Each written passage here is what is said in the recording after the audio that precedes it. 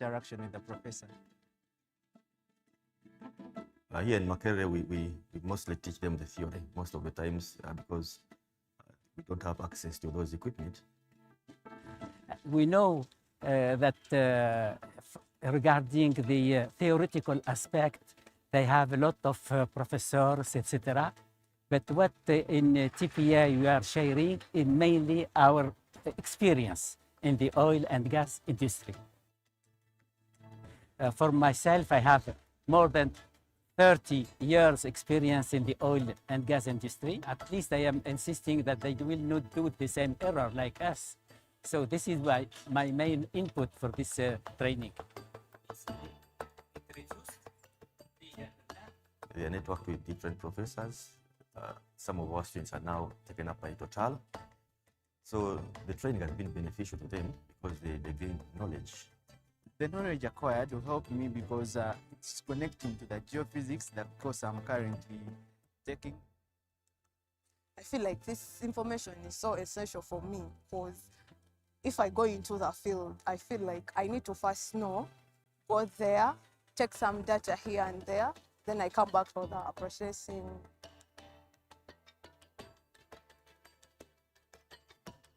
If you can see someone higher and is teaching you the same thing you're learning in class, you become inspired. So if they can do this yearly, this could be a nice program to us.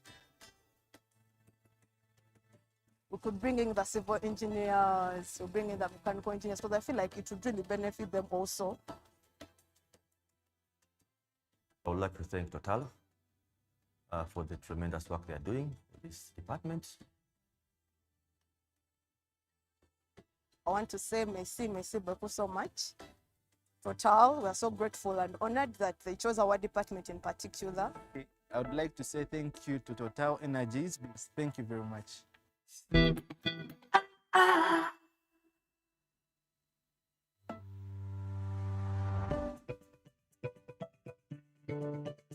The East African Crude Oil Pipeline, together with China Petroleum Pipeline, is investing in the future of Uganda's engineering talent. Through a new scholarship program, 28 gifted students from Makerere and Chambogo universities are being supported to complete their studies and build the skills that will shape tomorrow's oil and gas industry. Thank you for joining us today to this lovely special occasion that goes beyond the construction of the pipeline.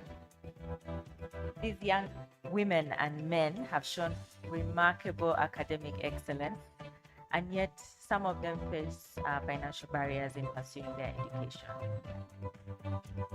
No university globally can afford to train scientists and engineers without partnership with the industry. We are excited to award scholarships to 28 engineer students from Makerere University and Chambogo University, total valued at $100,000 US. The oil and gas sector is vital to the pillar of our nation. And beyond the revenues and infrastructure, it's the dedication to local capacity building that will leave a lasting legacy.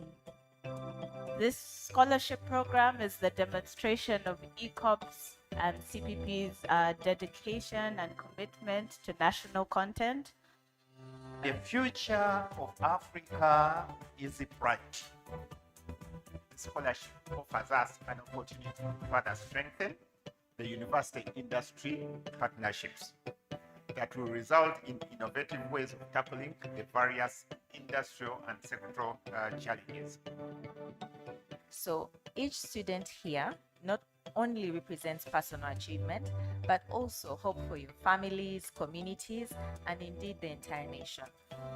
You're helping us build highly skilled and competitive Ugandan workforce that is ready to lead and manage this sector now and in the future. But instead of worrying about tuition, I now dream of becoming an engineer who will give back to my community and contribute to Uganda's development. To the students, I want you to use this opportunity very well and make sure you become productive not only to the society, but also to the government of Uganda. I missed one during my time. And I don't want some other people to miss it. Had it been there, at my age, I would be working. I personally, I plan to give back to my family, to my community, and to the government of Uganda in any possible way that I can through the education, the skills, and the mentorship that I'm going to receive. We're going to track your progress so that we obtain the value of money. We want at the end of it all, when I will be reading names of people who are going to be graduating, read your names among those who will graduate. Together, we're not just building a pipeline, but a brighter, more inclusive, and sustainable future. ECOP is committed to education, opportunity, and national development. Together, we are unlocking East Africa's potential.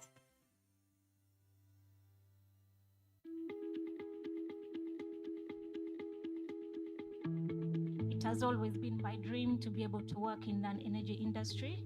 I learned about this Tilenga program from a friend because ever since my childhood, I'd had a dream to be able to serve my country.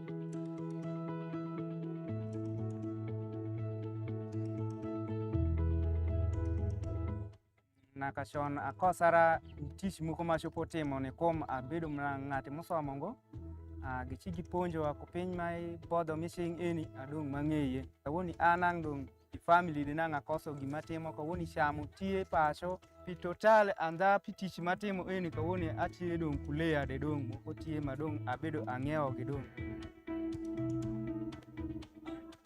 agama warumira gamunwa nganya tsende moko jamira nya kapera bere pachutek ega mebine ya bere nya tigara moko kai achako temi kawona benong nya tsende moko nya swa kume iketo kawondong kwodo ko masho shon ko bedo tek dengan sama kwodo ko masho iketo wanena loka palembele kawondo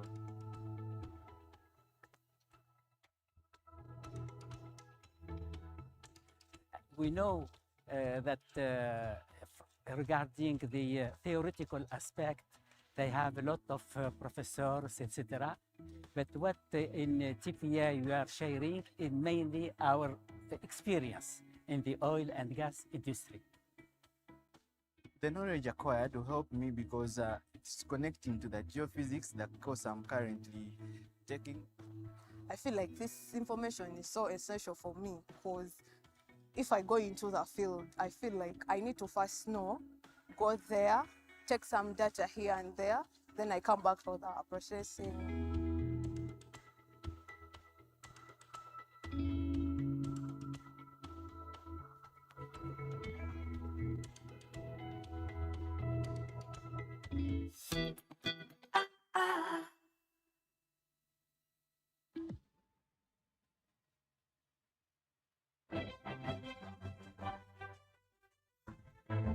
One 41 students graduated from ECOP Academy at the Uganda Petroleum Institute, Chigumba.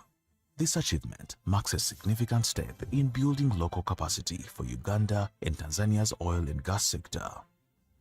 It's indeed a great honor and privilege to welcome you to UPIC to celebrate this momentous event, the closing ceremony of the ECOP Academy in Uganda. Today marks a proud milestone. You have faced challenges, learned new skills, and grown stronger each day.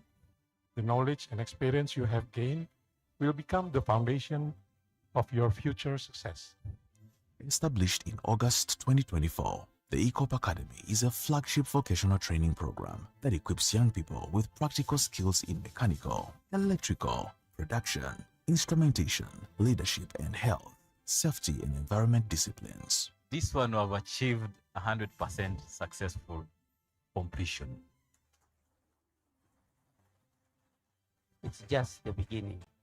You're going to practice, systems will change, what you've been taught, you'll go to the field, you'll find the new dynamics, and you'll have to adapt.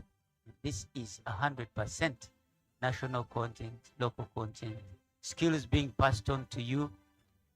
There will be a time when you'll be the ones to pass on skills. So learn as much as possible so that you have some skills to give when your time comes. A total of 110 trainees from Tanzania and 31 from Uganda were selected for intensive hands-on training, delivered through a curriculum designed to meet national development priorities and ECOP's operational requirements. We are very grateful, first by starting to appreciate our ECOP leadership team. They supported us up to here. We are very grateful. Also, I want to appreciate UPIC team. They supported us. We are very grateful. What I can say, we are promising to implement what we learned here. And we are totally grateful. Thank you.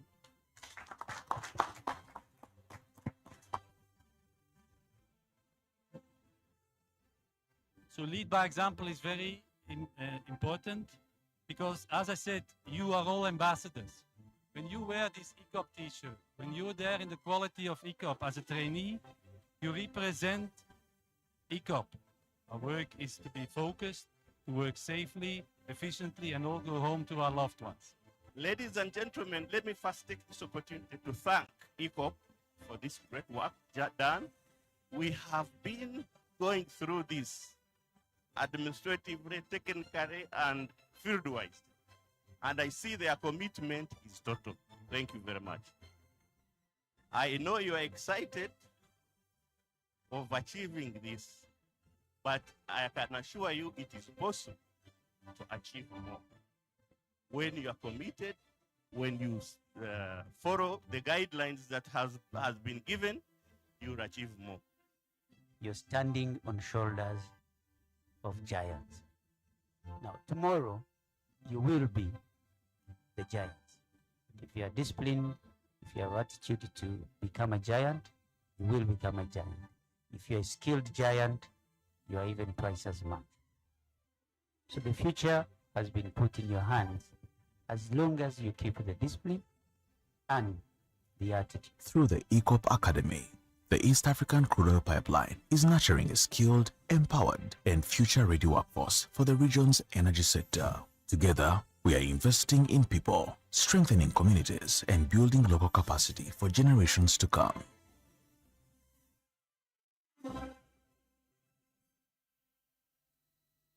The ECOP Academy is a flagship vocational training program equipping 141 young men and women, mostly from communities along the pipeline route, with the hands-on skills needed to support midstream oil and gas operations. It's both an honor and deep emotion moment for me to stand before you today and share a small part of my journey. Coming from my teaching background, specifically as an arts teacher who was teaching literature and history, I never imagined my path will lead to the oil and gas industry.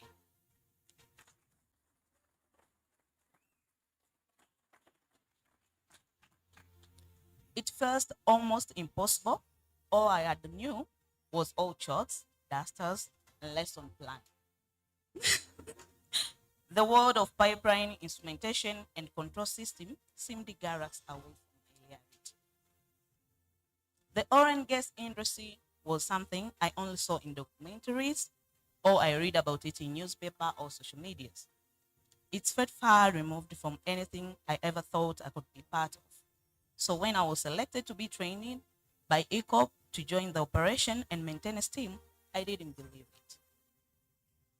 At first, I questioned myself, why me?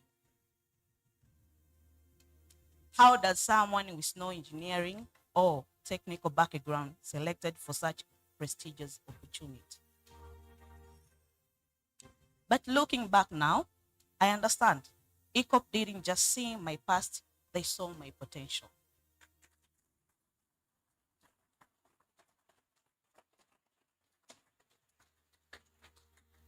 They saw someone willing to learn, someone ready to adapt, and someone hungry for growth. The training has been intense. It has pushed me out of every comfort zone I had, from learning how to interpret PNIDs and operate complex systems and to understand safety protocols and process control. It has been new.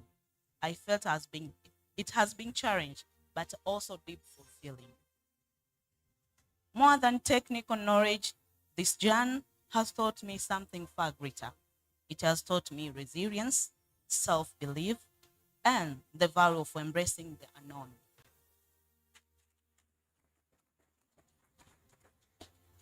I have grown not just professionally, but personally. I have moved from the world of chalks to pipeline, and I say that with immense pride.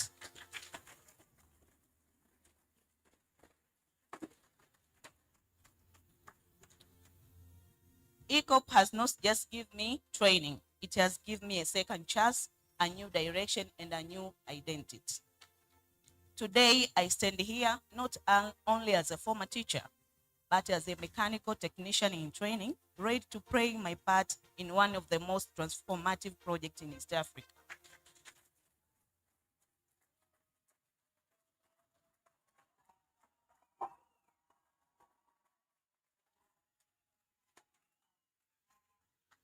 To my fellow trainees, if I, an art teacher, could make this far, then you too could achieve even far greater. Let us carry this journey with humility, commitment, and excellence. To ECOP, thank you for believing in people like me. You have not just invested in skills, but you have invested in lives. Thank you all, and me all light together.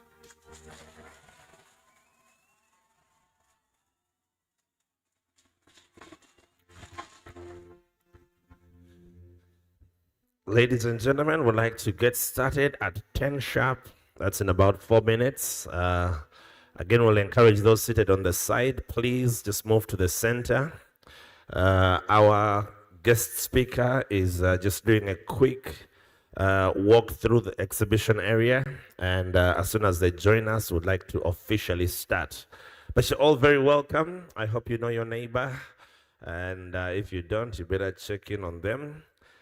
Introduce yourself. You never know. That could be your next open door for the next breakthrough or something. So please introduce yourself to the neighbor on the side, on the left, on the right, the one at the back, the one in front. If you like what you see, shoot your shot. Kwegamba. Let us network and have a good time. But again, to those seated on the side, please, I implore you to just please make your way to the center. And we shall be going live in about 5 minutes. We also have our online audience who will be joining us shortly. And so, yeah, welcome to day 2. Birthday girl, how are you feeling? Happy belated birthday. Thanks, but it was now yesterday. Why are we giving people mawolo? We are going to look for a cake. What you like, a queen cake we shall cut for her. All right, Mr. DJ, over to you. You can give us some music interlude or if there are more videos. But thank you so much for keeping time. And we honestly would like to press play in the next 5 minutes. Thank you.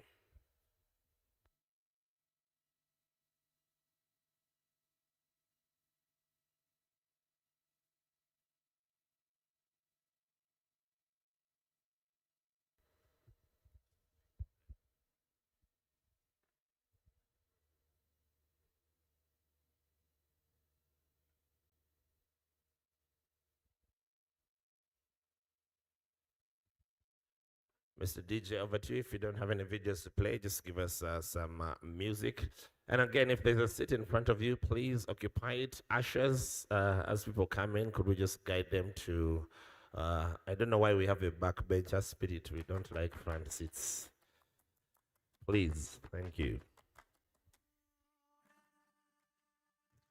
I know I've already inconvenienced you, but I'm going to inconvenience you a bit more. So, gentlemen, please come. If there's a seat in front of you, just come. When our keynote speaker, we have Miss Allen Kajina coming to speak to us. It will be good that she speaks to actual people other than the seats that are here. So let's come in front. I'm going to come and ask all of you, so let's all push in front. Thank you. Ushers, could you help bring everyone to the front?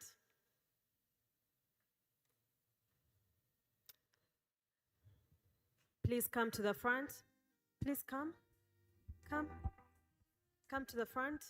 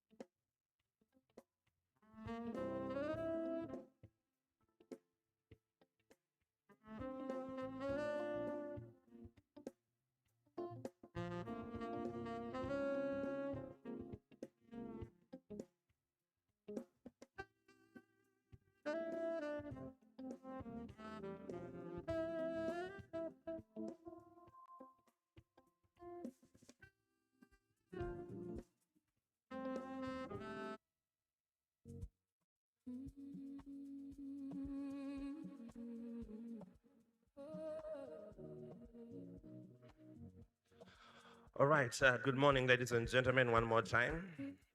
I return to you because I had a promise to start in 5. I might need another 5, but we'd like to just do a quick roll call and see which universities are here.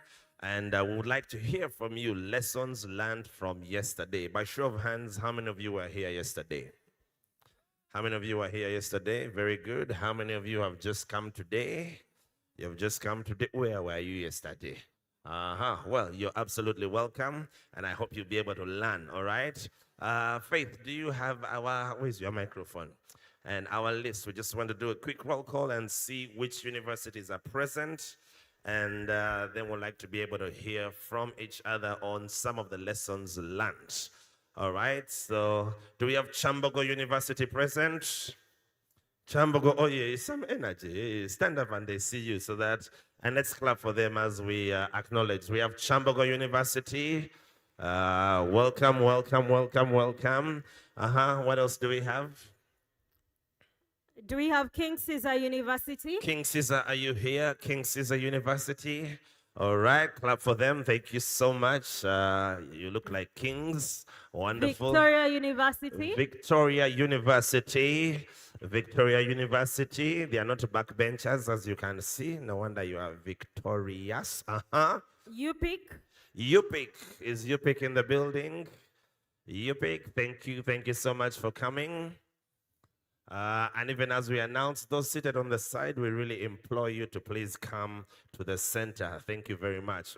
Which other universities? Mbarara University. Mbarara University. Do we have Mbarara University present? You have gone to milk cows. Mbarara, where are you? For you don't stand up. Clap for Mbarara University. All right. Any other universities? Busoga International Polytechnic. Busoga. Wonderful. Looking very smart in your uniforms. Thank you so much. We are honored to have you. International University of East Africa. International students, where are you? International. They are not yet arrived, these international people. All right. But we can see a Miss Tourism in We the are house. seeing a Miss Tourism in the house. We should acknowledge her. Or she should come and sit on the high table.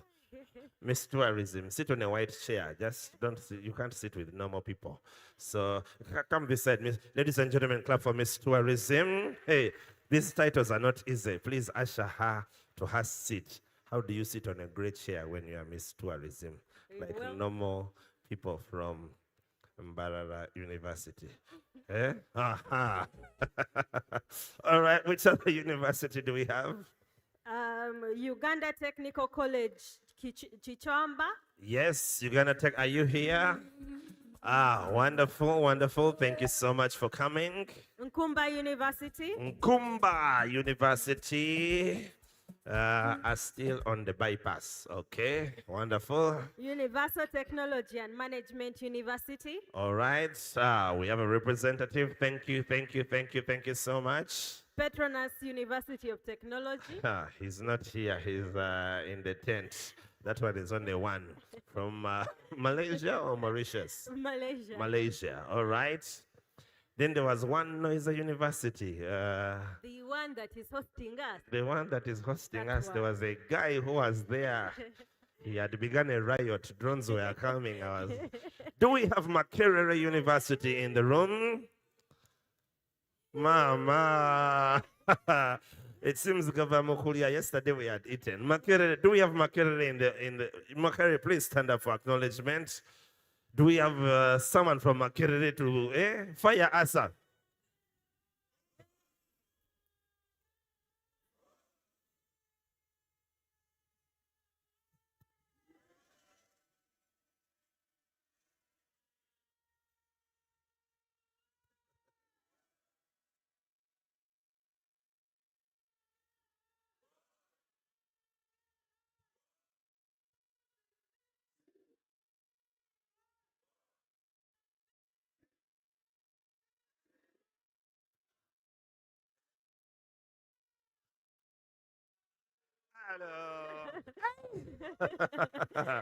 You know, I thought the disease was only for men, but You've been disproved. the girl, hey. I'm losing Z. Z. Kachere, what? When you go, oh. Oh, Kumanya, she does this all the time. Even her voice, you could hear her.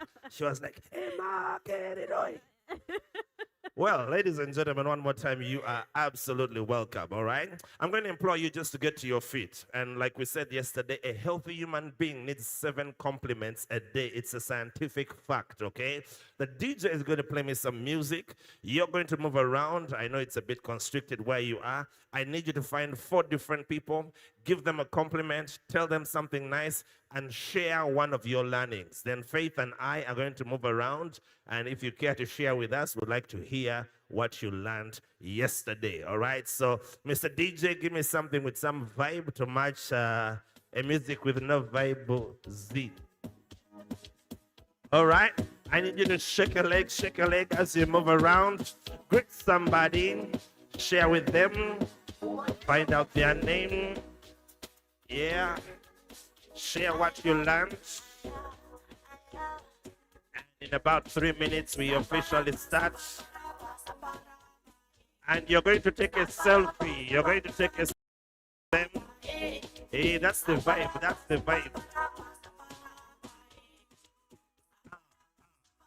Come on. Hey.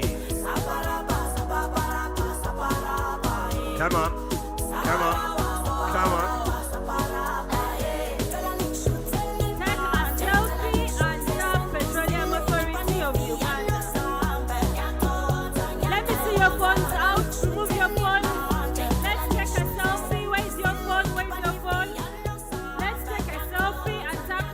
Authority of Uganda on all our socials.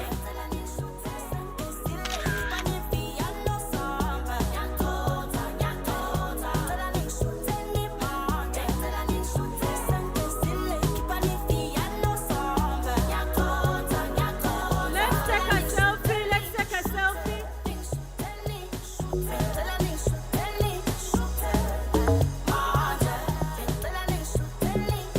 Let's take a selfie and tap Petroleum. Take a selfie with your neighbor. Take a selfie with your neighbor. But if they don't have an iPhone, don't allow.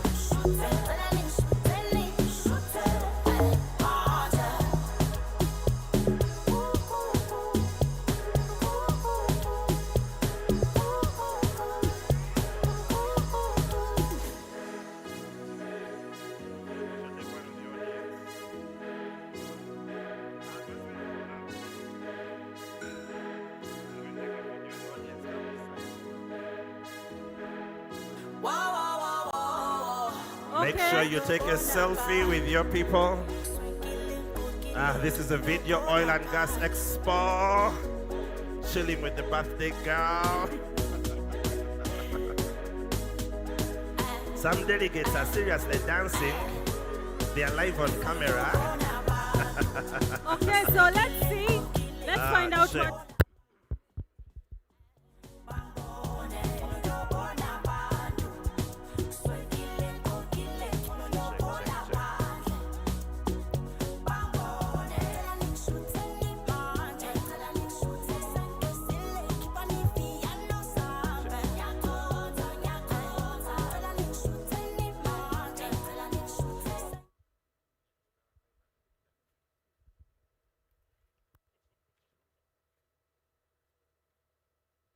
Check, check, check.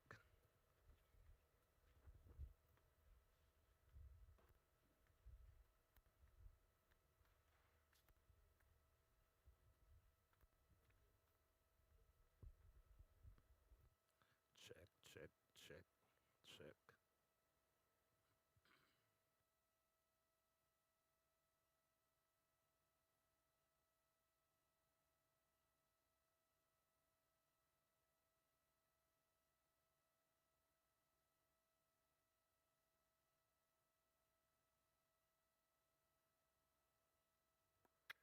Mic check. All right. Hey, our vibe had picked up and someone stepped the cable, I think.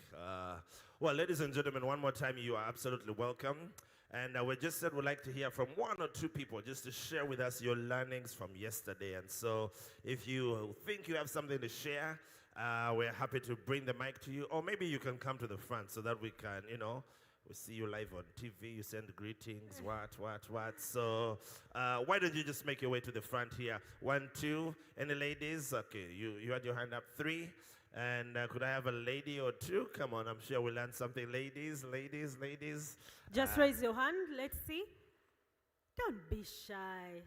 I have some friend of mine here. Come and say something. Wonderful.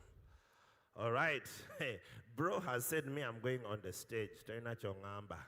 Okay, bro, you are on the stage already. Do you know how to turn that mic on? You just adjust it. And you switch it on. Wonderful. Okay. Thank you so much. My name is Wamalia Mohamed Monica from the mighty King Caesar University. Mighty. Please add the word mighty when you say King Caesar. So what did you learn yesterday, sir? Yeah, what I learned yesterday is there is no skill or a course that is small. Every skill that you have is important, and just learn how to prioritize it and give it your best, and it can drive you to the world of your dreams. And always have a positive mindset and be ready to take up an opportunity that comes your way. Thank you so much. Hey, give it up for bro. Bro is like, there is no skill that is too what? Too small. All right. Please follow him, and thank you very much, Sybil. Just tell us your name, your university, and what you learned. But I'd like to see a lady or two. Just come and share as well. I have praise with me. Ah, wonderful. Yes, sir. Okay, thank you very much for the opportunity. My name is Ngoma Dion Wilson, electrical engineering student, year 3, Makerere University. But I'm also the GRC Nkrumah Hall, the mighty land where you are. Emakero, Ewiningo, Eluzingzi, Kacherezi, Ra, Cha, Alo. Yeah. But before you tell us, can you explain what is kachere? Is it right? So what is this kachere thing I'm hearing? Anyway, it's one of the ways that we use to hyping ourselves and maybe lowering other people that we think are not of the same level with us. So you mean there are some kacheres here? Of course, it's our pride as the African Harvard University that we feel proud in that. So you mean the no. You cannot speak that yet you are in our land, honestly. We may end up chasing you away. Over to you, sir. Over to you. What did you learn? Okay, I learned a lot of things. One of them is, I didn't know that by statistics, 80% of the people who are going to be incorporated into the job market of the oil sector may be non-leaning to what we expect, because majority of us expect that maybe majority of the people that will be working in this sector will be either petroleum engineers and so on. But according to the statistics that were given to us yesterday, you realize that actually the majority of the people that will be working in this sector are non-leaning, like in terms of profession-wise. So I found myself that either even me, being it that I'm an electrical engineering student, I still stand a chance that I may end up in the oil and gas sector. So I think majority of us stand a chance to be stakeholders in that sector. But besides that, I think I have a concern as a person. I feel that the conference is not so much interactive. You people are not engaging us, the audience, like you're not giving us a chance to hear what is coming from us. Majority of us come here. What is happening now? In terms of asking the technical bench that you're always fronting here. Because some of us have technical questions that we would like to ask the people that you front here. So we need an opportunity at every end of the audience giving us their ideas. Maybe you can give us a chance so that the audience can question their questions to the panel that is always here, so that our answers that we come up with, the questions that we come here with, we go when they have been what? When they have been answered. All right, thank you very much. Thank you very Duly much. noted. And like I said, actually the correct statistic was 70% are technical, 20 are leaning, and the other 10 are, support staff. But yes, thank you very much. I know yesterday we were hard pressed for time, but depending on how hungry you are for information, all of our panelists are around. Endeavor to step up to them, ask your question, but we'll do our best to incorporate that as well. Yes, sir. Good morning, ladies and gentlemen. Good morning. My name is Jinga Ashraf from Chambogo University.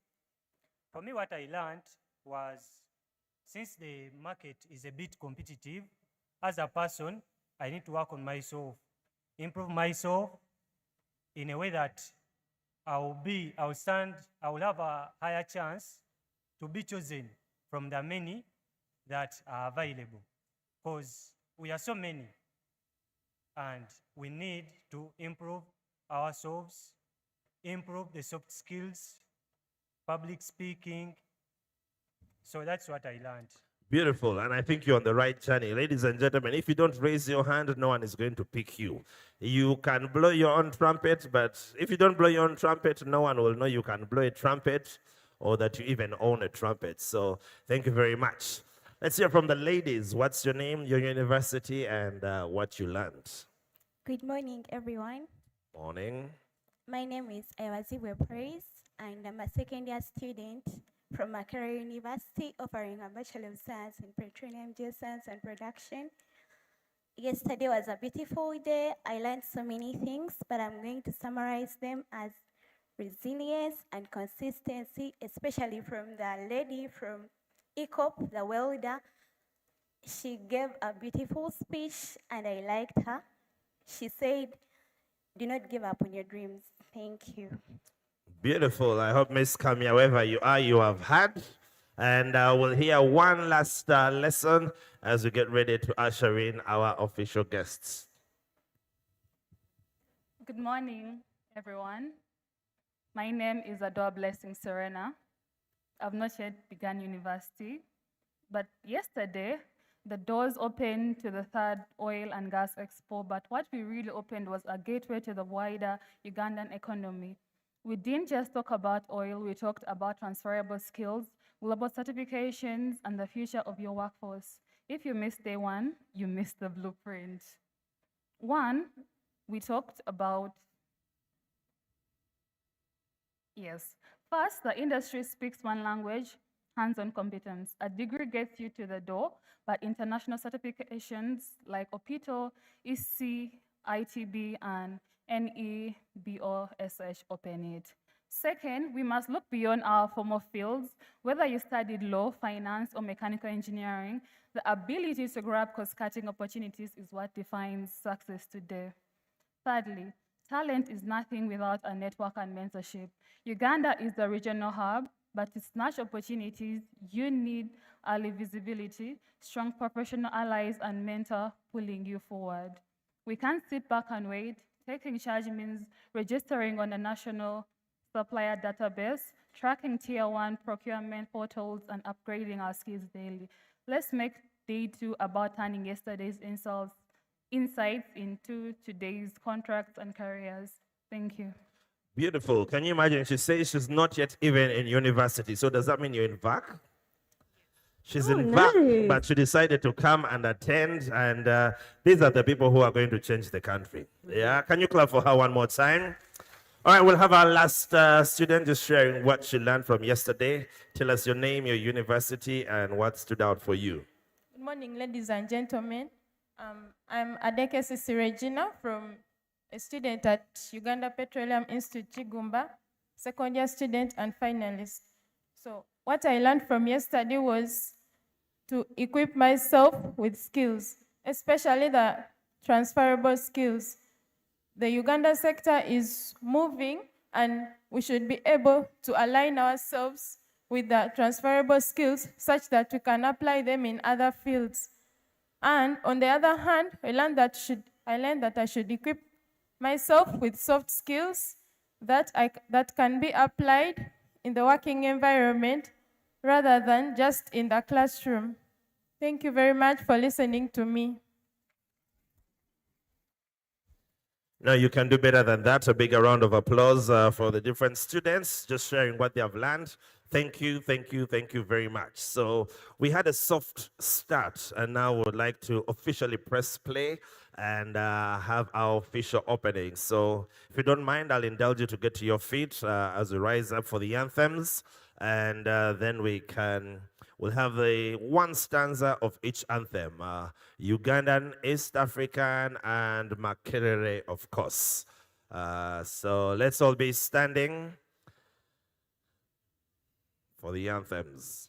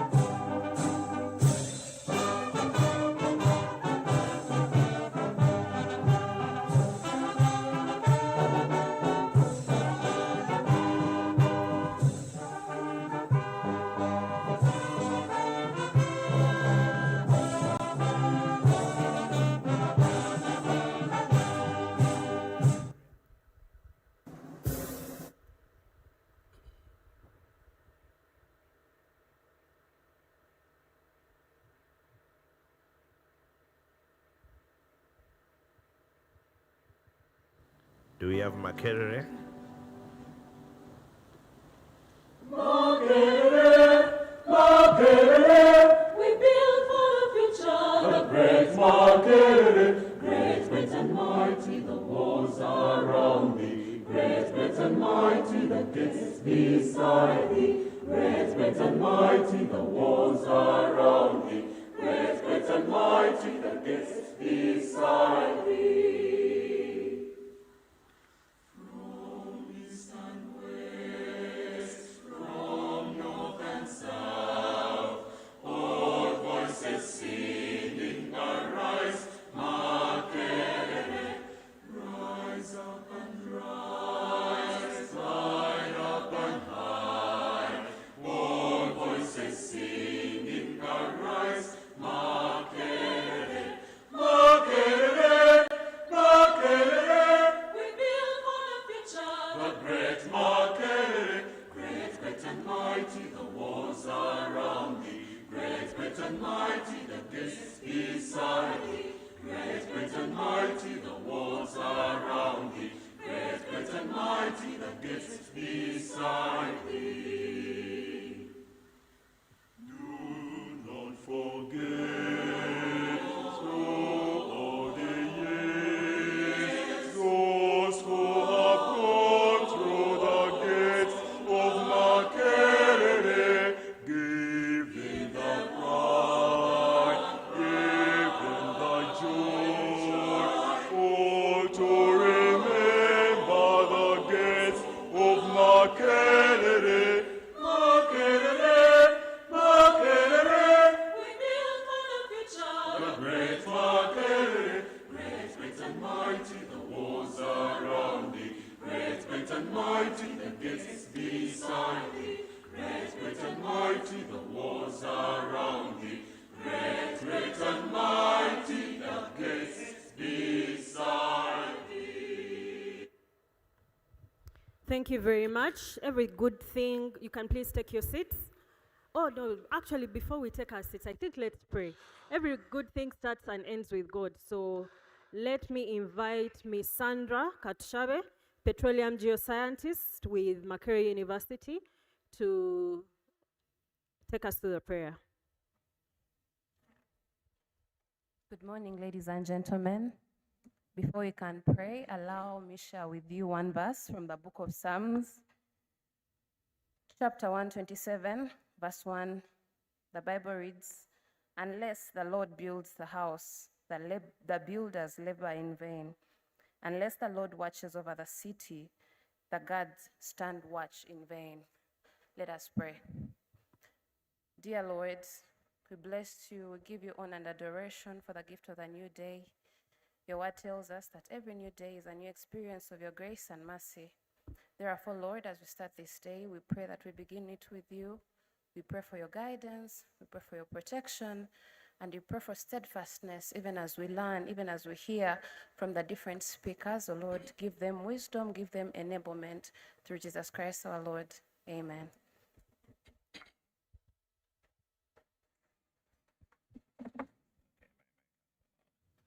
All right, thank you, ladies and gentlemen, and thank you, our sister from Makerere, for, I like how she opened up with the scripture. Unless the Lord builds the house, we build in vain. Unless the Lord skills us and helps us transfer these skills, we transfer in vain. Right about now, we first of all would like to welcome all of you who were not with us yesterday. And in a short while, what are we going to be doing, Faith? So let's start off by having a recap of what happened yesterday.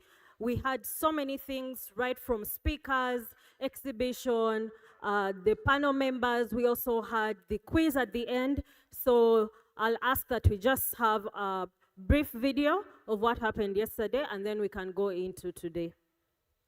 Over to you, media team.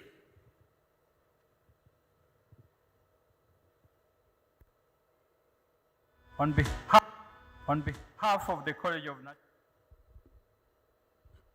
On behalf of the College of Natural Sciences, we extend a warm welcome to you all to the third annual Oil and Gas Skills Expo 2026, hosted by Makerere University. The expo is themed from oil and gas to the wide economy, transferable skills, driving sustainable growth. This expo brings together key stakeholders in this process. These are in education, training, skilling, and employment to explore emerging opportunities, competences, transferable skills that can support other sectors of the economy. It's important to appreciate that skills transfer does not occur automatically. It requires deliberate interventions, including information, like we are sharing in this expo, including certification, including structured training. And the government appreciates the contributions of such institutions, specifically UPIC, Makerere University and other partners, and it remains committed to strengthening skills development through industry partnerships, practical training, internship and graduate trainee programs. To the young people here present and participating in this expo, you're encouraged to embrace the opportunities before you with the discipline, innovation, and professionalism. We encourage students and graduates to focus on discipline, hard work, and seizing opportunities to gain experience while transiting from academic to professional life. Uganda stands at a historic moment. Oil and gas can strengthen the economy, but skills will determine whether that transformation becomes broad-based and sustainable. Let us therefore move beyond extraction. Let us build capability, build institutions, build industrial discipline, build innovation ecosystems, and let us build globally competitive Ugandan enterprise. And let us ensure that the future generation will say that Uganda used oil and gas not merely to produce petroleum, but to produce skills, productivity, innovation, and inclusive national transformation.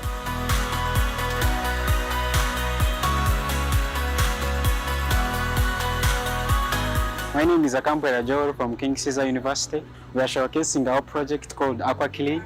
It's a project that basically focuses on clean water, and it's a project basically a multi-stage project for water filtration and flood management along engineering sites. We are targeting the flooded areas by converting those dirty water into clean water. We are Expo. Expo is a global company, oil and gas. Train so many Ugandans, and our engineers have had a chance to be exposed to the different product lines globally. They go on trainings abroad. So my team and I developed two software tools, that is the HSCQ Shield and then the Carbon Lens. So the benefit of this, especially to students, is that it encourages innovation and then it increases the exposure of our students to digital tools, to AI, automation.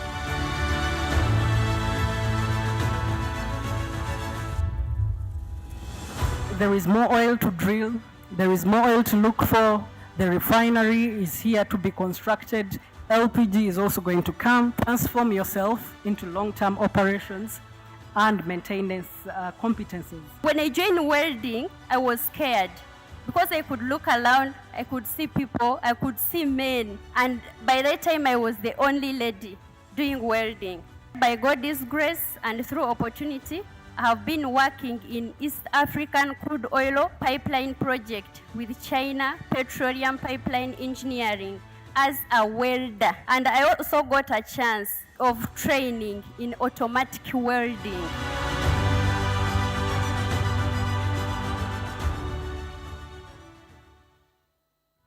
On behalf All right, thank you very much. Those are the highlights from yesterday, and for those of you who are not here, we hope that gives you some insight. Ladies and gentlemen, we'd like to get straight into our program, but even as we do, allow me just to acknowledge some of our guests who are here with us. From our host university, I can see Professor Michael War, who's the Dean of Students for Physical Science. So you are very, very welcome, and thank you so much for hosting us. With us, we also have Mr. Ali Sekatawa, Director, Legal and Corporate Affairs, representing the Executive Director of the Petroleum Authority of Uganda. You're welcome, sir. We also have Mr. Tony Seruvili, Upstream Commissioner, representing the Ministry of Minerals, Ministry of Energy and Mineral Development. You're welcome.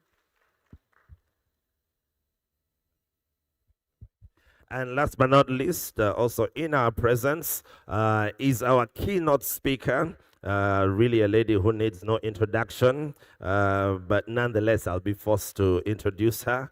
She is the chair of TVET, which is Technical and Vocational Education and Training Council, and she is going to be giving us the keynote speech for the day. And the keynote is really on empowering Uganda's workforce, government efforts in unlocking employment through transferable skills. Ladies and gentlemen, without further ado, I'm going to ask us to put our hands together. A rousing applause for Madame Allen Kajina. First of all, thank you so much for honoring our invitation, and we are absolutely honored to have you. Mr. Sekatawa will usher you here. Thank you so much. He will double as security and the ushering team. Come on, let's clap for her as she comes. And I encourage you, you all have brand new notebooks, courtesy of this workshop. Take down the notes, take down your learning, and let's have an open mind to learn from her. Thank you.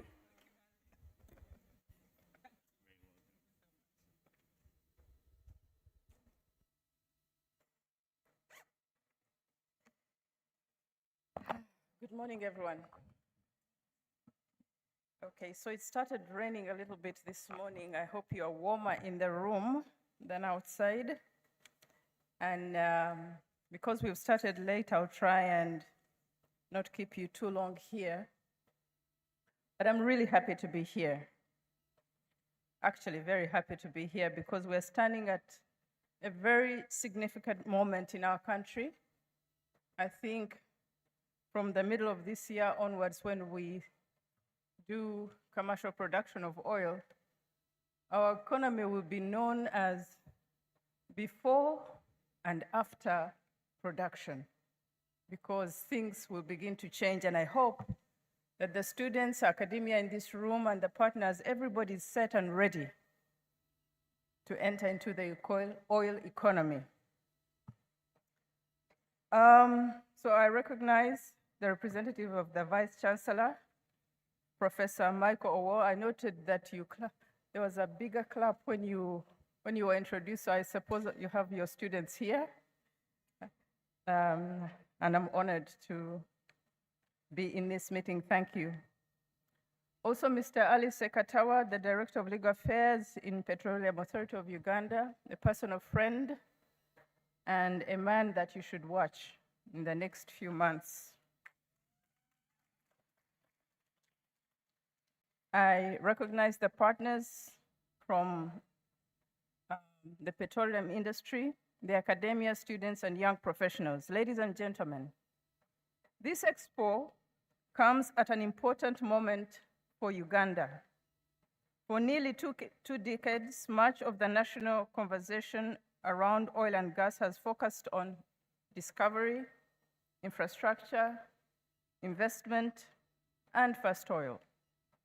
But as Uganda moves closer to the operational phase of the sector, the strategic question before us is beginning to change. The question is no longer simply whether Uganda will produce oil.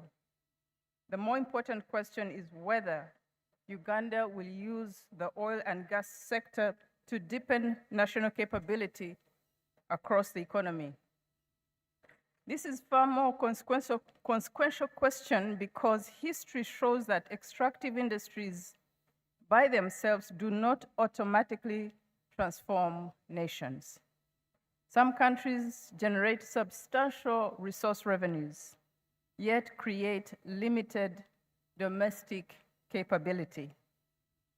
Others deliberately use resource sectors to build industrial competence, technical depth, institutional maturity, and globally competitive workforces.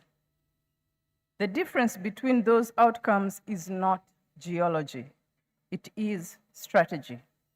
That is why the theme of this year's Expo, From Oil and Gas to the Wider Economy, Transferable Skills Driving Sustainable Growth, is both timely and strategically important. One of the realities of the petroleum globally is that workforce intensity changes significantly across project phases.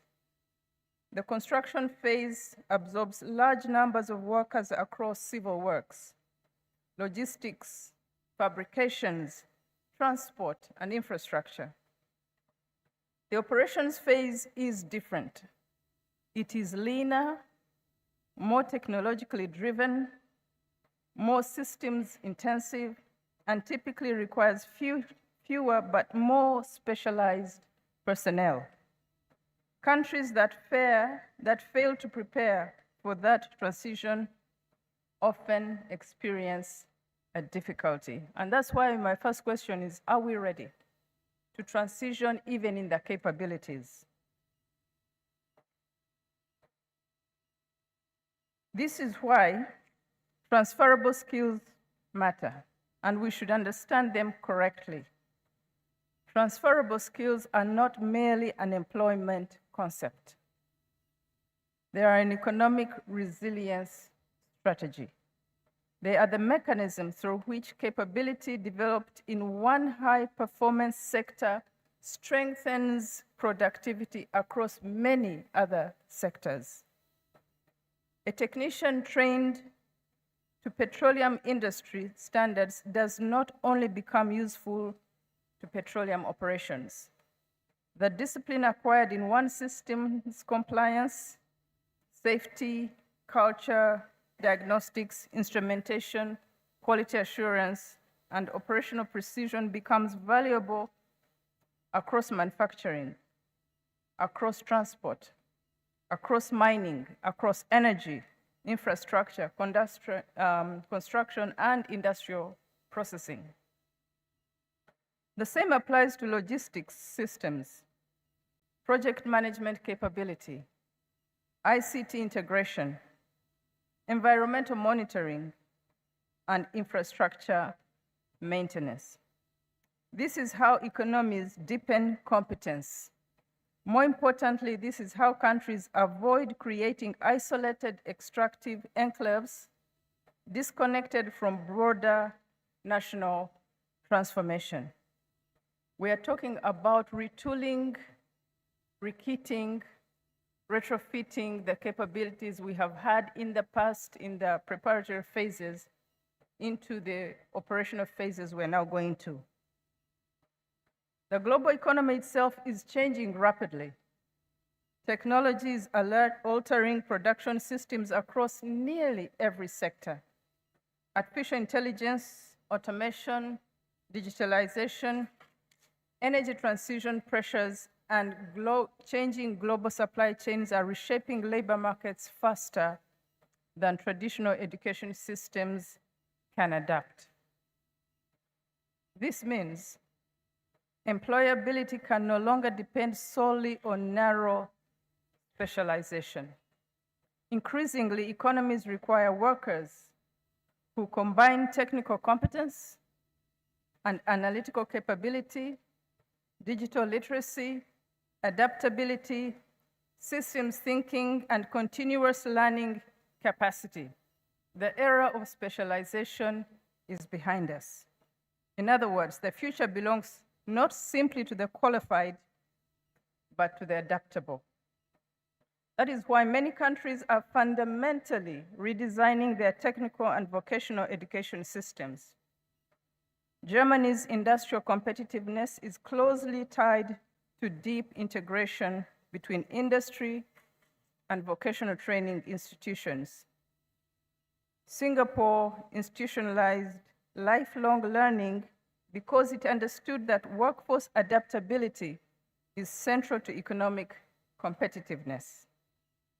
South Korea aligned technical education directly to industrial policy during its transformational years.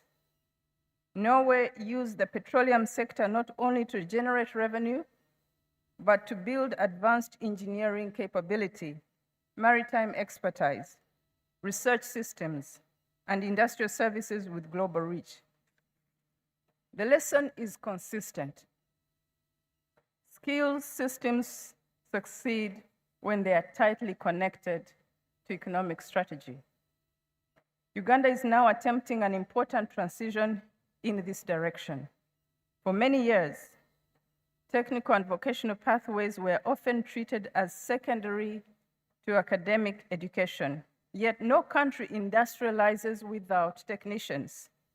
No country builds productive manufacturing capability without strong technical skills. No country develops modern infrastructure without artisans, technologists, engineers, and industrial operators. The countries with the strongest productive sectors are usually those with the deepest technical capability.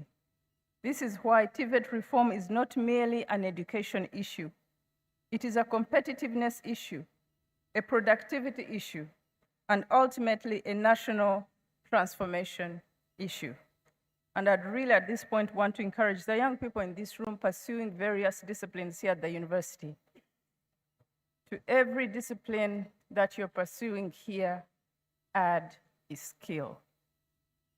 Government has increasingly recognized this reality through deliberate emphasis on human capital development, industrial skilling, and employment creation under successive national development plan frameworks.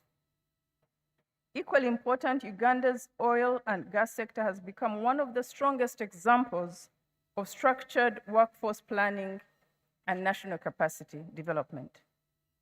Through the Petroleum Authority of Uganda, the Ministry of Energy Development, licensed operators, contractors, and training institutions, Uganda has invested significantly in developing internationally benchmarked competencies in areas such as welding, health and safety, environmental management, scaffolding, fabrication, logistics, engineering support, and technical operations. This matters because internationally benchmarked training changes more than employability. It changes standards. It changes work culture. It changes operational discipline, and over time it can elevate productivity across entire sectors of the economy. One of the most important shifts taking place globally is that employers are increasingly valuing integrated capability rather than narrow technical qualification alone. I hope you heard that. Technical competence remains essential, but it is no longer sufficient by itself. Industry increasingly demands people who can solve problems, work across disciplines, communicate effectively, adapt to changing technologies, operate within systems, and maintain performance under pressure. In high-performance sectors, these are not soft skills. They are productivity skills. This is one reason the oil and gas sector is strategically important beyond petroleum itself. It exposes Uganda's workers, institutions, and contractors to internationally disciplined systems of performance, of compliance, of planning, safety, and execution.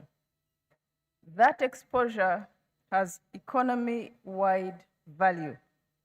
There are, however, several issues Uganda must continue addressing deliberately. The alignment between training and labor market demand must become much tighter. Skills systems lose credibility when they produce qualifications disconnected from economic reality. Curriculum adaptation must move faster because technology is evolving more rapidly than many institutions currently adjust their training models. Apprenticeships and workplace learning systems must expand significantly because competence is built not only through classroom instruction, but through exposure to real operational environments. Labor market intelligence systems must become stronger because countries increasingly require sophisticated mechanisms for tracking workforce demand, future industrial needs, and emerging competency gaps. Finally, collaboration between industry, academia, regulators, and government institutions must continue strengthening because skills ecosystems do not succeed in silos. Allow me now to speak briefly to the young people here. Your greatest long-term advantage will not be one certificate or one job title. It will be your ability to remain relevant. The world of work will continue changing throughout your careers. Many industries will evolve dramatically. Some roles will disappear, including the ones you're training for. Entirely new forms of work will emerge. The individuals who will thrive are those willing to continuously learn, continuously adapt, and continuously improve. Let me emphasize something equally important. Professional credibility is not built by qualification alone. It is built by reliability, by discipline, by integrity, by consistency of performance, and the ability to work with others, and the seriousness with which one approaches responsibility. Those qualities matter enormously in every high-performance industry. Uganda's oil and gas sector should ultimately be remembered for more than production volumes or infrastructure assets. Its real legacy should be measured by the capability it leaves behind. Stronger institutions, higher industrial standards, deeper technical competence, more competitive enterprises, and a more skilled national workforce. Ultimately, the true wealth of a nation is not what lies beneath the ground. It is the productive capability of its people. If Uganda gets this right, the oil and gas sector will become not simply an extractive industry, but a catalyst for industrial transformation, workforce modernization, and long-term economic resilience. That would be a far more important achievement. I thank you very much.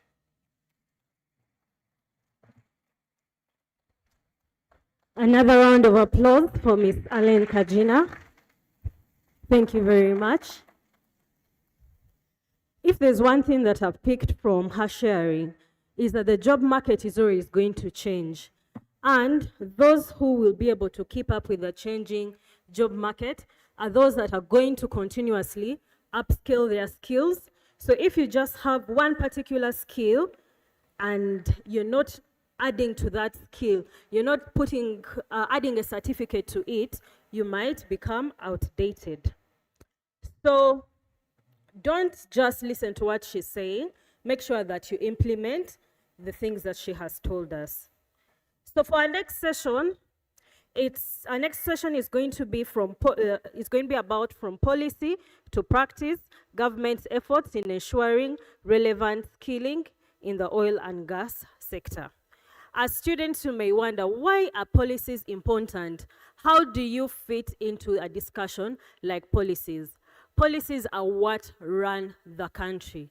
So it's important to hear and see how the different policies are being shaped to make sure each one of you here has a place or has a form of employment, whether currently or in the future. So this next session is going to be moderated by Mr. Tony Serubiri, representing the Ministry of Energy and Mineral Development. Let us all welcome Mr. Tony Serubiri to take us through this discussion, and I implore you to make sure that you listen to what the policies have for you. Mr. Tony will also call upon his panel members and introduce his panel members. Thank you. Another round of applause for Mr. Tony as he comes to take us through the session. Thank you.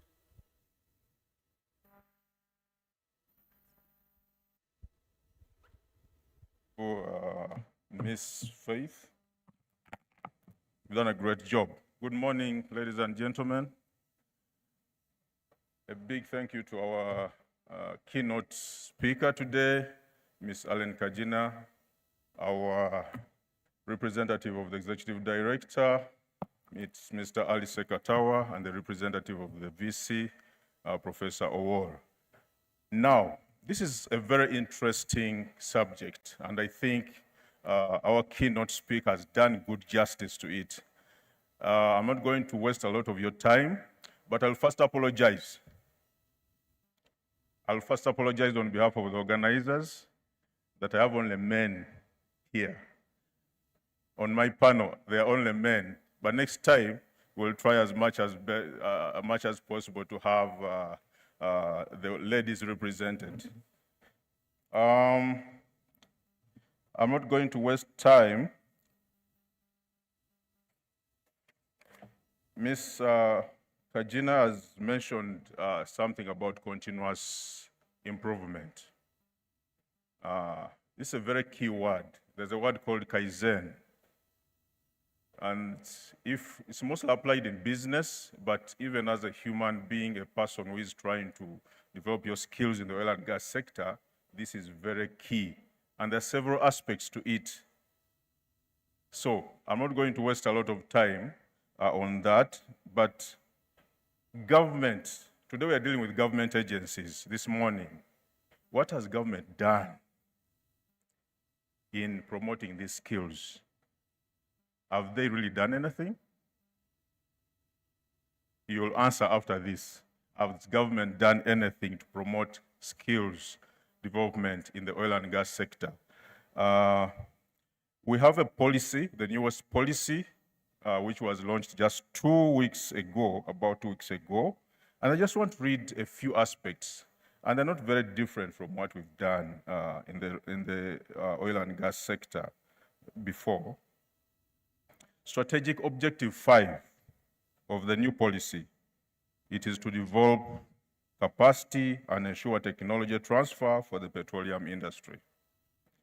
And as I mentioned, we are going to answer some questions. And I'm going to task some members here to give me those answers. And you'll also tell by yourselves if they've done what they're supposed to do.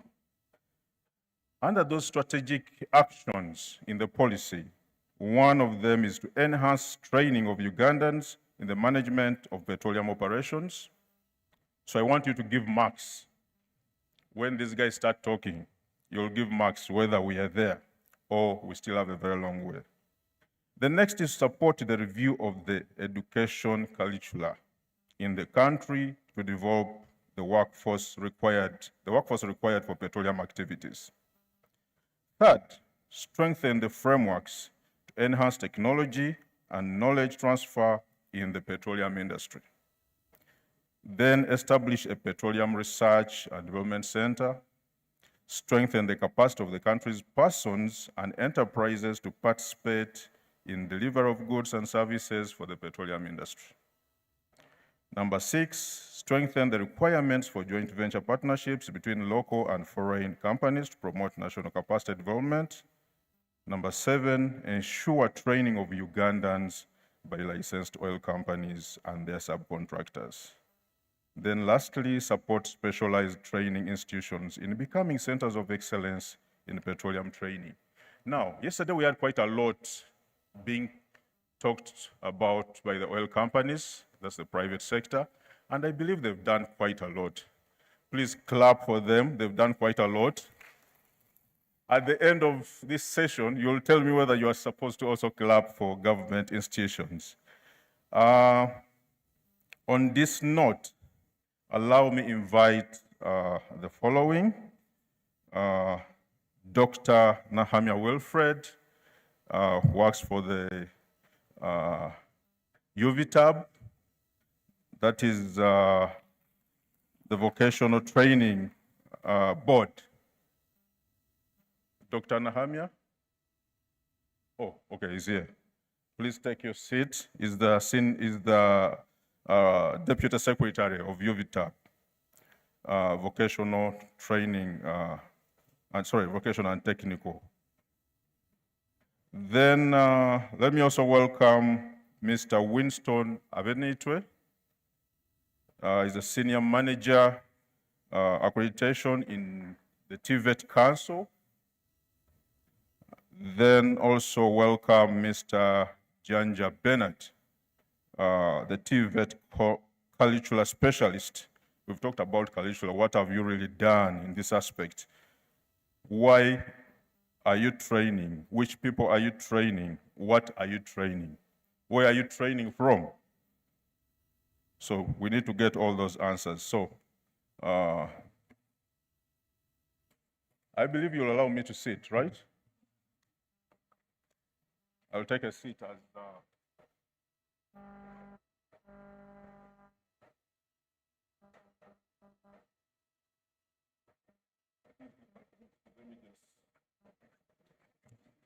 let me start.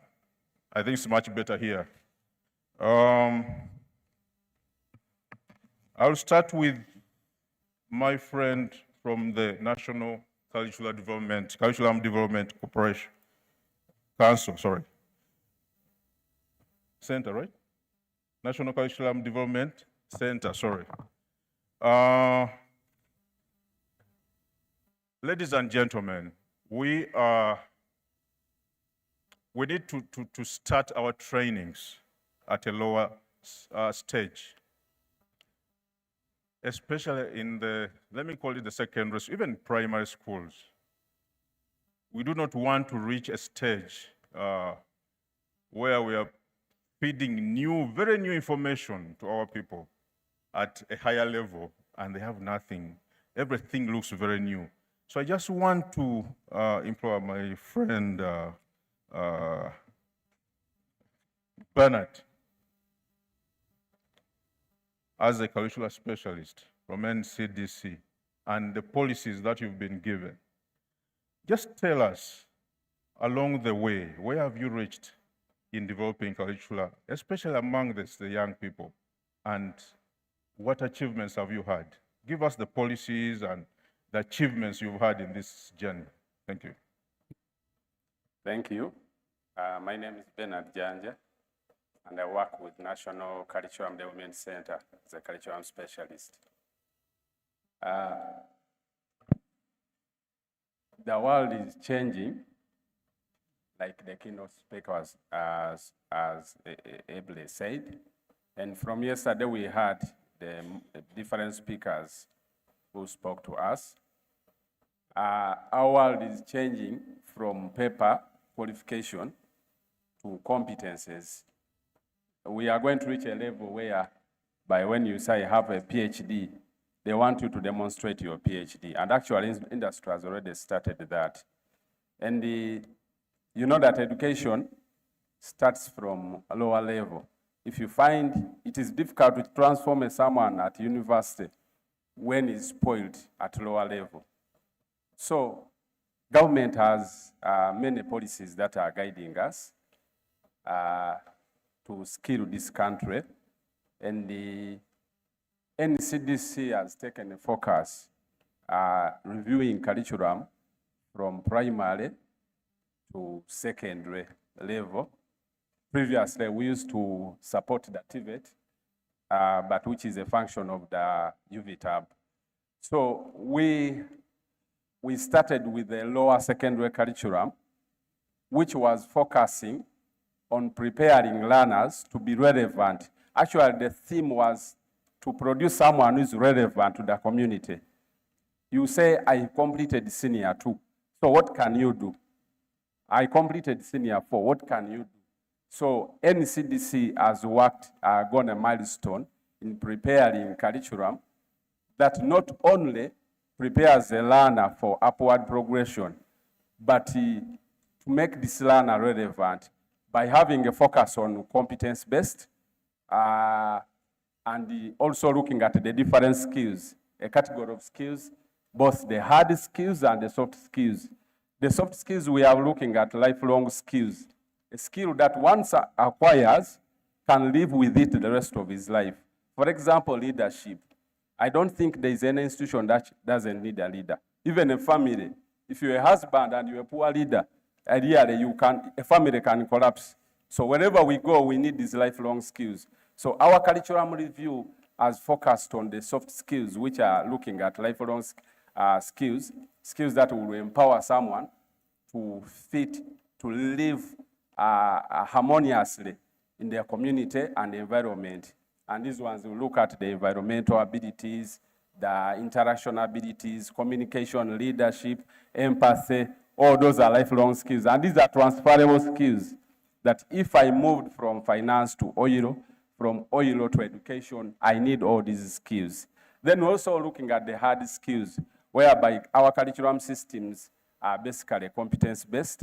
We are involving labor market. The world of work has a higher say in this, in the curriculum development. We involve all stakeholders in curriculum development, whereby it's not based on the theories that NCDC curriculum specialists have, but the needs of the labor market. For example, technology is changing, and what are we doing about it? We have already integrated this in the curriculum. ICT has been integrated, there's entrepreneurship, and the policies that are looking at producing people who can transact business. You remember the president was swearing the other time, was saying that the market economy has gone up to almost 60%. And what about the remaining 40%? So entrepreneurship is coming to play that, and we've made it as a part of the curriculum menu so that our learners are prepared to interact in the market economy. And the ICT, that learners are lifelong learners. The person who knows ICT is a lifelong learner, and is empowered to learn on his own and discover. And also, you discover that education today has moved away from classroom. Thank you very much, Mr. Janja. Sorry, I was almost mentioning something else. Thank you for those great words. Keywords, lifelong skills and talent development. So, and we want to see that happening from a very lower level of education. I'll come back to you on that. Let me move on to Dr.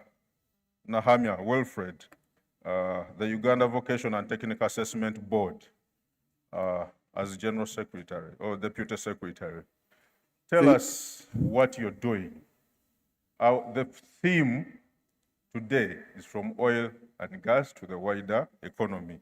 And our session is on policy to practice. What are we seeing? Are we leaving everything on paper? Are we bringing it out there to be seen? What efforts have you done as you've done? Thank you.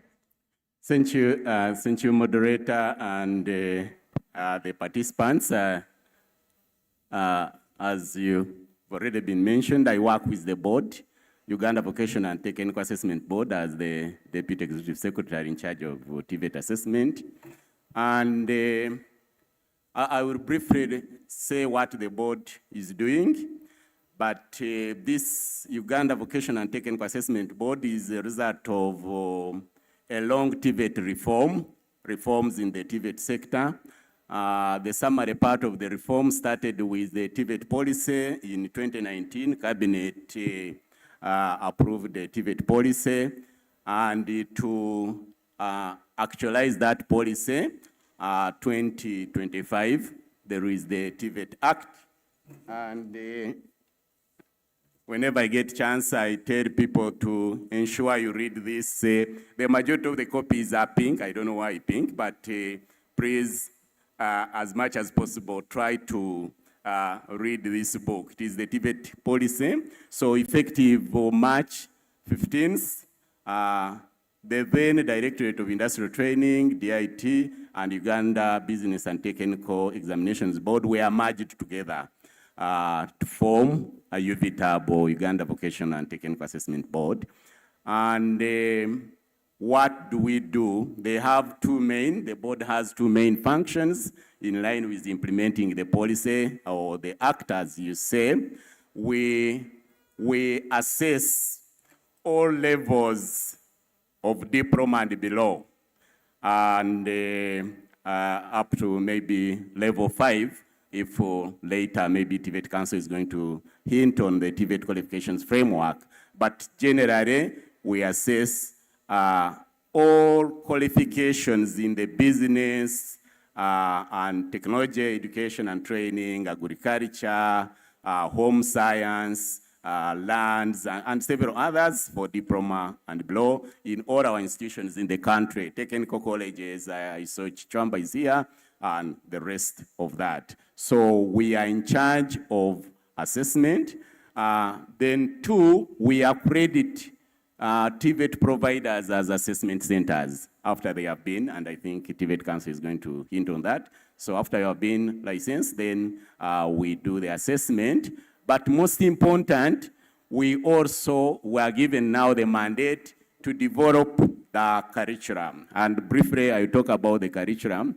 The way most of this curricular program used to be done, I happen to have taught in the universities, in Chambogo University for over 15 years, and I think I also taught here, but on a part-time basis.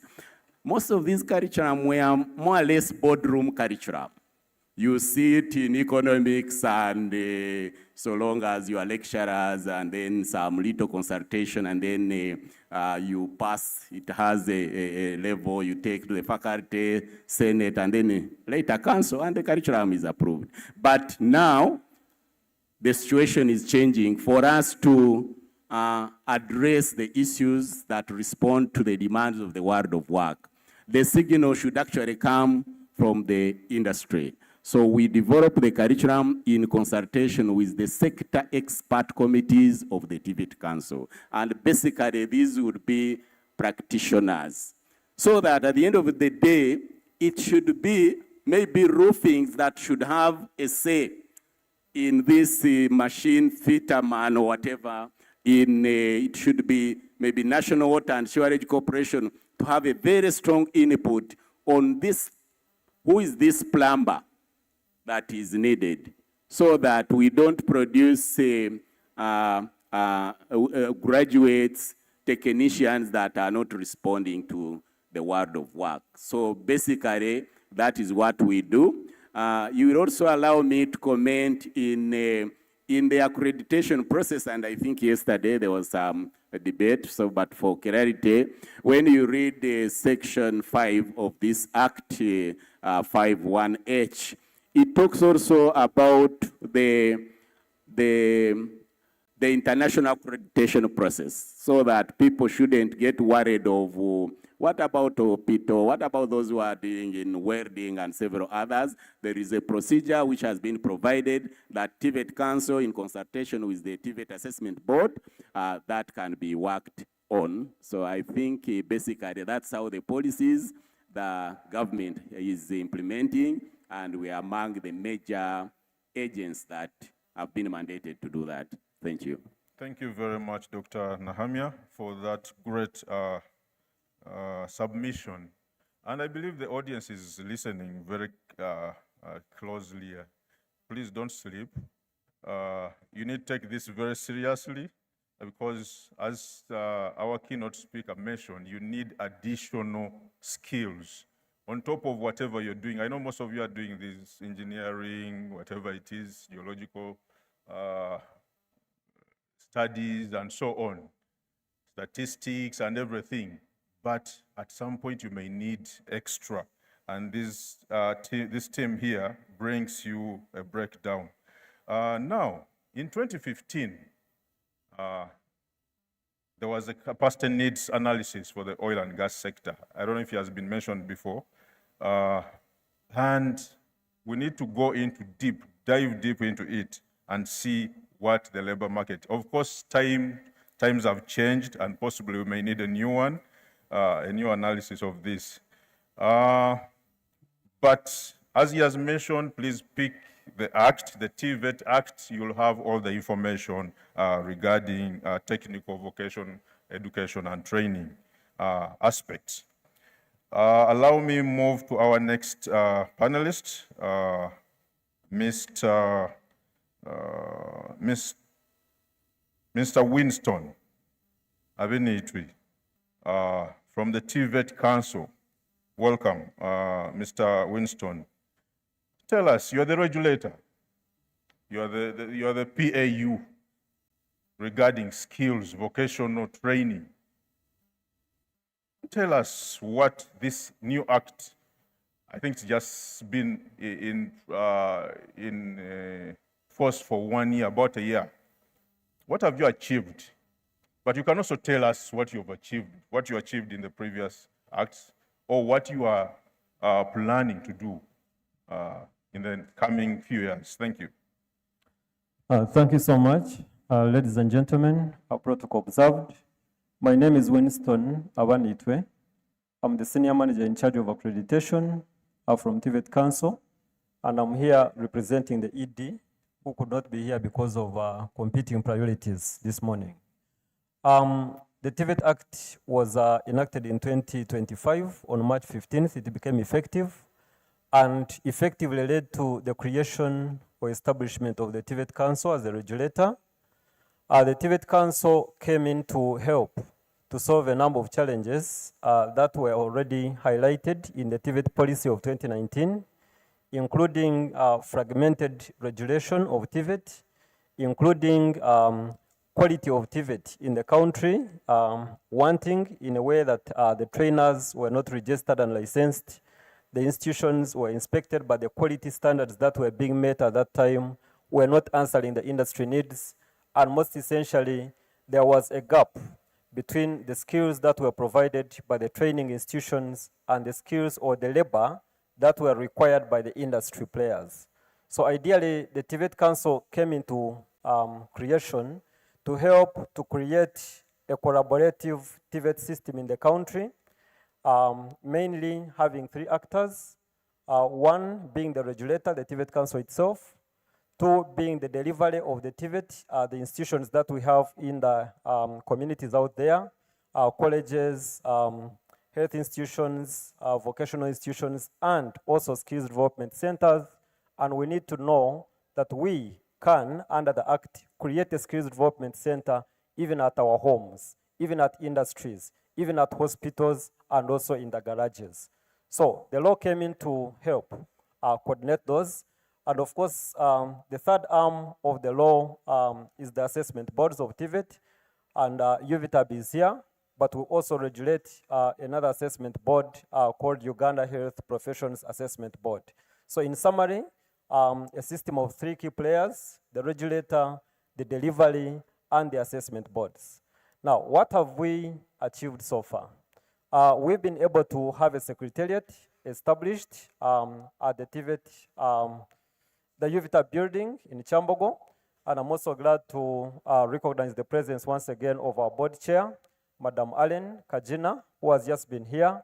So under her guidance, a secretariat was established, and we have an executive director, as I mentioned earlier, a number of managers and technical staff already with us, and we are continuing to fill the positions remaining until it is fully composed. Having done that around September last year, we have embarked on the inspection of the TVET providers. TVET providers in the law, we are referring to the institutions which would actually want to offer the skilling for this country. In the law, we call them the TVET providers. We've already started inspecting, and over 100 of them have been inspected between March and to date. Our inspections cut across the engineering-related TVET, agriculture-related, and also even the health-related. So TVET is broader than we think. I would want us not to think about technical in terms of engineering, because that's been a bit of a misconception, but think about technical in a way of the level of skill that somebody has to execute a given task.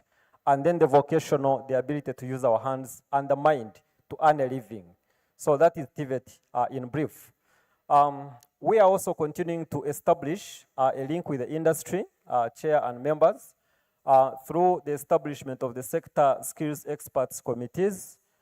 So far, we have established 4. We are going to continue. We hope we shall establish over 20, or as the industry will demand. Ideally, these will be representatives of the industry coming to help us and coordinate with us in terms of the skills needed for us to develop the curricula. The assessment boards will develop the curricula, but in consultation with the industry. And those sector experts committees, some members, I think, in the House could have been nominated for those, and they will be lucky if they are selected, because they are going to steer the direction in terms of the skills for this country. Apart from this, we have also been able to link with a number of industry players and also development partners, and we're coming up with projects that will also help us to equip our institutions better than before, especially in terms of equipment for training and also building the capacity for the trainers. I think for now, I can stop at that. It's a broad topic. Thank you very much, Mr. Abenaitwe, for those good remarks.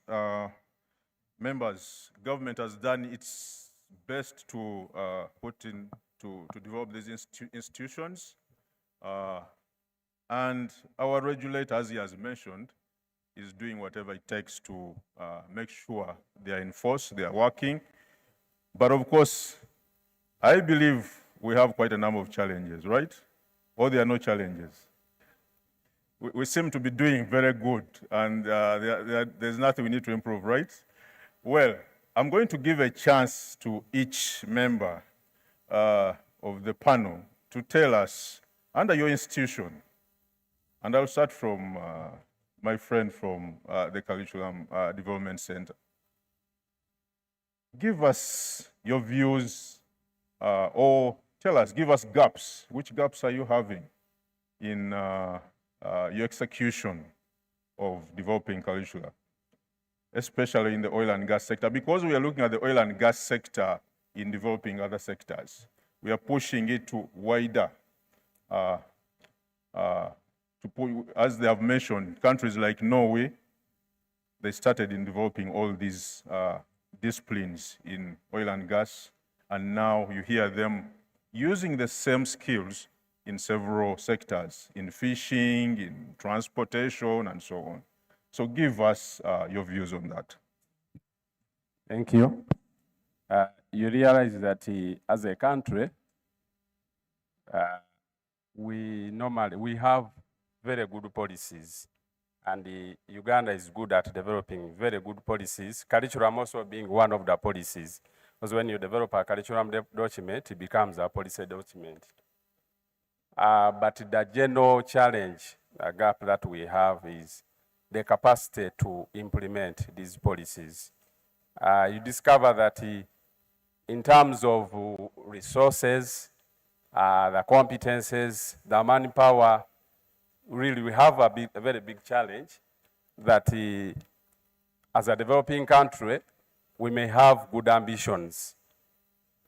For example, when we reviewed the lower secondary curriculum, we're supposed to train every teacher in the country.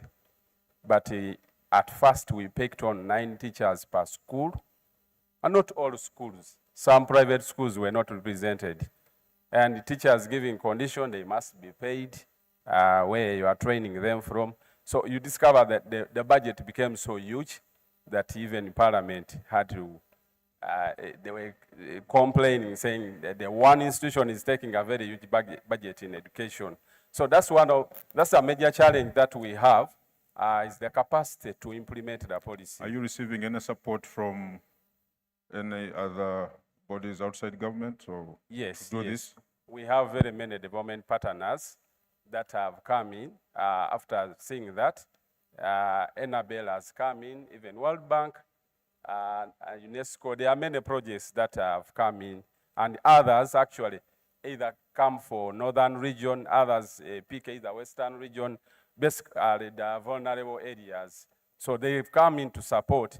But when you look at what we are supposed to cover, you see that still we have a gap, though we could proudly say that almost 80% of the teachers have at least gone through training, but maybe the training should have been either 5 times on the different concepts of curriculum, but you find that maybe we've gone or either like 50% on all the concepts of curriculum because of funding, but also attitude has been a challenge.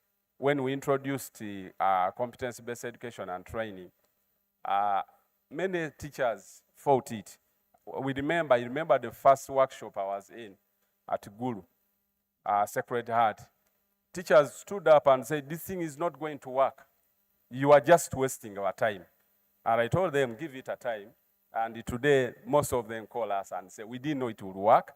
And they are coming on board when we are supposed to move to another level. So we also have that challenge that teachers who are supposed to be maybe at level 3, they are still at level 1 because they had rejection.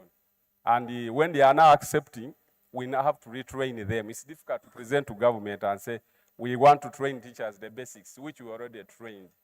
Then the challenge of the teachers, the capacity of teachers. Yes, even if we train the teachers who are already implementing, there is need to reform the teacher training curriculum to be in line with the lower secondary curriculum. And I think that is one area that we've tried to work, but not at a higher percentage. We need to go into the training institutions, universities, and support the universities so that they are in line with the lower secondary curriculum. Thank you, Mr. Janja, for that brief. So, the key word here, and I want you to take this, attitude. If you forget anything else, forget, but attitude. What is your attitude? So as you begin anything, and I know some of you here are going to be teachers. Some of you will be teachers. And I think you know it, right? So, attitude is very key. Even when you're going to teach, I know we have limited resources, but we can use those limited resources very well with a very good attitude. And the good thing is that we have some partners helping us with training. My brother, Dr. Nahamia, what is the board having? What challenges is the board having in executing its mandate? How has it maneuvered over the years in that aspect? Thank you. Thank you, moderator. One of the main challenges is still that bias generally for technical and vocational education and training. And we need to do a lot in terms of publicity because there is still that percentage of people knowing that once you've not gone to, for us who came to Makerere in the 90s, if you did not pass to go to Makerere, and by then, it was even worse, there was no private. So if you did not go to Makerere, we would say you have failed. That was the word. Whether you had 13 points, 14 points, you have failed because you have not gone to Makerere. So there is still that inertia in as far as vocational education and training. So the public needs to get information so that in terms of increasing employability, then we can only do it when everybody knows that that's where there are more chances. You were aware yesterday, or I think most of the presentations informed us that a bigger part actually of the oil and gas sector that people who are going to benefit are not necessarily those who have done geoscience and so on. I'm not an engineer, I'm an economist by training. So it is those other people that are going to benefit from the trickle-down effects and several others. So, and that can be achieved much in terms of what the law provides for RPL. RPL is recognition of prior learning. That there are a number of people who even know a number of things. Some people know how to drive caterpillars and these other big equipments, but they don't have any certification to prove that they can actually do that. and the law provides for that.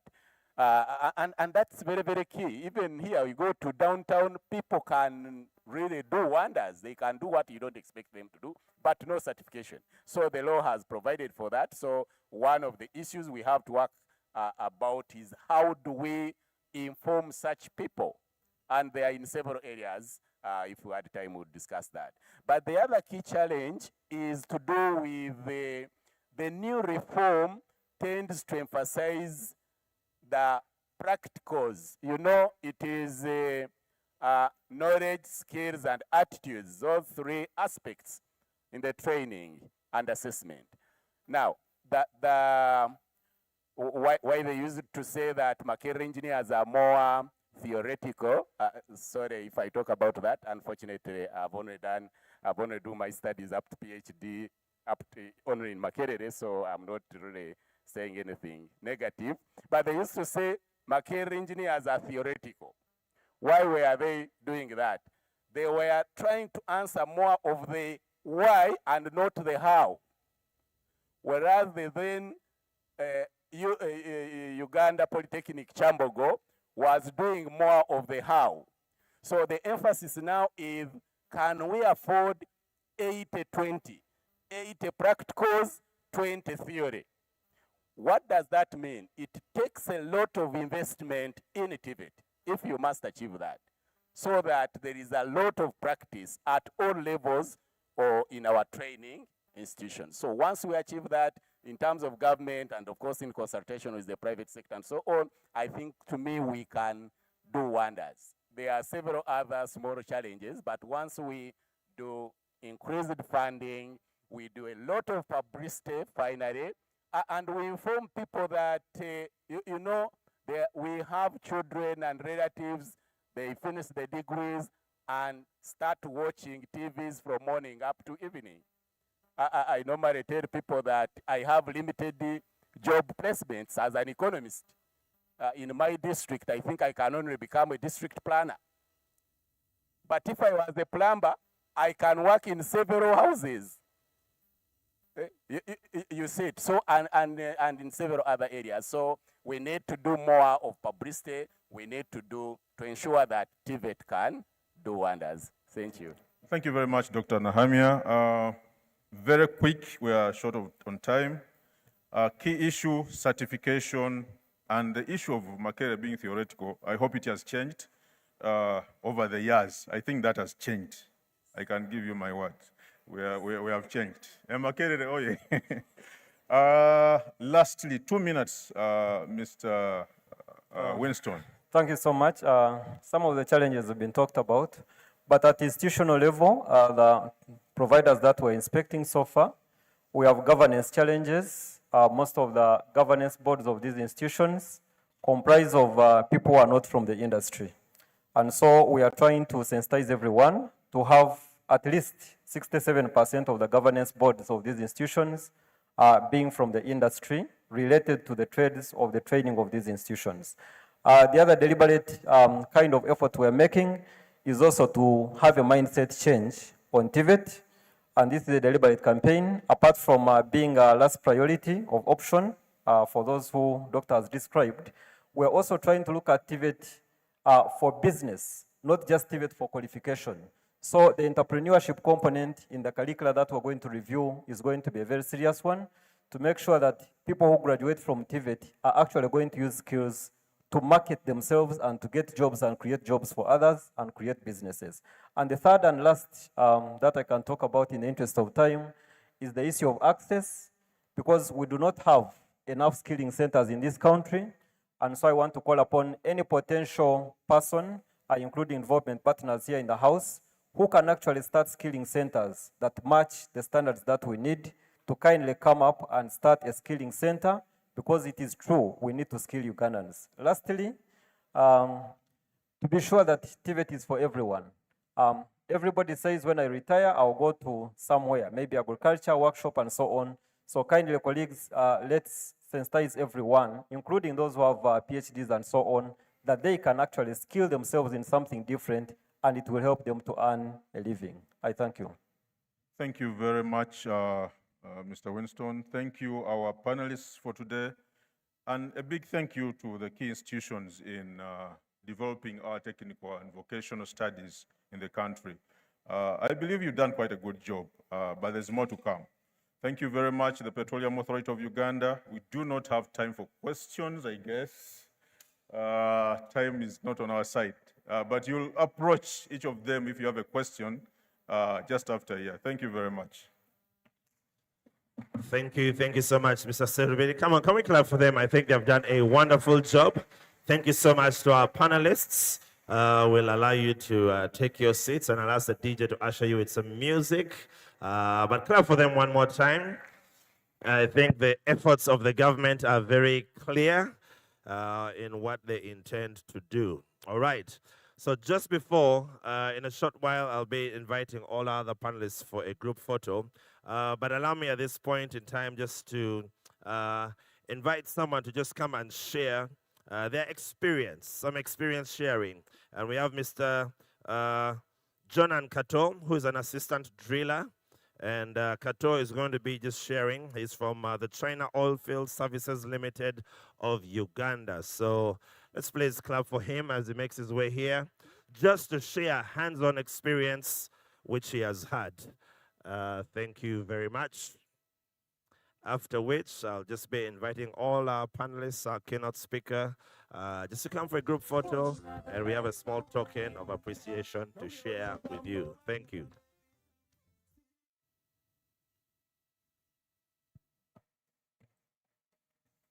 All protocol observed, ladies and gentlemen, good morning, everyone. I've come here to share my experience since I started joining COSIL in Uganda. I'm called Kato Jonan, as by name, currently serve as an assistant driller with COSIL Uganda. My journey started in 2022 when I joined COSIL Uganda as a floorman, driven me by strong desire to build my career in an industry known for its discipline, safety, and culture, and global practice. From moment I joined, I realized that this is not just a job, but an environment and shape one's mindset and character and professionalism. So during that process, it was not easy at a certain point, but the good thing how COSIL did, and I thank PAU, the monitoring team, they have been coming on site and look on us and see how far we are going with that training. During that process, they could show us the equipment, because the equipment others uses hydraulic as well as manually. So as a floorman, I was working as hand in hand with the Chinese to ensure that the equipment are working good condition and working properly. That was our role during that period in 2022-2023. And 2024, I appointed that as a derrick man on the position of a derrick man. Now, during that process, the responsibility increased, or they added more responsibility on my side as a derrick man. Because the derrick man on the side, it works on a different parts on the rig site. You work at height in terms of maintenance, and sometimes the equipment might fail. So a derrick man, you have to show your ability and you participate. Whenever the rig starts operation, they don't stop the rig. It keeps continuous. So that's how we have channels, chambers. We have a floorman, a derrick man to participate in other departments. So a derrick man, you works on the height accordingly. You can move around and you go up on the derrick or a monkey board to do some maintenance and other equipment. So all of that I've passed through, and I succeeded to operate all those parts. From a derrick man, so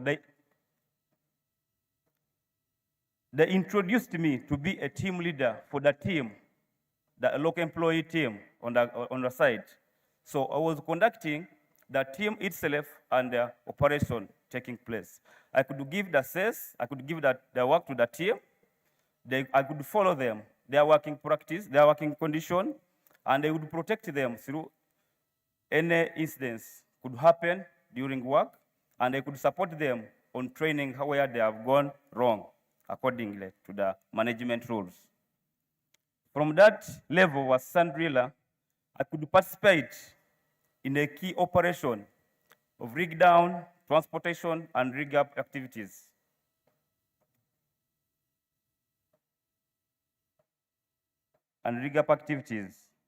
It strengthened my approach by planning, coordination, teamwork, and achieving safe, efficient operation. In 2025, COSIL sponsored me to undertake oil and gas management course at UMI as a team leader. So to add me more experience about the management team according to the operation.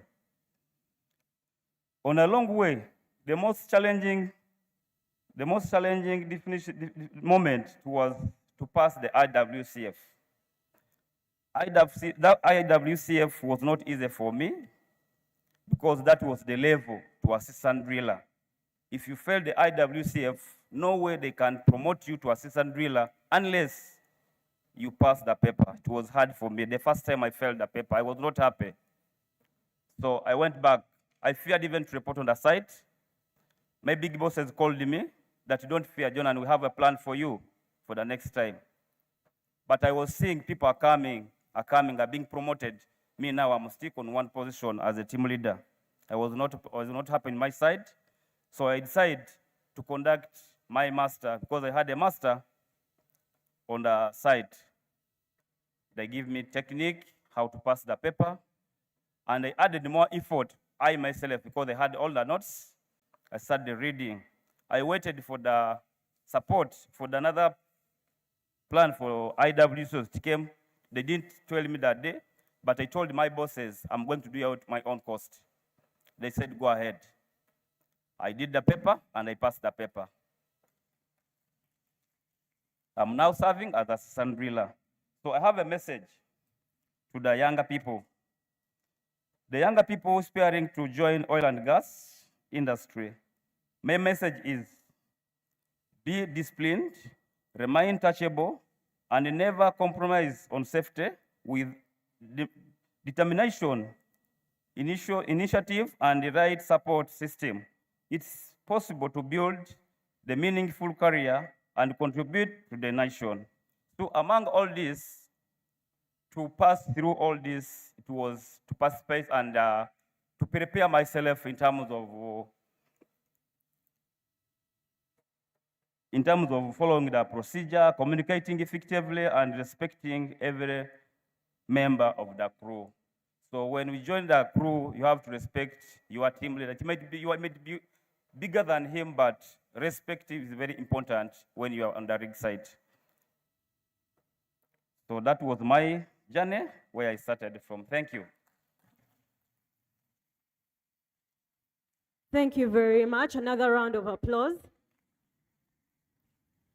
One of the things that I've learned from him is that even when you fail, you just have to get back up and continue going. And surprisingly, my neighbor here, Michael MC, the first time I heard his story, he told me he had repeated S6. You are bringing those things here, really. But you see. I just went back to do corrections, really. My parents thought I could do better than I did. And indeed, they sent me back. That's why I was moved. The man said the first time he was not happy with himself. Some of you, small failure like this, and you are giving up on life. You want to climb a building and jump. No, you can do better than that. So let's clap for Jonan one more time. I don't know where he's seated. He decided, I'm going to revise. He said his master supported him. And by support, they didn't give him SASI or anything like that. No, they gave him the technical skill. He paid for it with his own money. And look at him now. Look at An him assistant now. driller. He'll be back Well next year done. with another testimony at another level. That's good. Hey, you had to bring my I S6 had to thing bring here. it. Anyway. All right, so our next, we're going to ask our dearest guests to come and join us so that we can have a group photo to capture this moment. So I'll ask that we have Miss Allen Kajina to come, Mr. Ali Sekatawa, Mr. Michael or Professor Michael Owor, please come and join us. And the DJ, you can give us some music as they come. But we have some VIPs from the university. So we would also like to recognize and ask Miss Tourism Uganda to please come and take a photo with us. Don't play. Can we clap for Miss Tourism as she also makes her way here? Let's have Mobiru John Bosco, the Vice Guild President, who's representing the Guild President, to please come. Nina Kalanzi LC, Honorable Minister for Academic Affairs, to please come and take a photo with us. And our panel members, let's have Mr. Tony Serovili, Mr. Winston Avanaitwe, Mr. Janja Bernard, and Dr. Nahamia Karukuza to please come and take a photo with us. DJ, please give us some music.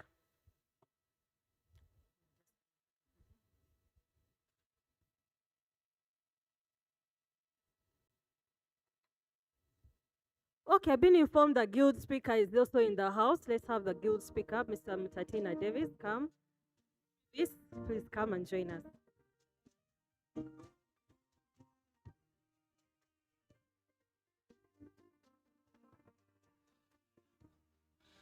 So if we could just push a bit to that side, and Tony, they said you are very tall, you need to balance and be on the other side.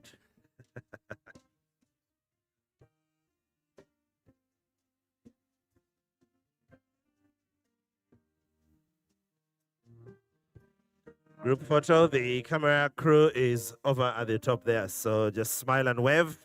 While we take the group photo, just to acknowledge our online audience who are participating and commenting and learning. We just wanted to acknowledge you. We see you, and thank you so much for the passion to be with us, albeit being virtual.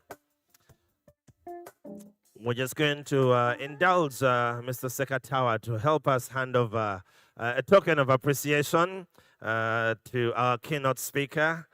And for accountability purposes, there's a photo that will be taken as that happens. Thank you so much. She's saying in terms of accountability, she wants to open and be sure that it fits. Okay, she seems to find it kawa. Thank you so much. Mr. DJ, why don't you just usher them back with a song?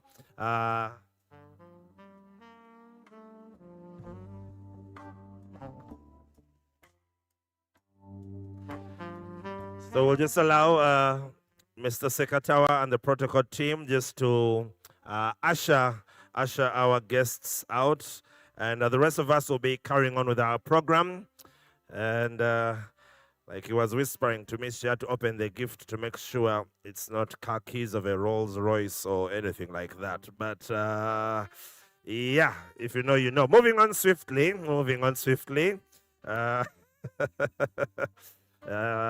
Thank you so much, Madam Allen, for sharing time and wisdom with us. God bless you. Now, ladies and gentlemen, we decided to have the break tea earlier, so as such, we shall just be carrying on with our program, and there'll be a very heavy lunch waiting for us at the end of this session. The first session was really government initiative. We now get into session 2, innovation and research in energy. And this session spotlights how research and development in oil and gas spurs innovation across the different sectors and the other within the economy. And so just to moderate this panel, allow me to invite from the Petroleum Authority of Uganda, Madame Gloria Sekaviri, Manager Corporate Affairs, to just come and guide us through this panel. She'll do us the honors of inviting her panelists as well. So why don't we clap for her as she makes her way here.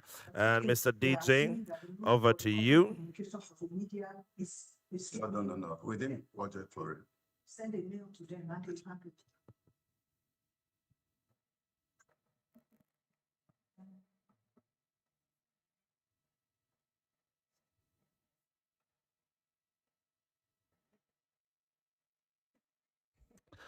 Yeah, much better.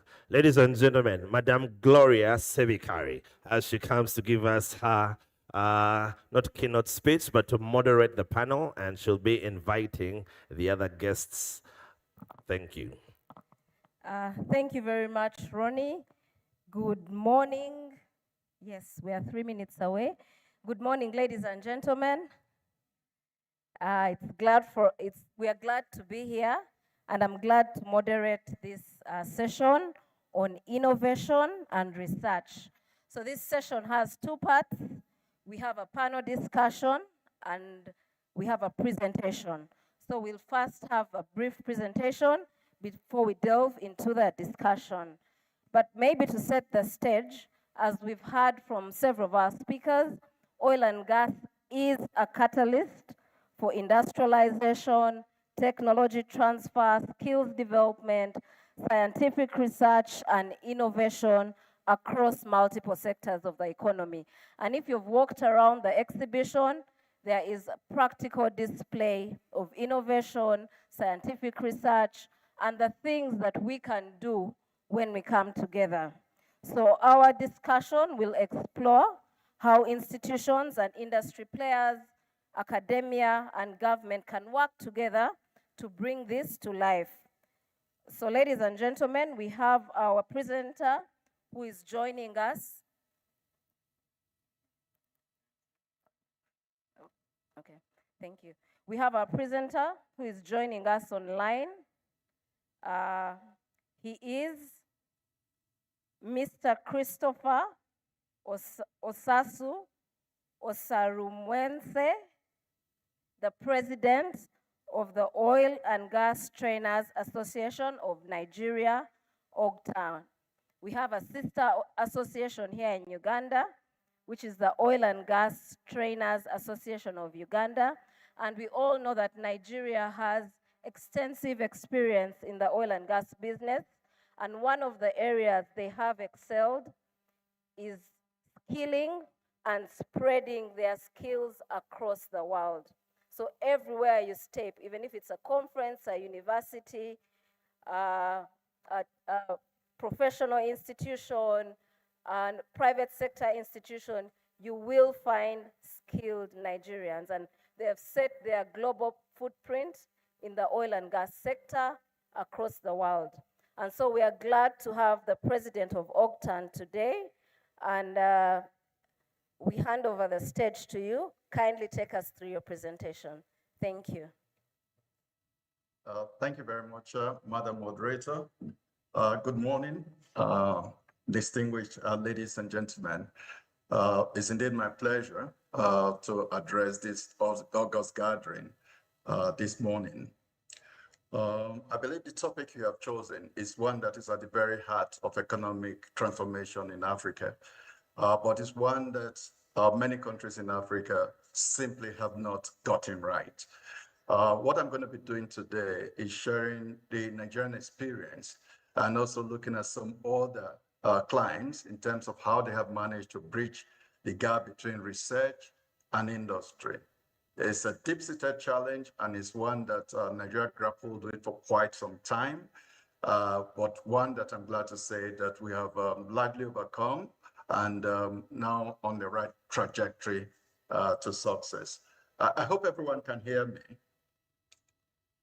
I think I'd like to start by saying that Uganda is at a defining moment, and I had the few presenters before me say the same thing, a defining moment in their development history. the discovery and ongoing development of your oil and gas sector, yeah, is a great opportunity for Uganda to be counted amongst nations who are producing energy, but at the same time also provides an opportunity for the country to generate revenue. But that's not all it does for you. It also provides you a platform to stimulate economic or what called industrial growth, strengthen local capacity development, advanced technology advancement, and also transform communities. These are some of the advantages that the oil and gas industry bestows almost naturally on every nation. But we also know that having oil and gas resources does not automatically translate into national prosperity. There are things we must do to ensure that that linkage between the oil and gas industry and the rest of the industrial sector in the economy is strong, so that it can result in multiplier effect that will improve the well-being and the economy of Uganda. So today I'm going to be making a presentation covering 4 primary areas. I hope you can see my slide, please.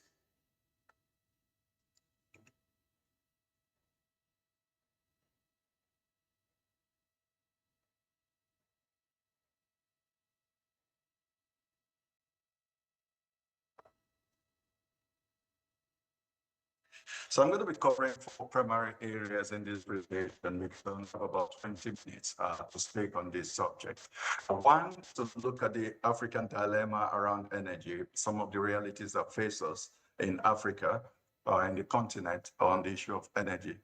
Then what exactly is the research and industry gap?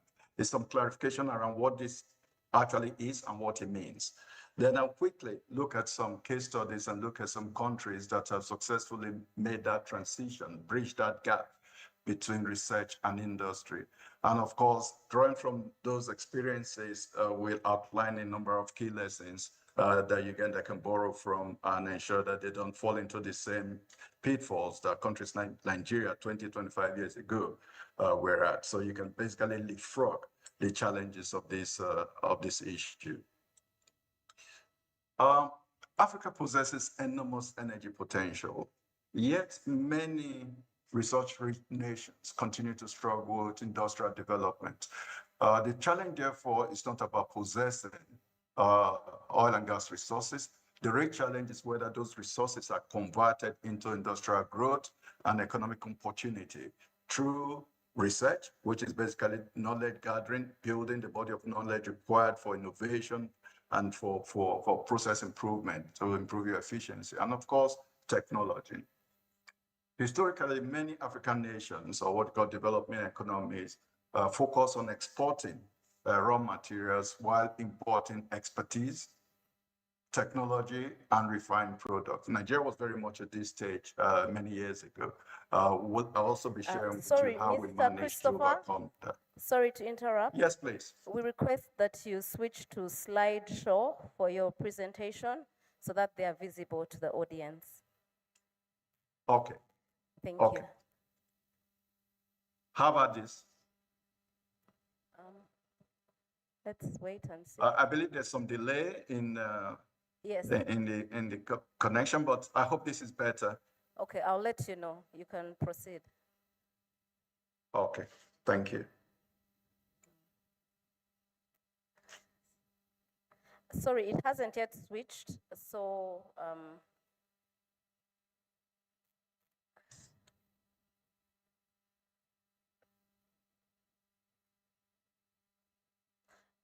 Okay, how about now?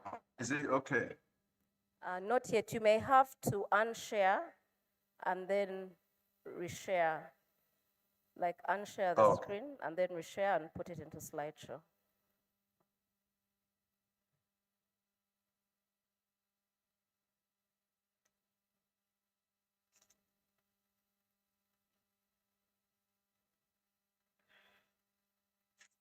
One second, please.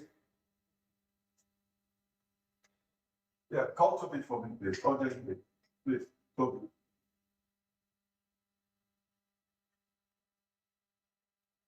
Toby.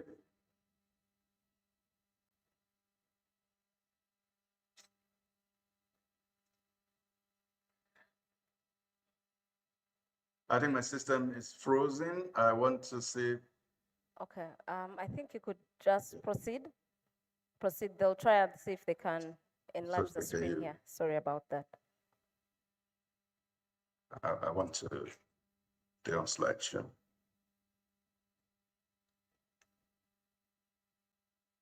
Stop sharing.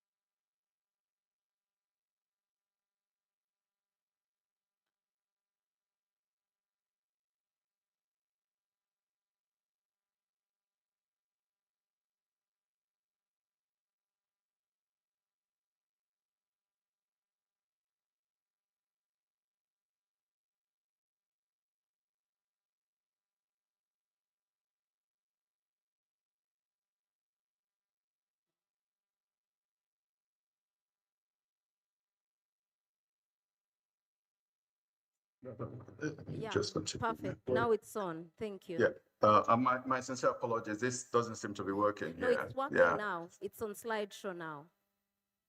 It's on slideshow now. Yes, it is. Thank you. Excellent. Excellent. So I'll go back to where I stopped. So this is the outline of my presentation. I'm basically going to be speaking to these 4 issues. I already explained the African dilemma and current reality around most African countries that are resource rich around the issue of energy. And of course, somebody once mentioned in the last presentation, and it's reemphasized by the work by Frederick Haberson in 1973 on human resource development, that says that the true wealth of nations lies primarily in their human resources, not in the natural resources or capital assets that they possess. So while capital and natural resources serve as passive factors of production, human resources remain active drivers of economic growth, productivity, and national development. The dilemma we face in Africa is, despite the vast natural resources, young and thriving youth population, growing energy demand, and expanding infrastructure opportunity, we still face huge technology dependency, low industrialization, skills gaps, limited research commercialization, high import dependence. This is the dilemma we face, and this is what we and Uganda needs to probably overcome as they advance development within the oil and gas industry.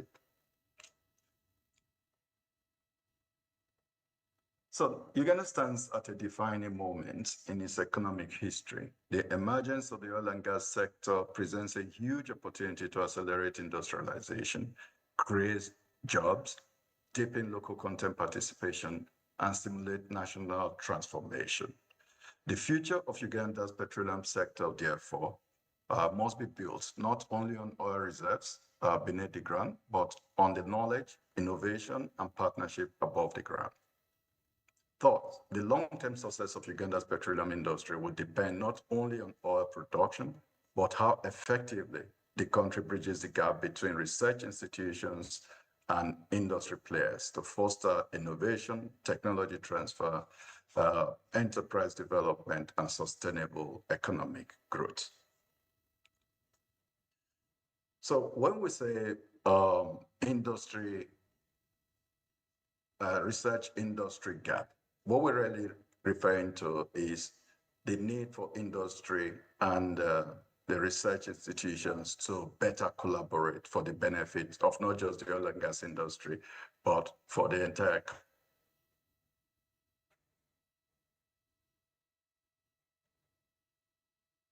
innovation dependent. Countries that have successfully transformed petroleum wealth into broader economic development, such as Norway, I had that repeated by or mentioned by the earlier speaker, Malaysia and UAE, have invested heavily in research and development. They generated a body of knowledge to help with innovation, to help with improving processes and systems, improving their productivity through research and development. They've invested in human capital development to ensure that their indigents or their citizens possess or embody the knowledge, skills, and attitude required to deliver on the challenges of the sector and the challenges of the linkage sectors within the economy. It's technology transfer. It's ensuring that there is a radar mechanism in place to understand the technologies that are emerging and how those technologies can be modified and adopted for effective use within the Ugandan economy or Ugandan oil and gas sector. It's also bridging that industry academia gap through partnerships. I will speak quite a bit about that as we go forward. And finally, it's building local enterprise innovation ecosystems.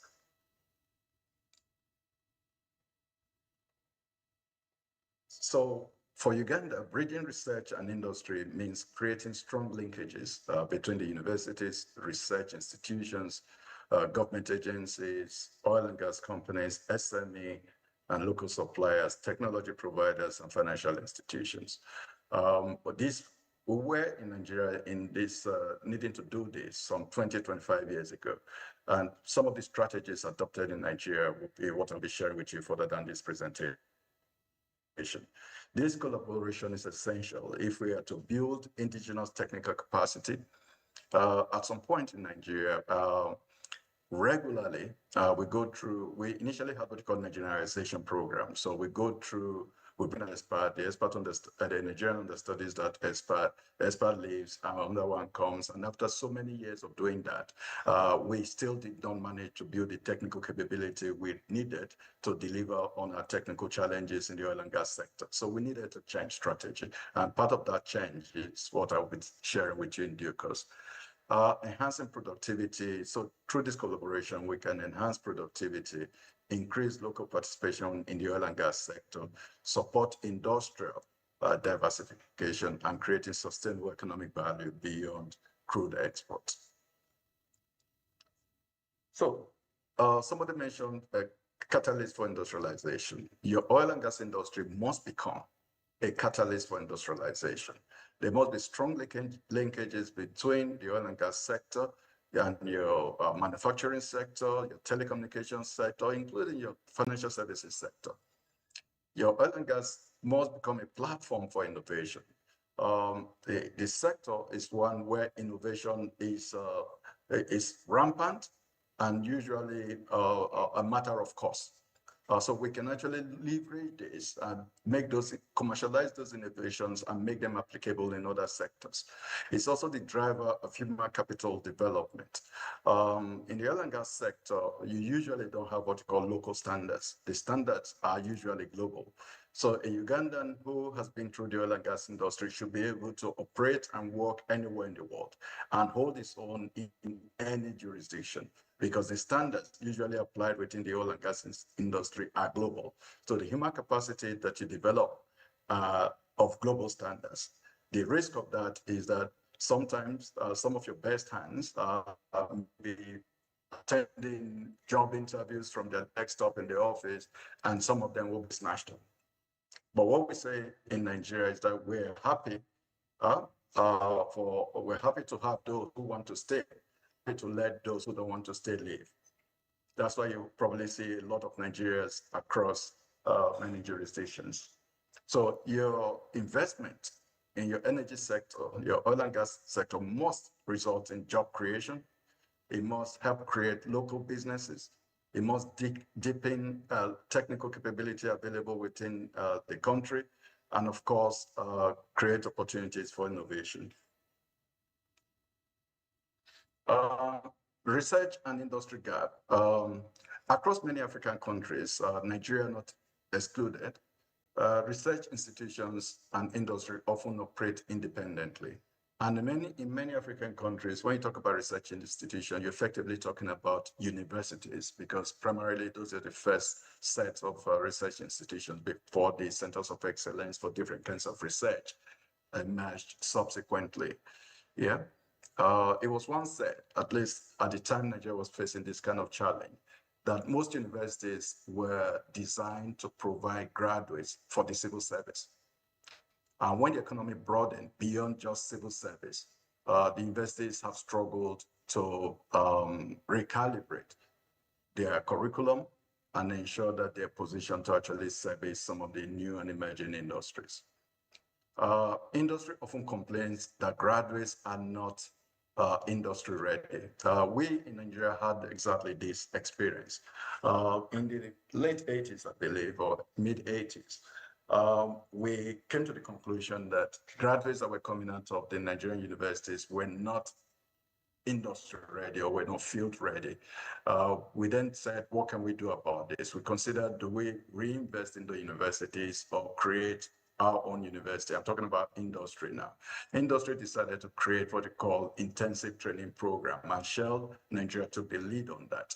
So we brought in graduates from Nigerian universities, particularly in the technical area, and put them through a 10 to 12 months intensive training program to kind of top up education to make them industry ready. After that, we absorbed 50% of those we trained, and we let 50% go to take jobs in other industry. And these people were quickly snapped up because of the quality they possessed. So the issue of having industry-ready graduates is extremely important, and saves the industry a lot of time, money, and resources.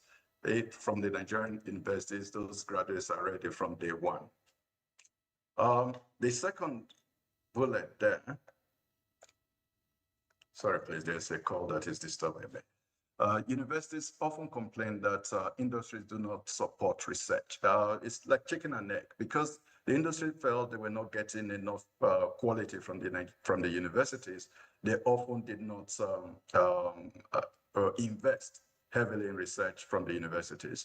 But that has changed significantly in Nigeria. We now have a lot of oil and gas companies having professorial chairs, supporting different kinds of research projects, and sponsoring a lot of infrastructural equipment requirements in the university to improve the quality of graduates coming out of these universities.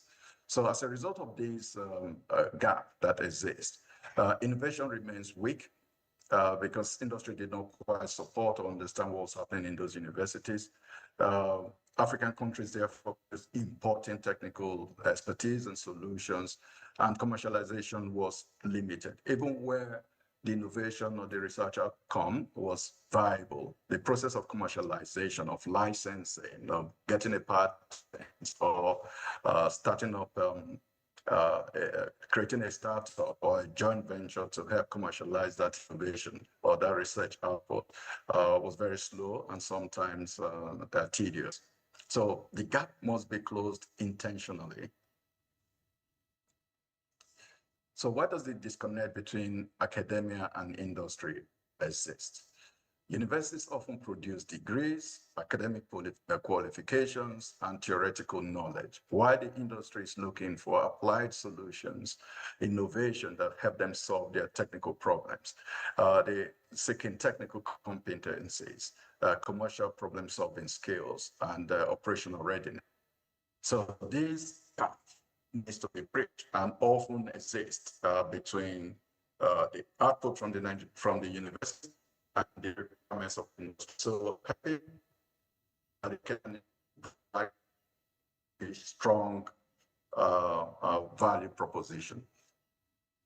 Key challenge therefore is we have weak applied research systems, low commercialization of innovation, limited industry-funded research, collaboration frameworks, and skills mismatch. The skill set coming out of the university, which is largely academic, and the requirements of the industry often don't match.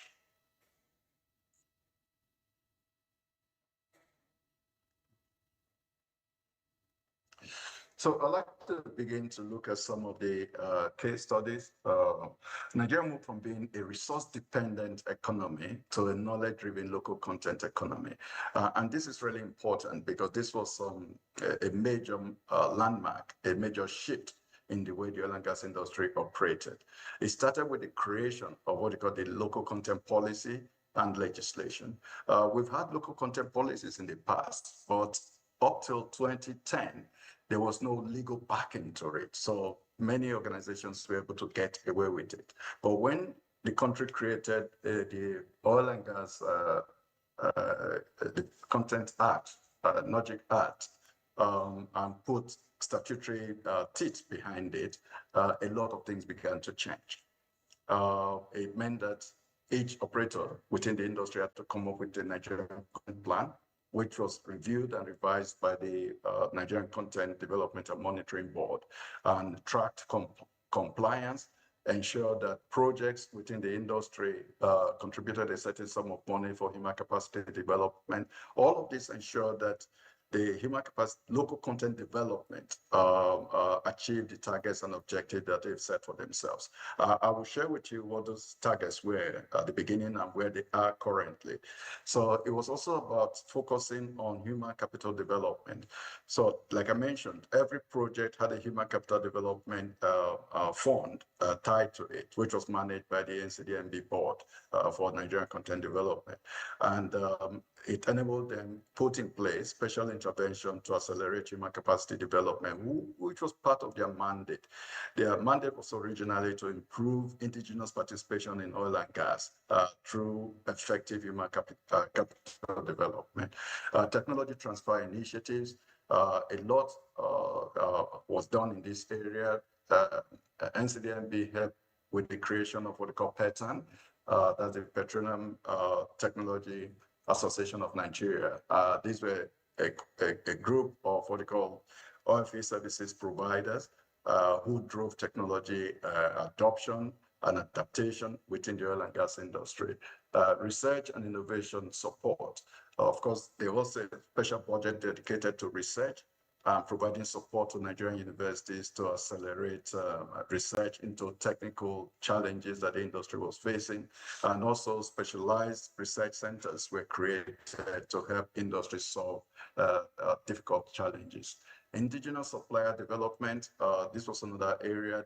There was deliberate, intentional provision within the law that provided these Nigerian suppliers, gave them priority in contracts and in fulfillment of project requirements. Institutional strengthening, again, there was a special budget that was put aside to support TBT, to support polytechnics and universities that produce graduates for oil and gas industry. And of course, oil and gas service sector expansion. So let me speak more specifically on some of the institutions that have driven local content transformation in Nigeria, which we believe Uganda already has a few of them, but this is our story. It's a Nigerian Content Development and Monitoring Board. This was the organ of government that was developed from the NOGIC Act, charged primarily with domestication and domiciliation was spent within the oil and gas industry, and to improve the participation of Nigerians across the value chain of oil and gas. Charged with building capacity, establishing the linkages to accelerate industrialization of the country, technology transfer, research and innovation, and local manufacturing services. This was their remit and the mandate. And we also had the OCTAN, which I'm presently the president of OCTAN, and I know there is OCTAL, which is almost like the contemporary of OCTAN in Nigeria. This is an umbrella organization that is charged primarily to promoting human capital development within the oil and gas industry, creating standards and regulations in human capital development, and providing accreditation and certification of curriculum, ensuring that the standards of training provided locally by accredited Nigerian training organization meet global standards. Mentor students and youths for a career in oil and gas. This again is one of our strategic pillars. What we have done is to create an oil and gas, or what you call octane club, oil and gas club within as at the last count, about 5 Nigerian universities where this club exists.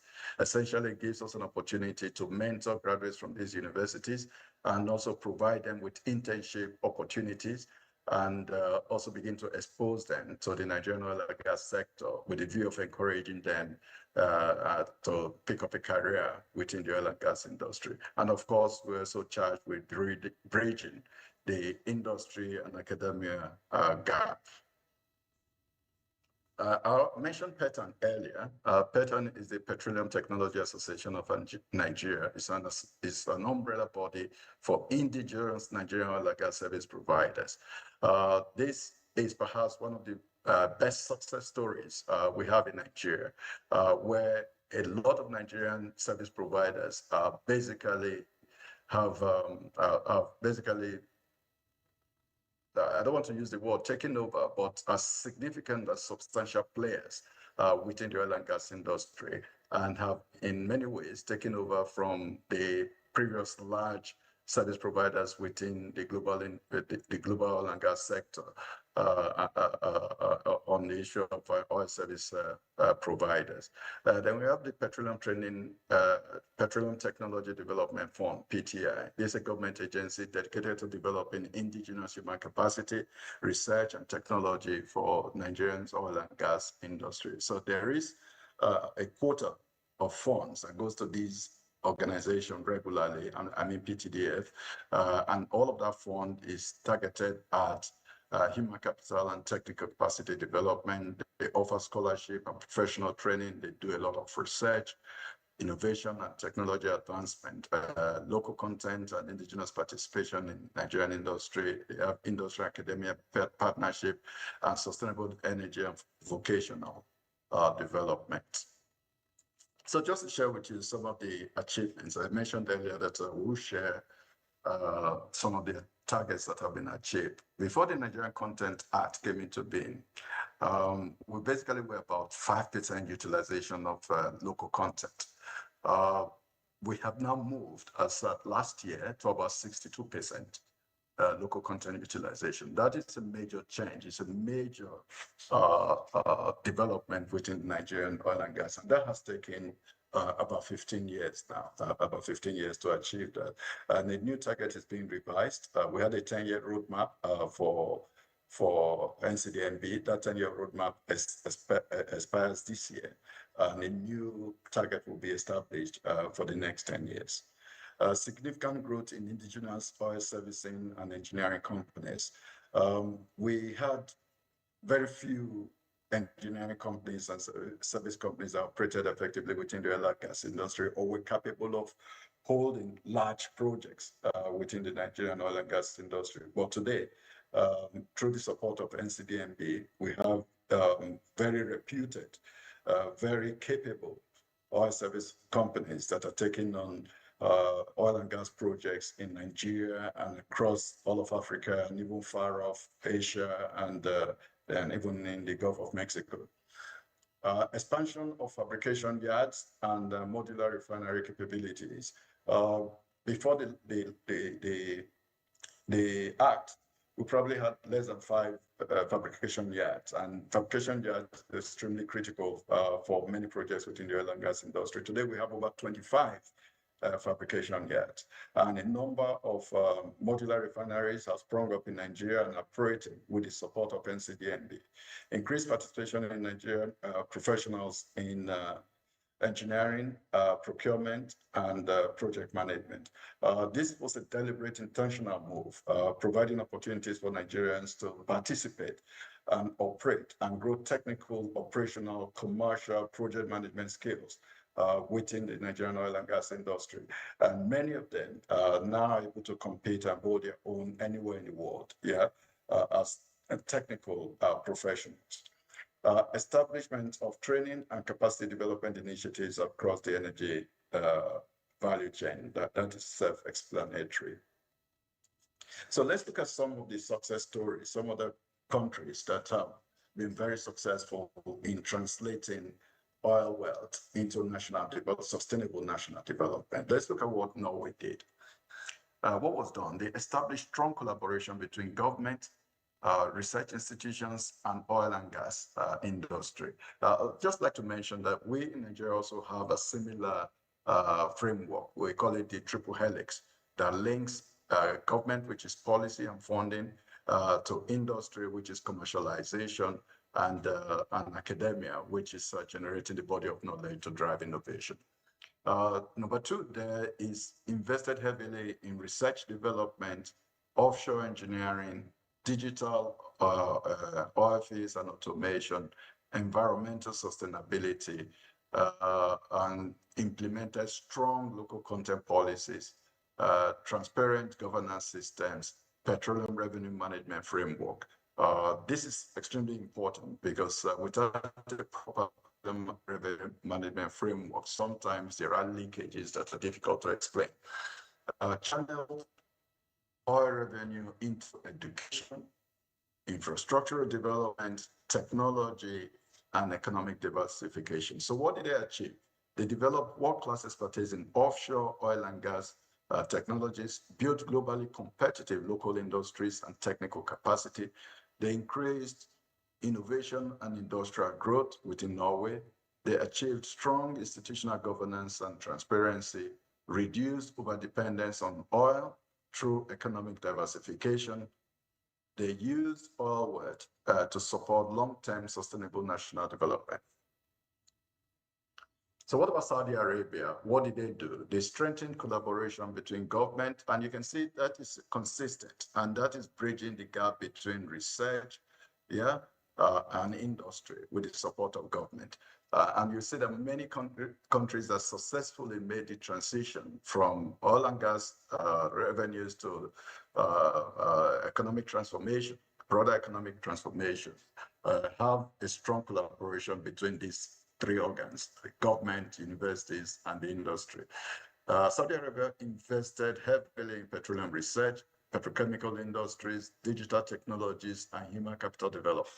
That's another recurrent variable, human capital development, because the wealth of a nation is no longer measured by the resources, natural resources they possess, but by the quality of human resources that they have.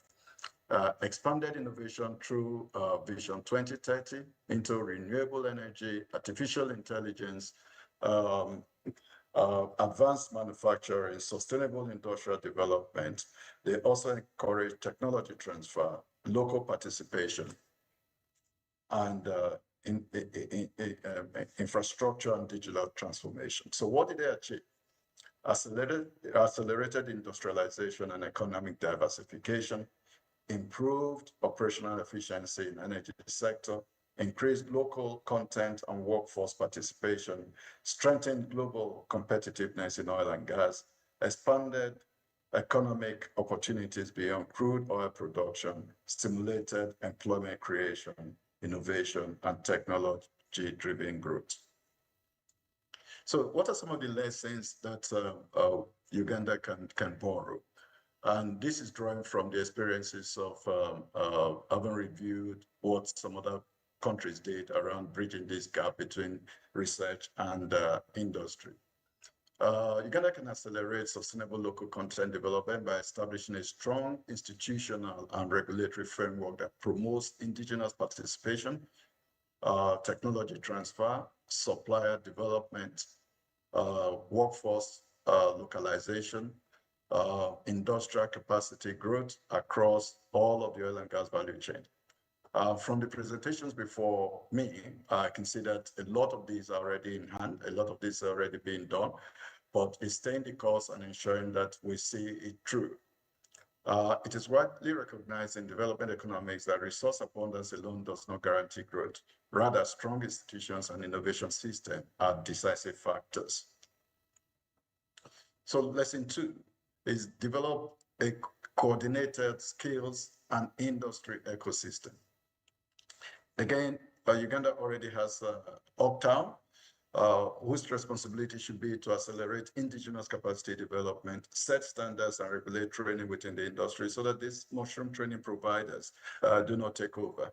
Because most of the time we have found from Nigerian experience that these regulated, accredited training providers often have the network to be able to secure training opportunities within the industry, while the qualified and certified ones simply don't get enough opportunities. Create centers of excellence for technical skills development, maintain industry and national database on oil and gas skills. This is extremely important, that we need to have a national database or industry database on competencies against all the critical positions within the industry. It's also improving workforce readiness for evolving energy industry demand, including tracking the implication of technology, AI, remote sensing, all of that in the way we work within the industry. Uganda can also benefit from developing a centralized industry skills database to provide reliable data on workforce profiles, existing skills gap, training needs requirement, competency level, and future manpower projections. Such a system will support evidence-based policy development, strategic workforce planning, investment decisions, and stronger alignment between industry demand and educational institutions. So thirdly, is focusing on indigenous technology development and adoption. We have Pattern, which is the leading the charge of this area. Industry platforms such as Pattern is to promote local technology adoption, develop indigenous oilfield companies, technology transfer and innovation, research, investment promotion, technical capacity development. And Uganda can also benefit from having the type of PTDF, whose role is primarily human capital and technical capacity development, issuing scholarships, petroleum research and innovation, university industry partnership and liaison, vocational and sustainable energy development, and long-term technology advancement. Such an integrated ecosystem will strengthen local participation, improve technical competence, enhance innovation capacity, build industrial growth, and position Uganda to achieve sustainable economic transformation through its oil and gas field. In conclusion, for Uganda, long-term success will depend on building a resilient ecosystem that integrates government, industry operators, training institutions, universities, and professional associations to develop globally competitive local capabilities in both human and technical capability. Nigeria's local content journey demonstrates that sustainable energy sector growth is not driven by natural resources alone, by strong institutions, deliberate human capacity development, innovative research, and industry collaboration. Ultimately, the true value of oil and gas resources lies not in extraction, but in the ability to transform those resources into industrial growth, economic opportunities through knowledge, innovation, technology transfer, and many more other factors. So ladies and gentlemen, thank you very much for listening. I hope you're able to pick a few things from the last 20 minutes. Thank you very much. Thank you, Mr. Christopher. Another big round of applause for him. His presentation has clearly demonstrated that we are on the right track. There's a lot to learn. There's a lot that we have done, but there's still a lot more that needs to be done. He indeed emphasized that collaboration is key. Not one player can do it alone. If we are talking about reskilling, retooling, innovation, research, it's not enough for government to stand alone or the academic institutions to stand alone, but we need partnerships with industry, the young people especially, learn from the experiences, but also see how we can support each other. So thank you very much once again, Mr. Christopher. I don't know if you'll still be online with us as we go into the panel discussion. Yes, I will. Okay, thank you. Maybe I'll ask you a question at the end of the panel discussion. So ladies and gentlemen, our foundation is set. So allow me to quickly invite our panelists, and I will not be like Tony. I will take a seat on the panel chair.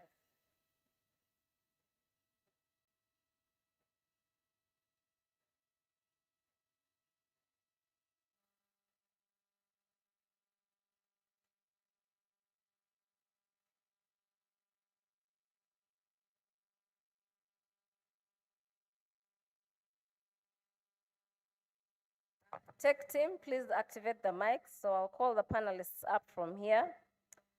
So we'll have Dr. Hilary Mwonjera, who is with Makerere University. You're very welcome.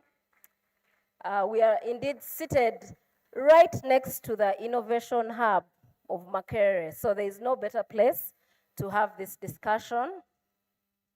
Then I'll also call up Mr. Stanley Ndiabahika, who is a project manager from Luwero HBP Oil and Gas Limited.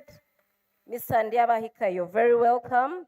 He is representing the industry players in this conversation. Then we'll have Mr. Billy Gavin Semialo, a third-year industrial chemistry student from Makerere University. And importantly, he's also the founder of Biocycle Energy. So Billy, please join us on the panel. A hand clap for Hilary. He's going to tell us if indeed there is innovation in action. We've had the foundation, the theory, and now we're going to the practical part. And lastly, also invite Mr. John Baptist Eshana Kauta from Total Energies EP Uganda, but he also, on this panel, he's representing the Society of Petroleum Engineers, Uganda chapter.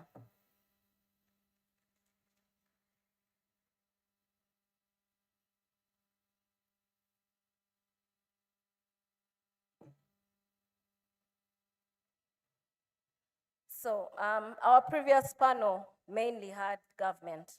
So allow me to start with the industry, with Mr. Stanley Ndiabahika.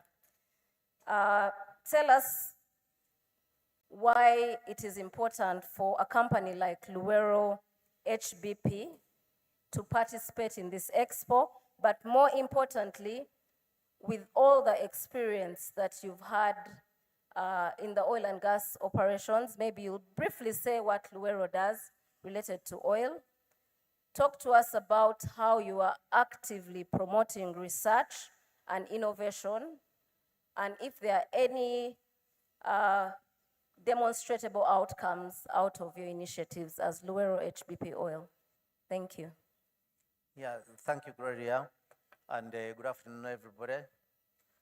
My name is, as you heard, Stanley Ndiabahika. I work as a project manager for Luwero HBP, which is a joint venture between Luwero Industries, a subsidiary of the National Enterprise Corporation, and China Petroleum Oil and Gas, which is a Chinese company that specializes in waste treatment. So it's a joint venture company that was employed by Sinok Uganda Limited as the tier 1 contractor for drilling waste management. Gloria, your question is quite wide. Why would we be here? It feels exciting for me to be here to represent that joint venture. And coming from the government angle, we get excited when we see a Ugandan company being at the forefront of such sensitive operations as waste management. As you know, oil and gas, as the Nigerian presenter indicated, could easily be turned into or could be viewed as a curse. But in Uganda's case, we're lucky because, especially under the Petroleum Authority of Uganda, we've been guided well, and so far it has been an exciting journey. And so my being here is to share an experience with what I've been able to see. In terms of what Luwero Industries and the joint venture has been able to do in line with innovation. First of all, I want to tell you that I'm one of the examples of the people they have been talking about. I'm an accountant by background, but I'm an environmental protection at the same time. So I mix those two words. So the issue of transferable skills. In fact, most of my colleagues do not know that I'm an accountant and a financial protection practitioner. Gloria did not know, for instance. She thought I'm a purely environmental practitioner, but I'm both.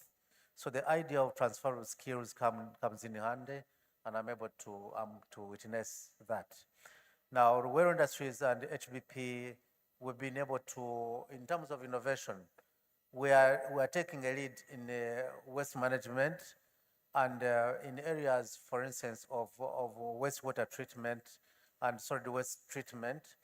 We've been working very closely with some of the universities, and some of your colleagues from Makerere, Chambogo, and Barrow University have been participating in internships at our facility. And we're not only looking at what we're using as the current technologies, but how can we adopt those technologies to the Ugandan concept. And going forward, especially with the AI and the advanced technologies coming into place. So we're working hand in hand with the research institutions and universities to try and come up with technologies that can offer us better solutions. In terms of renewable energy and the circular economies, we're trying to see how we can manage waste in much better ways and use waste as a resource. For instance, waste to energy concept, and this applies to also not only oil and gas, but also to municipal waste, for instance, and the energy transition into greener energies. And this, for the oil and gas industry, it's very important. They are taking the lead, but we see it will be very, very practical as the renewables get exhausted and as in the way of protecting the ozone layer and environment.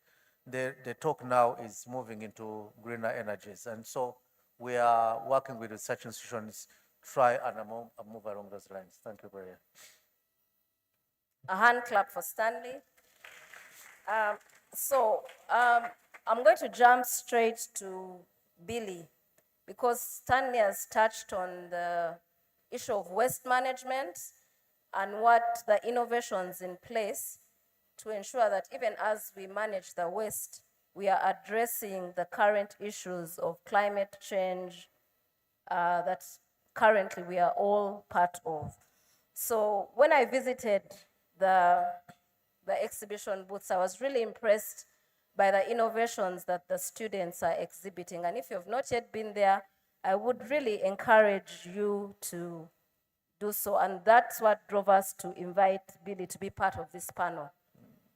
Please tell us briefly about your innovation that really ties in with waste management and energy, use of energy, and a little bit about what kind of support you need to move this innovation to the next step. Yes, thank you very much, moderator. Yes, once again, I'm Billy Gavin Semialo, and I'm third-year student in industrial chemistry and also the founder and team lead of Biocycle Energy. So our innovations, basically, we are trying to mimic the natural process of crude oil formation, and we bring it within just 60 minutes. We leverage a process called catalytic hydrothermal liquefaction, where we synthesize our own catalyst. Then we gather plant materials such as water hyacinth, agricultural waste, and then algae. Then we optimized our process conditions and realized that we achieved our highest yield within just 60 minutes. Now, we want to transition to another step, that's the biorefining, for us to be able to get the different components, the biocrude oil. But as the first speaker talked about how we look at climate change, how the innovation comes in for sustainable oil and gas exploration. Apparently, even there's a report from NEMA that over 30,000 people die in Uganda annually due to air pollution. So the bad thing about air pollution, it's a silent killer, right? You die without knowing. Right now, you may be moving freely, but after 5 years, they start telling you developed asthma, you have lung cancer without knowing the cause.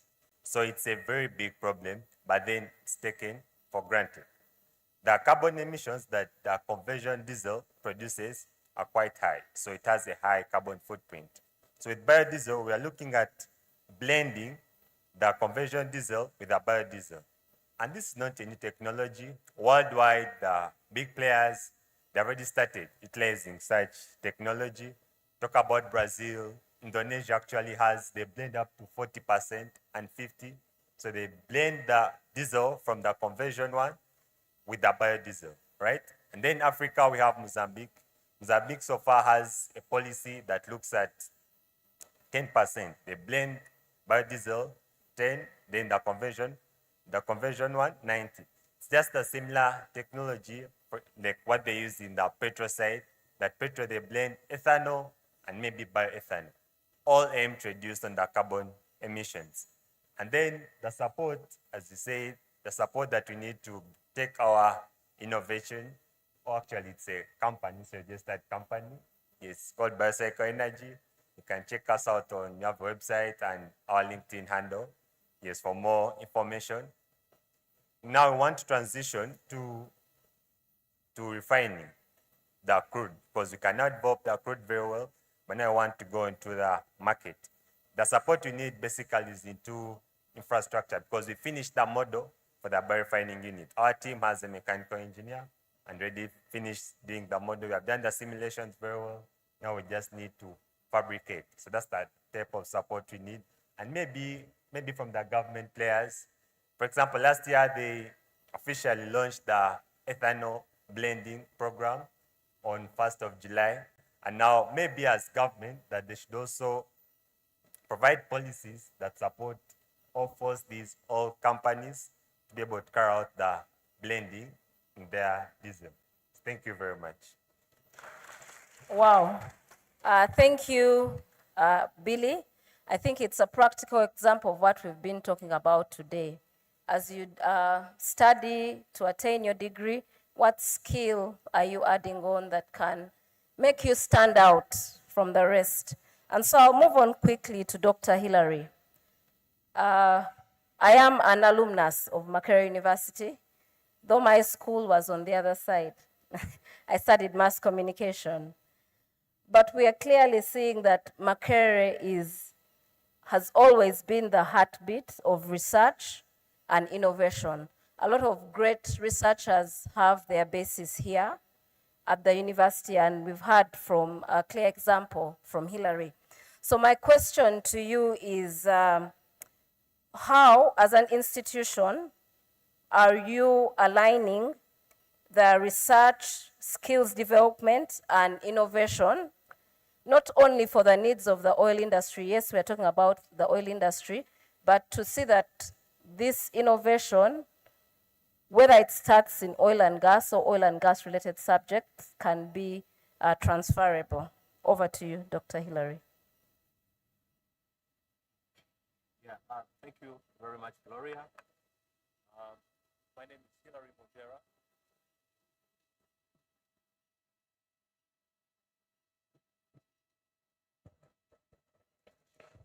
Yeah, thank you very much, Gloria. My name is Dr. Hillary Monjera.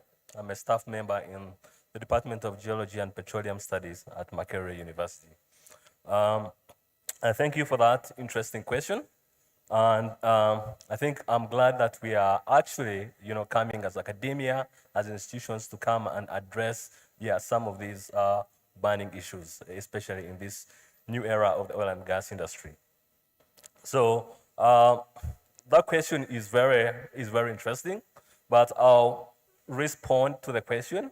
I'll put on my hat, as a geoscientist, and also refer to the area that we have our hydrocarbon resources, which is the Albertine Rift. Okay, so I guess if I remember right, was what can our research do?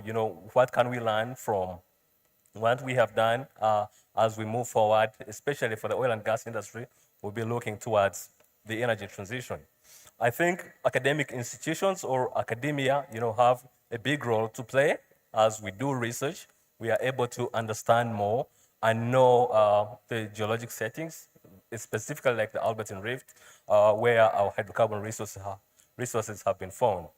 It is also important to know that most of the geology we know and the understanding we have of the Albertine Rift has been as a result of oil and gas development.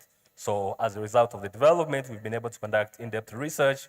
We are now in position to understand the geologic history, the tectonic evolution of the Albertine Rift. But that's not the end of the story, okay? There's a lot we still think we can learn. And in terms of moving forward, as we look towards the oil and gas energy transition, we can use the backbone or the foundation that has been made during the oil and gas exploration and development. So if we have been able to understand the geology of the Albertine Rift Basin, okay, there is more that we can learn. I'll give you an example. As we study hydrocarbon formation and migration, we have to look at things like geothermal gradients, okay, increase in heat flows, understand the heat flow distribution within the Albertine Rift, okay? That's important because those heat flows are going to play a fundamental role in thermal maturation of the organic matter that forms the hydrocarbon.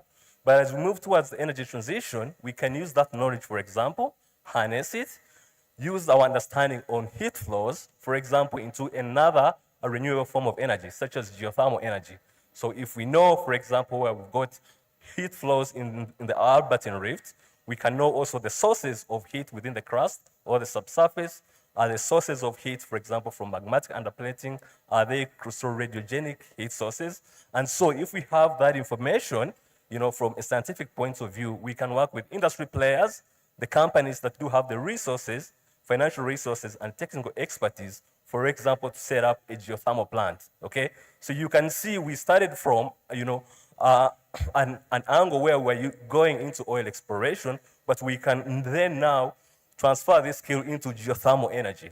And once we have this knowledge on geothermal energy and we pass it on to the players who can set up a geothermal plant, we will now have this geothermal energy or electricity being connected to the national grid. And at the end of the day, a farmer in Bulisa can be able to have electricity in his house after he has tended to his garden.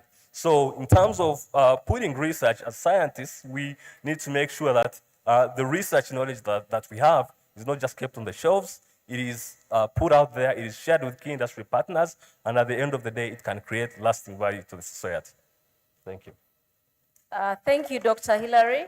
I think he has brought a very important perspective of looking beyond oil and gas, even if you're studying a directly related petroleum-related course like petroleum geoscience or a master's in oil and gas management. There's a lot you can do with the knowledge. Use the knowledge in an innovative way to see how it's applied to other sectors. I would like to ask the audience a question. How many members of SPE are here? Any members of SPE? Hands high. There might be a gift. No, there is no gift. But it's good to see that SPE has a big representation in the student community.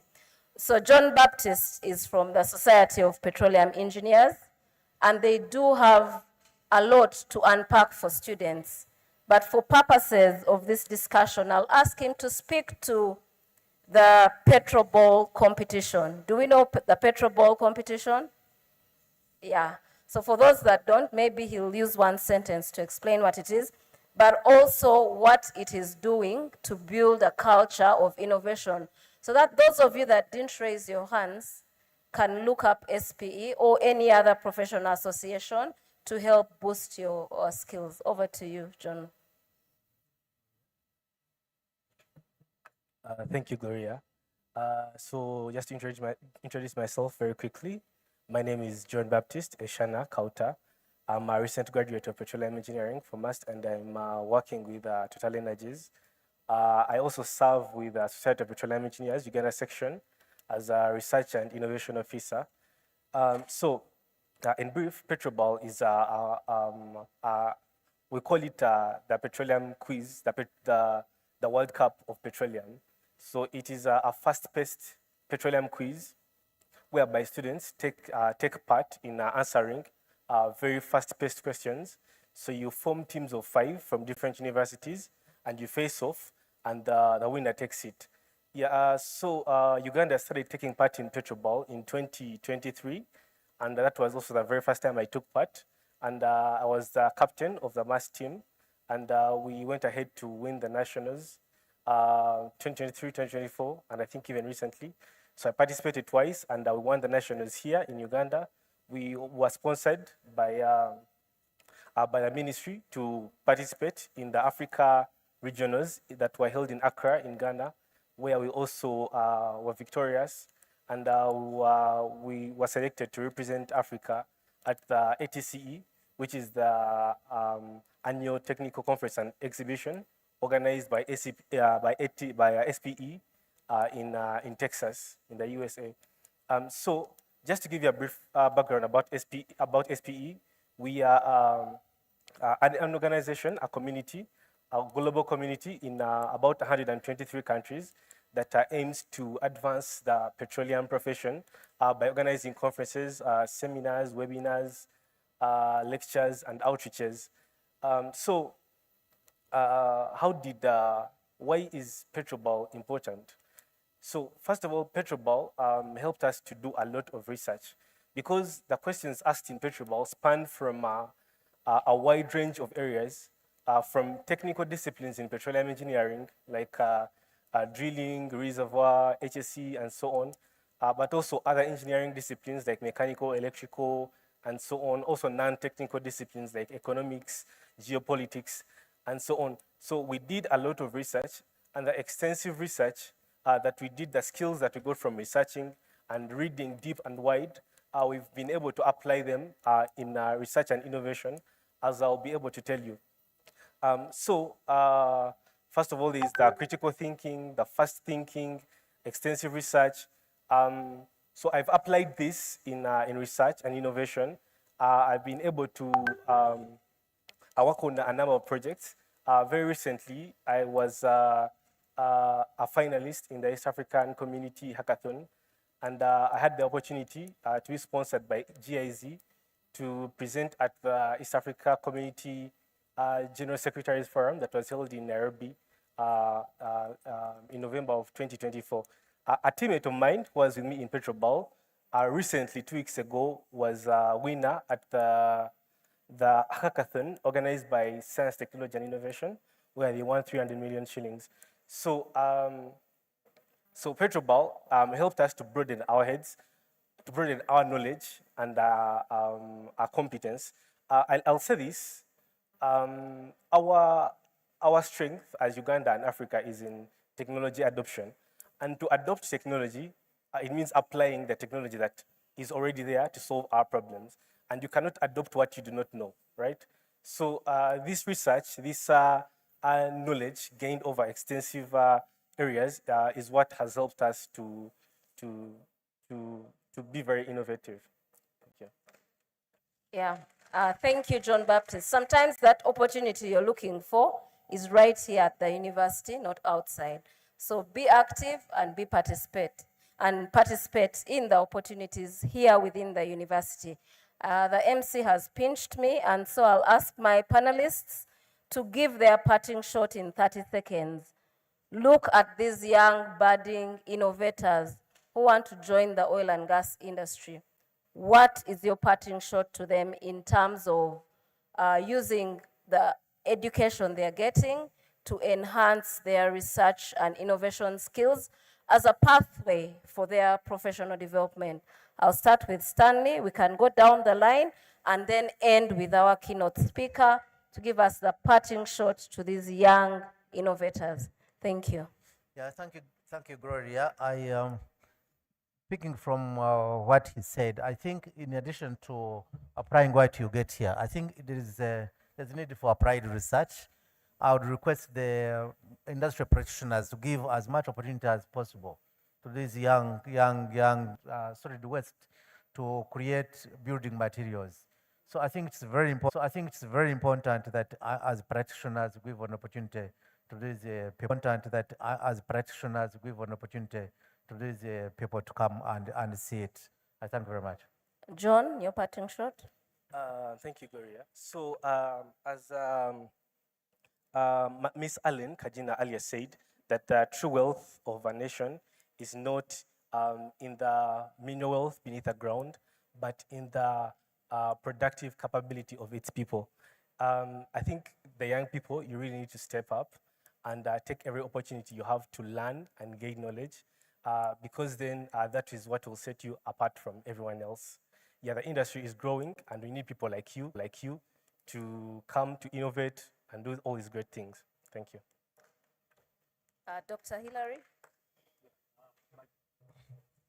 My final message would be to the young people is you have the potential, believe in yourself. If you don't believe in yourself, nobody's going to believe in you, okay? So the institutions you are at or the universities are there to support you. They want to see you grow. They want to see you succeed. And so use that leverage, be very good students, and the future will be very bright. Thank you. Billy? Yes, what they can give to the young innovators, let us not look at innovation in oil and gas into just directly looking maybe how best maybe can we drill, but then we can go into sectors, other sectors that support sustainable oil and gas sector utilization, right?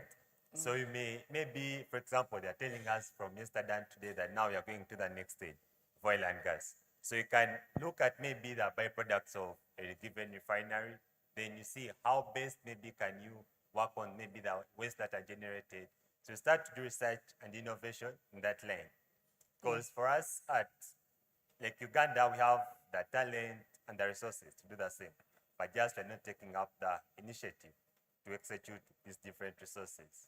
Yes, thank you very much. Thank you, Billy. You've heard from one of yourself. And lastly, our keynote speaker, if he's still online, in 30 seconds, your parting shot.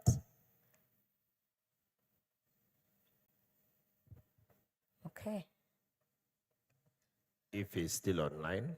Okay, I think maybe we lost him. Ladies and gentlemen. No, I'm here. Oh, okay. Yeah, can you hear me? Yes, we can hear you. Can you hear me? Yes, we can hear okay, you. good. I was just saying that the young professionals are actually the future of oil and gas. In oil and gas, there is a lot of attention paid to career and succession planning, and the young professionals are the feeder pool. And I'd like to say a few things to the young professionals. One is that a career in oil and gas, you usually expose you to technology and best practices in whatever discipline you belong to. It makes you a leader within technology. Two, it provides you a global career. You become a global oil and gas professional rather than just a Uganda employee. In whatever discipline you belong, you can have a career in oil and gas. In whatever subject area you're currently studying in the university, you can have a career in oil and gas. So it's not necessarily restricted to engineering or subsurface categories. And of course, continuous learning, being open to continuous learning is essential to succeed in oil and gas. So those are my parting shots. And thank you very much for the opportunity to speak. Thank you very much. A round of applause for our keynote speaker, panelists. The parting shot from me is look for the opportunity where you are now. It's good to look ahead and dream big, but there are also opportunities where you are now to add a skill and research and innovate for you to create a pathway for yourself to the career that you desire. Thank you very much. Thank you very much, Madam Savikari and the team. I'm going to ask you just to stand up for a group photo. And come on, we can do better than that. Let's give them a bigger round of applause. Look for the opportunity where you are now.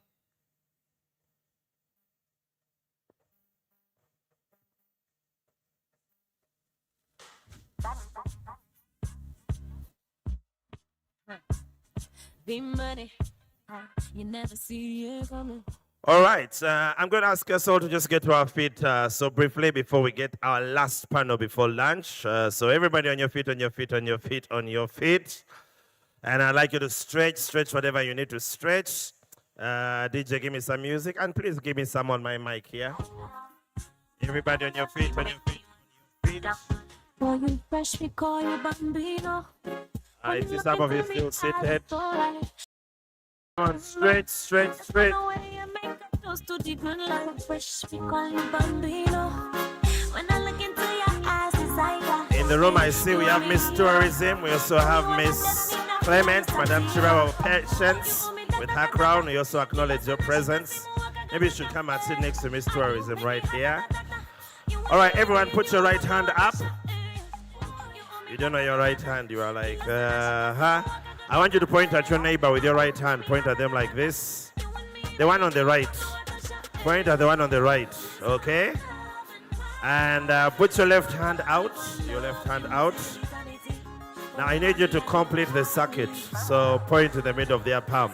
So you need to try and close the gap as much as you can. Meaning you guys move this side. Hey, move this side. Close that gap so that you're connected. Make a connection. So this side you're pointing, this side your hand is like this. You need to come this side. Okay, at least make sure you're okay? Are you ready for the instruction? At the count of 3, I want you to catch that finger, make sure they don't catch yours. Are you ready? Are you ready? Now some of you are ticklish, they are tickling your hand, but open your palm proper. Some of you are cheating, you're already like this, you're about to catch. Are you ready? Gentlemen, beware, some ladies' nails were purchased. If you pull them off, you may get an invoice. Okay, are you ready? Don't move until I say 3. So at the count of 3, catch, make sure they don't catch yours, okay? Are you ready? Some of you are still seated, are we okay? All right, are you ready? 1, 2. All right, delegate, what's happening? I said that 3. Okay, are you ready? 1, 2, 2.5, 2.5. Members, pay attention. Transferable skills, small English. Are you ready? But get some space. Some of you are like this. Be comfortable, so that you can catch properly. Point, open the palm. Are you ready? My sister, are you ticklish or what's the matter? Okay, are you ready? Let's go. If they catch you, you sit down. Okay, let's go. Sister, I'm waiting for you. Complete the circuit. Where are you? All right. 1, 2, 3. If they caught you, you sit down. All right, you can all sit down. You can all sit down. You can all sit down. Some of you, small English, you are not following instructions. So how shall we transfer these skills? Well, ladies and gentlemen, we'd like to get to the last short panel. I promise you it will be short because they know they are standing between you and lunch. And this is our session 3, which is available and upcoming opportunities for Ugandans for employment and training. And in this session, we shall highlight the current and future employment, training, and apprenticeship opportunities in the oil and gas sector. And to moderate this panel, I'll be inviting him, and he will invite the rest of his team, is from the Federation of Uganda Employers, Mr. Douglas Opio, who is the CEO at this institution. So let's put our hands together for Mr. CEO, Mr. Opio, as he comes. Come on, clap for him as he makes his way here. And Mr. Opio, I hate to inform you, you are between these guys and lunch. So give them these opportunities in a wonderful way, and I'm sure your panelists will also be very intriguing. After that, we shall guide you on our lunch program. We continue to acknowledge our online audience. Thank you so much for participating.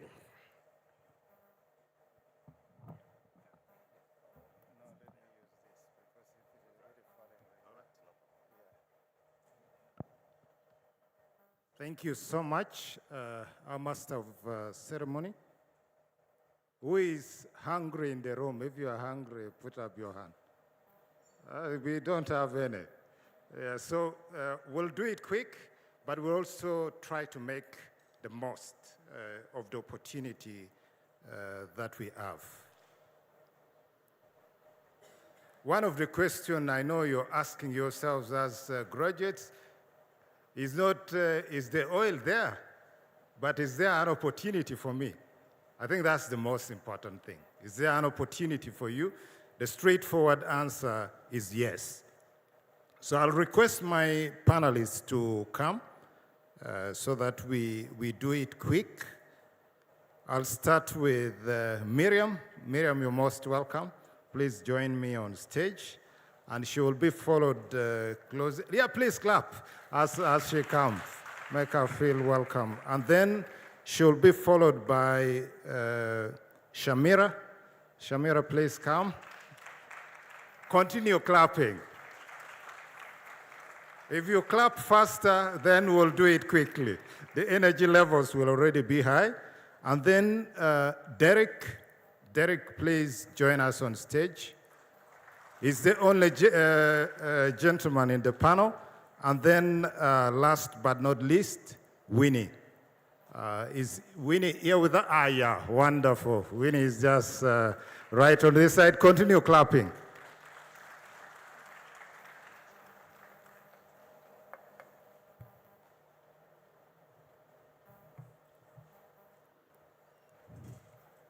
You're welcome.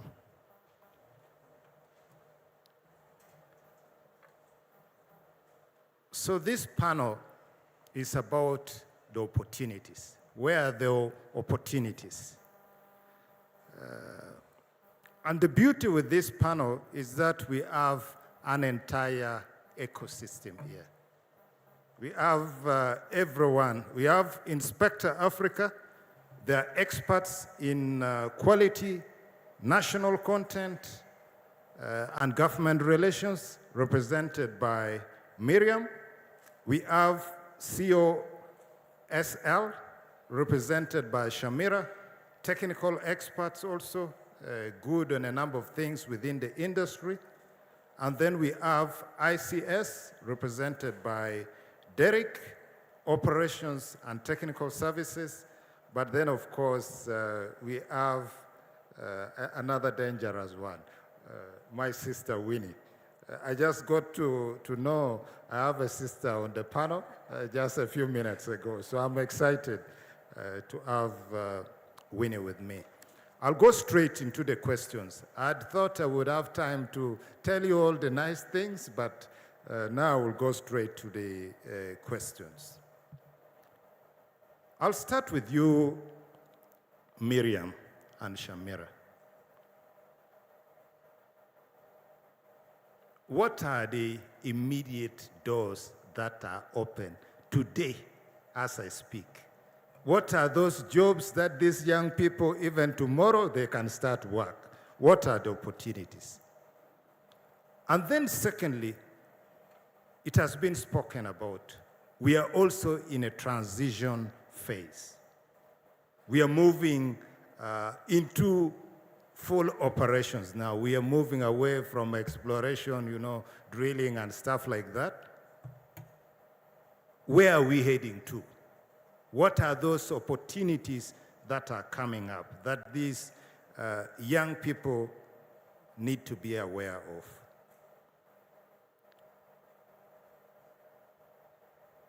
But specifically also for you, Miriam,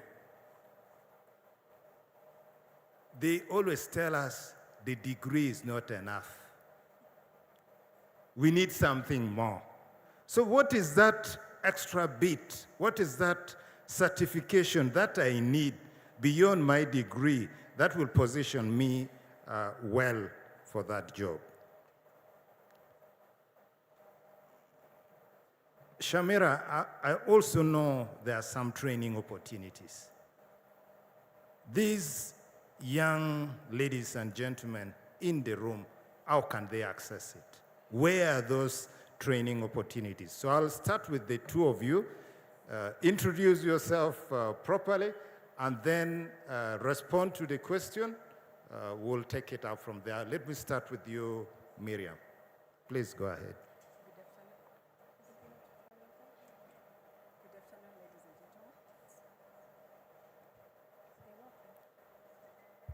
I need some help here. Good afternoon, ladies and gentlemen. Okay, thank you. My name is Miriam Nayera. I work with Inspector Africa. Inspector is a local company registered since 2012. It's a multinational company that operates in Uganda, Kenya, Tanzania, and Mozambique. We are registered on PAU and we have an NSD number. Our core capabilities are inspection, certification, testing equipment. We also do training, so on and so forth. Kent Inspector JV. So we're in this JV at the moment. Kent Inspector JV, it's a strategic partnership between a UK-based company called Kent PLC with Inspector Africa, a Ugandan company, and we have been tasked by ECOP to do commissioning activities under the East African crude oil pipeline. ECOP. On to the question. The major, we are the, sorry, on to the question about, Please go ahead, Miriam. Opportunities. Thank you. We have so many opportunities running right now with the commissioning project that we're on with ECOP. We're looking for quite a number of people. The JDs are out there. We're looking for electrical technicians. We're looking for mechanical technicians. We're looking for LV cable jointers. We're looking for cable jointers. We're looking for mechanical engineers. We're looking for cost controllers. We're looking for site managers. We're looking for procurement managers. We have so many JDs that we have put up on our LinkedIn pages. We have advertised in newspapers and so on and so forth. For more of the opportunities that are out there on the ECOP project, on the ECOP commissioning project that we are running with the Kent, you can find those on our LinkedIn page, which is Inspector Africa, and we also advertise in the papers and our social media platforms. On the commissioning project, we are mainly doing the major commissioning activities on the ECOP, and we're going the operations that we're handling right now are majorly commissioning, and we're going to move on after the commissioning to maintenance, and we're going to carry the same opportunities and the same operations that we're carrying in the commissioning to the maintenance. So there are a lot of skills that are going to be acquired during this whole process. We're going to have certification like NDT, lifting, instrumentation, and so on and so forth. And also going to have trainings for people that are not trained, like the helpers. So these guys will go onto this project and help, and at the end of the day, they'll be certified with certificates and so on and so forth. Yeah, and the main certification that we're looking for also in this project. We have NDT. NDT is... What is that? NDT. Because some of us are hearing French. No, NDT is for the technical guys that know oil and gas. NDT is non-destructive testing. These are professionals that inspect materials or structures for defects on floors and corrosion. We're also going to have lifting specialists. These ensure the safety and compliance of all rigging and lifting operations. Health and safety. So for the health and safety, these guys ensure workspace safety. They do compliance regulations and environmental standards by identifying risks and develop protective policies like health and safety policy. So we have so many. Thank you, thank you. So if you need to get more information, have a chat with Winnie over lunch. Miriam, sorry. Winnie is my sister now, her name is all over. Miriam, thank you so much. I move to Shamira, please. All protocol observed, good afternoon. My name is Shamira Naguja Mobala. So I am the National Content Officer COSIL. However, right now I'm representing the CEJV, that is COSIL, and E&E experts. Currently, we are working with E&E on the new contract of workover under Tilenga. So in this capacity, I'm going to be able to delve into the different opportunities under that contract, but also under COSIL Uganda on other projects. COSIL Uganda is a drilling company. We are doing integrated drilling in Kingfisher, and also we are doing cementing and e-logging under Tilenga, plus the workover, which is with E&E experts. E&E experts is also a technical Ugandan company that is dealing in inspection and fabrication and other drilling-related activities. And I'm happy to come back here. I graduated in IT, computer science.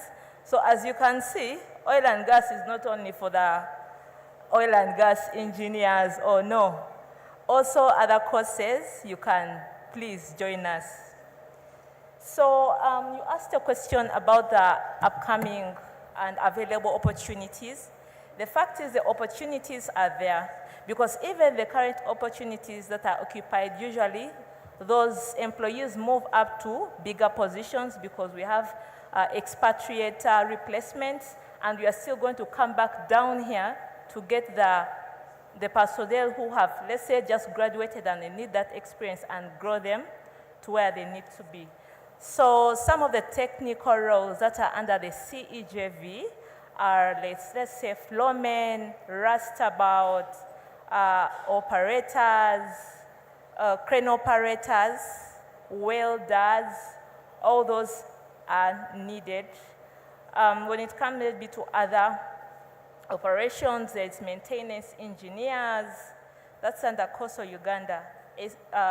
Maintenance engineers, safety officers for safety, it's also under the workover project, that is a CEJV, and also mechanical and electrical engineers. These ones usually come in handy, especially when you grow and let's say you get the experience of oil and gas, you usually become outstanding. When it comes to non-technical roles, there is logistics and transport, there is HR and administration, national content, there are drivers, there are camp bosses, caretaking, catering crew, generally up to the unskilled like cleaners, and I may not have mentioned some of the opportunities. However, we obtain these employees through third-party manpower companies. For the CEJV, we collaborate with HR Beyond. So currently, actually, they're advertising for some positions under the CEJV. Feel free to go to their booth and find out which opportunity you can get yourself. And then as COSO Uganda, you can visit Avanti Energy Services. We also have exquisite solutions and future options. That's why you can get these opportunities from.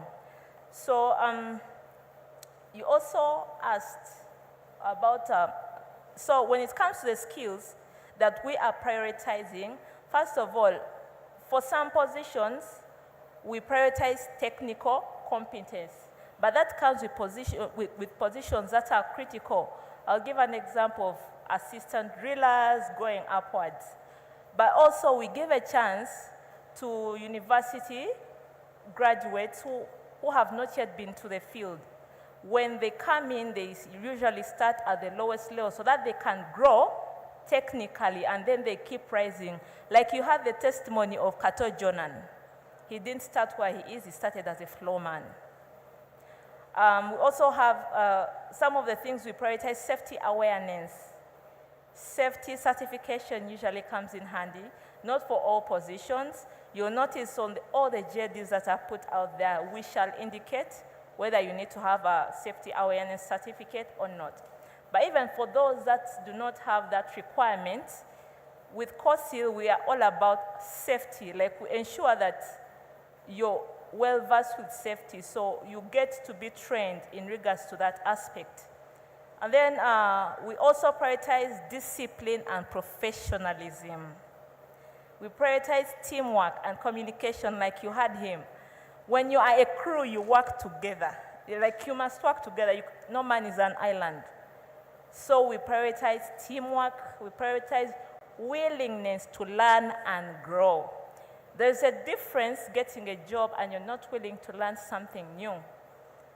I'm a computer scientist, but I'm also an HR professional. I was willing to learn. He was willing to learn. He was willing to go back and do the ICWF he had failed. So you must have the willingness to learn, because that's how your supervisor looks at you and says there is something in that person. They want to grow, and they will put in more training in you because of where you want to get. So those are some of the things we are looking at as we are hiring. How can we access the trainings? Now, when it comes to employment and training opportunities, BXS, now there is, we do various trainings that comes from the employee side, but also on the university students. We've entered collaborations with different universities, and we are trying to expand that collaboration. Currently, we have an MOU with Makerere University. So I'll first give what we are doing, thematic lectures. Makerere University under the AAPG, they usually invite our expatriates to give them a lecture, because these expatriates are in the field, they know exactly what's going on ground, and we usually have the equipment that we use physically so that they can see what is going on in the field, not just to hear theory. So those thematic lectures have helped enhance these students in regards to the oil and gas and drilling operations. That's the first training. Also, there are internship placements. When we give you an internship placement, we don't place you at office. No.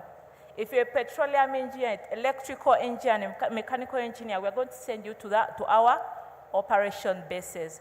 That is either Tilenga project or the Kingfisher project. So in that internship, you're able to be trained by experts. By the time you leave, the internship, be it 1 to 3 months, you're going to be well versed in the technical capabilities of what exactly COSIL does. Also, when it comes to steel training, and we have, there is something Makerere University started called the Reservoir Modeling Challenge. They began it in 2024, and that's when we started to support them as COSO Uganda. This year, they did an inter-university challenge. During that challenge, they are given some topics to be trained in. They approached us for training in well logging, and we invited them at our offices, and they were trained by one of our engineers under well logging. And when they came here to present, that was at, I think, College of Natural Sciences, they were able to present exactly what they were taught. And still, those students are given an opportunity to visit our operation sites in Tilenga. That's an opportunity to make them, to show them exactly what they have learned, not only on the software, but exactly what's going on ground. That's also a training opportunity. Thank you, Shamira. I'll cut you at that so that I still have friends at lunchtime. I'll come now to you, Derek and Winnie. Derek, you made quite an impression on me when we were having a chat earlier on. The ladies have spoken about the opportunities that exist. But the people in the room here, my question to you is, how can they prepare for those jobs? How can they make themselves ready? And then secondly, if they went into the sector, how can they transition to other sectors, for instance? So help us to know how we can prepare for the opportunities that Shamira and Miriam have spoken about. Over to you, Derek. Thank you very much, Douglas, and good afternoon, fellow participants of this very important expo. So my name is Derek Natumanya. As they've mentioned, I am the Chief Operating Officer for ICS Engineering and Environment Limited. Now, in this capacity, I'm representing the ICS Prom Team JV. ICS Engineering is a Ugandan firm that has been fairly successful in the oil and gas sector for the last about 8 years. ICS has participated in all the previous phases of the sector, from the pre-feasibility studies to the detailed design of almost all the projects that we have, now to the supervision phase. We've had teams supporting all projects from ECOP to Telenga to a bit of Kingfisher. So we've been fairly experienced in the oil and gas sector. And our JV partner, Promptim International, is an international firm that has experience in operations and maintenance in the oil and gas sector. So in the recent past, ICS who have been here participating have formed a partnership with Promptim, who is an international firm, and we have formed what we believe is a magic bullet for the next phase of the operations phase. So hopefully we will be supporting the operations phase. So that's who we are. To the questions Douglas has posed to me, mostly about preparation and how we can effectively transfer these to other sectors. I feel when asked me this question, I thought I would speak from my heart. And Please. The easiest way to speak from my heart. That's the best. I don't want AI. Yes, I want Derek. Thank you. It's sharing my own experience, and then I will draw a few conclusions from it. I was at Makerere University between 2011 and 2015 at the College of Engineering, Design, Art and Technology. I studied mechanical engineering. So in 2015, before 2015, when I was searching for which project engineering students in 4th year or in 3rd year you start to do a final year project. At that time, the oil and gas discussion was still new. It's not like now. At least now almost everyone knows about it. There are these conferences. In 2014, when we were studying, it was still like a myth. No one didn't know it would happen.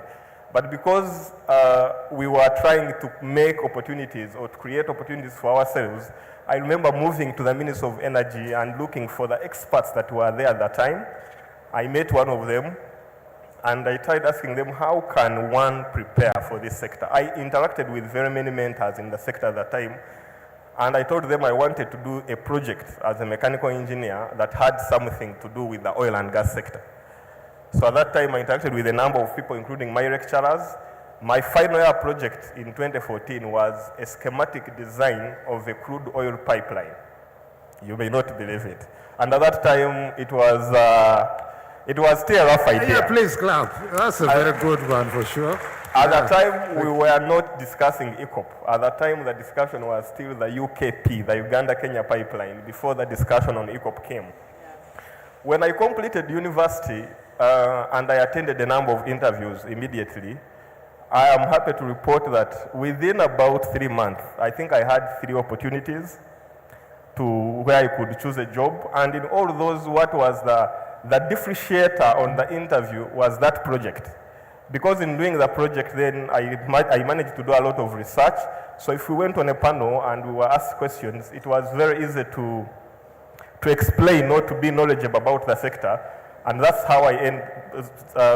So when I finished, because of the preparation that had happened, it was fairly easy for me to find employment at that time. And at that time, I got a job surprisingly, in an accounting firm. I joined an international accounting firm called PwC after mechanical engineering. But again, interesting to be is after PwC, that's when now I crossed to ICS Engineering, where I work now. And that when I was at about 29 years of age, I was appointed as a Chief Operating Officer for ICS Engineering, a company that is doing as much as I've explained, and I've been in that role for about 6 years. And ICS, like I said, has been at the center of design and now supervision of Eco Pipeline. So what are the odds that a gentleman who got interested in the design of a schematic design of a pipeline is now managing a firm that is actually supervising the pipeline? So there is no magic in fair conclusion that opportunities come to those who are prepared. So I would say to prepare effectively is to make sure you're getting all the information that there is. PIU is doing a very good job bringing all these suppliers. They are bringing us here. We all have to leave what we do to come and make sure we interact with you students. You get all this information and whoever is in the training. So effective preparation talking to mentors, and mentors, you don't need any information you can get. Gather as much as information as you can. If it means sharing with websites and all this information, the information is available. It's up to you to get it. And as you get all this information, look for how you make yourself distinctive, how you will be different from anyone else, and then what will make you different from everyone else. And I think the rest will be easy. In terms of the next question, which I will be very brief on transferable, how the skills can be transferred. From my story, you've just heard that I'm a mechanical engineer, I am a chartered accountant, MBA, project management, and all. So when you get a skill, it's not only for the oil and gas sector. In ICS engineering, previously, we learned a lot. We started as a civil engineering firm. Oil and gas came, we quickly learned and got to oil and gas and brought the skills that we had in engineering and learned more from the oil and gas sector and moved. Today, the engineers that we've had previously who have supported the design of oil and gas sector and all are now the same engineers that are actually supporting other sectors like the standard gauge railway.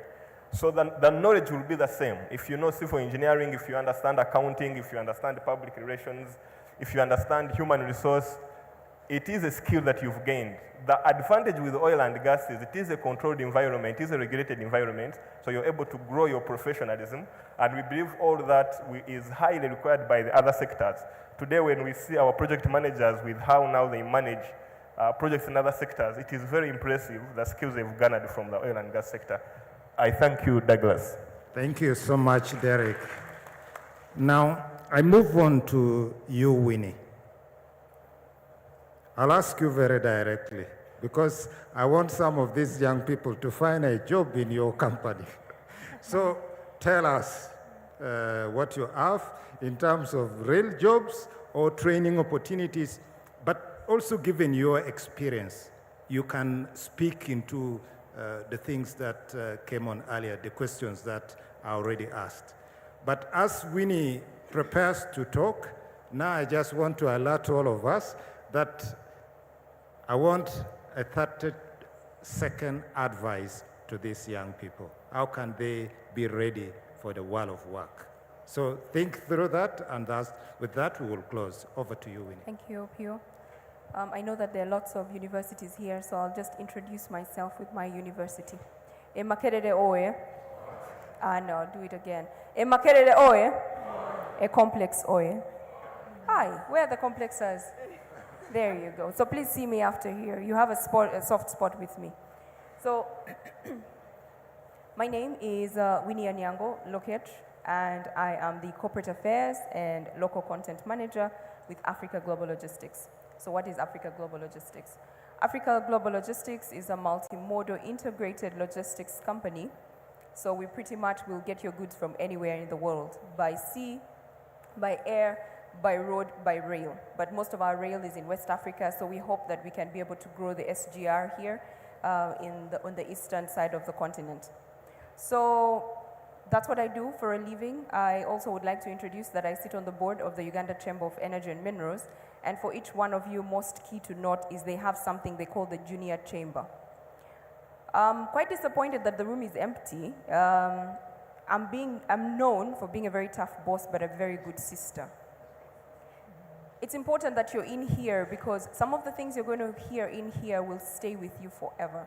So get out your phones and all of these abbreviations that everybody has mentioned here, look out for them. Because there's going to be a life outside of school, okay?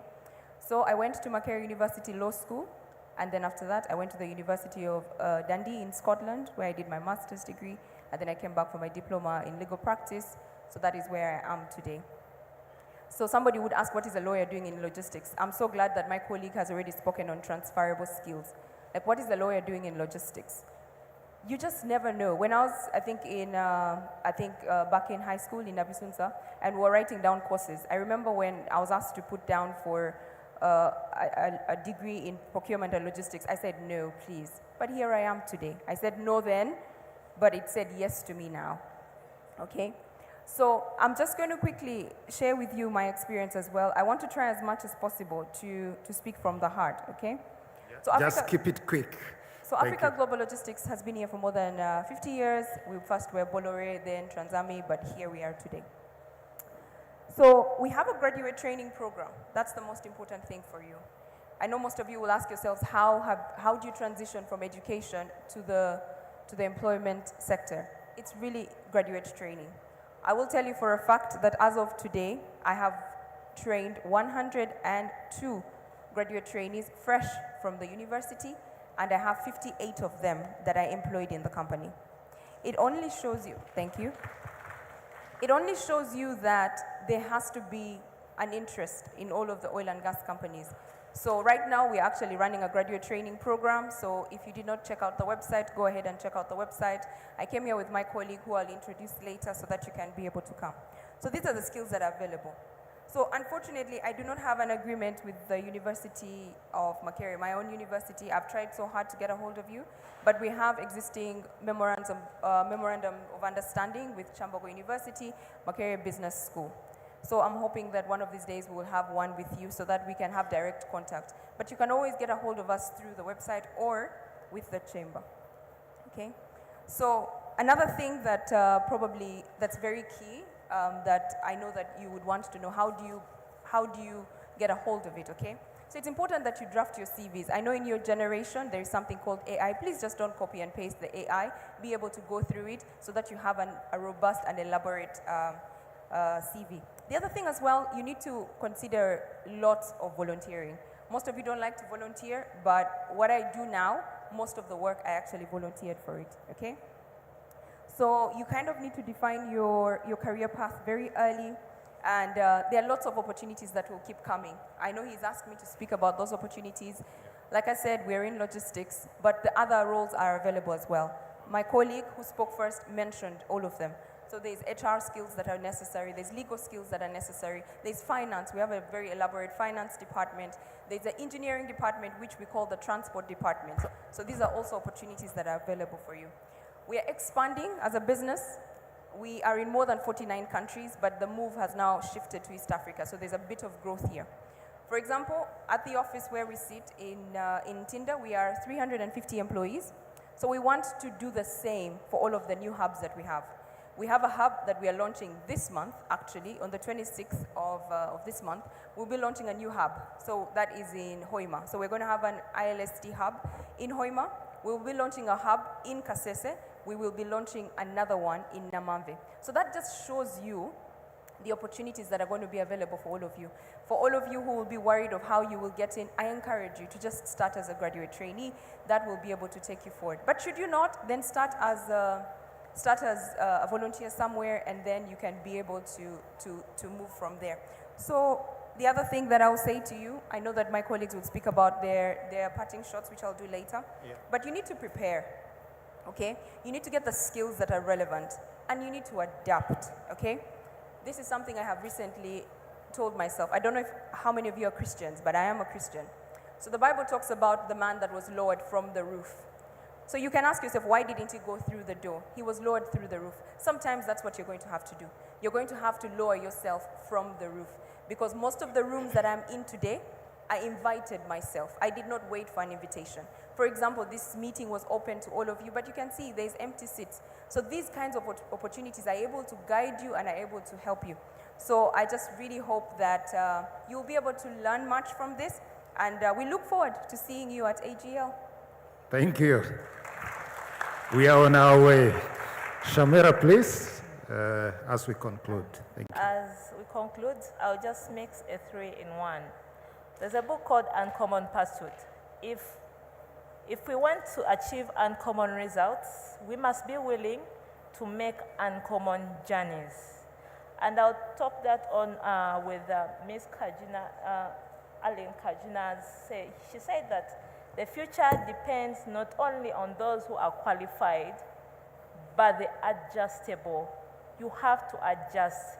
His story should give you a lesson to learn, because we've given internship to some people who are not willing to adjust to the 12-hour shift of the drilling rig. You must adjust. You must learn to adjust in order to grow. You don't grow under a comfort zone, no. Thank you. Thank you. Over to you, Miriam. Yeah, you can clap. Thank you. So we always take on interns from various institutions. As Inspector Africa, we have an MOU with Kichwamba Technical College and UPIC. So we always take on interns and graduates, and they join us in office and field. But the most important thing is the opportunities are here. Let's have the courage to seize them, and the skill to build them, and the unity to make them last. Thank you. Thank you, Miriam. Derek. Like I said earlier, opportunities come to those who are prepared. Please prepare for the future, and I want to wish you the best as you move that journey. Thank you. Thank you. Some more from your For side? me, your excellence really depends on you. You determine how far, how wide you want to go. I know I said to you earlier, I'm a Christian. There is something that Joseph Prince always closes with. If it's not big enough, if it doesn't scare you, then it's not big enough. So you need to be able to dream that big and be willing to put in the work to be able to achieve that greatness that you see yourself become. Thank you so much. And as the moderator, my job is easy to do some small summary, and the session is done. First, which I like very much, if you are paying attention, you'll be able to identify from which panelist it came. Proof of work. Something tangible that you have done. A project, an initiative, what have you done while at campus? If you don't have one yet, create it. Second, your information-seeking behavior. Information will not follow you, it will depend on you to look for it. But in the age of AI, even easier. So your information-seeking behavior. Third, be well-grounded technically. So don't take your lectures, your courseworks, your assignments lightly. Because if you're not well-grounded technically, there is no place for you. Fourth, look for the right internship and volunteer opportunities. Why? Because they represent a foot in the door. Remember the numbers that Winnie retained, almost are half. So the quickest way to get a job is a foot in the door. But just to remind you, two more things. We have a national oil and gas talent register. Check it out, see who are the people registering there. And prepare yourself for registration. Secondly, we also have a joint qualification system. All are from the Petroleum Authority of Uganda. So whether your intention is to become an employee or your intention is to become an employer, you're covered. And with that, this panel is closed and you're free to enjoy lunch, but only after the main moderator has granted the permission. So with that, a round of applause to my panelists. God bless you all and all the best. The future is bright, isn't it? The future is bright. So all the best. God bless you. Over to you, sir. Wow, thank you very much, Mr. Pio. Another round of applause for this panel. What an excellent panel, wouldn't you agree? What an excellent panel. And before you leave, I'm going to request that we take a photo just to capture this moment. And any of you with a smartphone, or a smartphone, do you have a smartphone? Raise your smartphones. Let me see your smartphone. Let me see your smartphones. All of you, remove your phones. Let me see. Okay.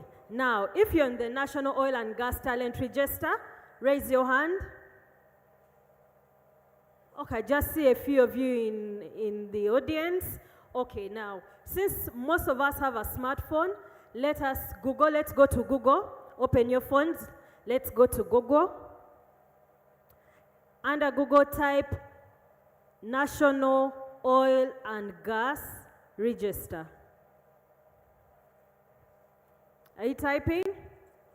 National Oil and Gas Talent Register.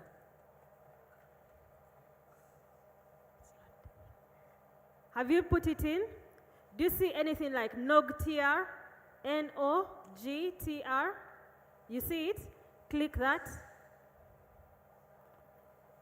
Click. Now, once you've clicked it, you see it asks you to register, right? So I'm going to ask that as we go for lunch, you are going to register on the National Oil and Gas Talent Register. After lunch, I'm going to ask again how many people are registered. Remember, the panel has said that the opportunities are there, but they're available to those who can take them up. And on the National Oil and Gas Talent Register, we put up all these opportunities. You're able to see these opportunities. You're able to be alerted when opportunities are available. So if you're not registered on the National Oil and Gas Talent Register, where are you finding the opportunities? So with that, let me usher you into our lunch program. For lunch, I'm going to request that you're all seated, and an usher is going to come and give you a coupon. You will only be given lunch if you have a coupon. So stay seated until you receive a coupon. The usher that will give you a coupon will let you know where you're going to have your lunch from. They're only giving lunch to people with coupons, so stay seated until you're ushered. For the speakers, sponsors, exhibitors, you will also have a different coupon. The coupon will be red in color. So just keep that in mind. Someone else is going to come and give you a coupon if you fall under that category. But the lunch is enough and everyone is going to have something to eat. Now, another thing I wanted to let you know is a number of you have been coming, trying to find out, oh, we've seen some presentations. Where can we get these presentations from? We've seen there was someone taking photos. Where are the photos? So we have a link. So if we have a QR code, so use this QR code. You'll be able to get the bulletin, a copy of the agenda. You'll be able to get the photos, all the resources. You'll be able to get all that from the QR code. And lastly, let's get to know what we're going to do after lunch. The after lunch session is actually one of the most exciting sessions so far. So after lunch, we're going to discuss career development and pathways in the oil and gas sector. So from a recruitment perspective, if you're looking for the opportunities, they are going to be discussed here after lunch. Make sure that after lunch you do not miss this session. And we're also going to have the grand finale for the students quiz. So make sure after lunch, come. One, I'm going to check and see how many people have signed up on the NOGTR. We're also going to discuss the actual career opportunities that are available, and we're going to hear from the recruitment firms. And we're also going to go through the quiz. With that, allow me to wish you a very nice lunch. I'm going to ask our media team to give us some music as we wait on our ushers. Ushers, can I see the ushers giving out the coupons? Raise your hand if, okay, there are some at the back. So they're going to give out the coupons. I see a number of ushers at the back. Okay. So just wait for an usher and then we'll see. What time is it? Right now it's 2 p.m. We expect to be back by 2:40. And make sure at 2:30 you're finished eating. Between 2:30 and 2:40, those 10 minutes you're signing up on the NOGTR. You are approaching any of the panel members to ask some questions. And let's be back at 2:40 to finish the expo.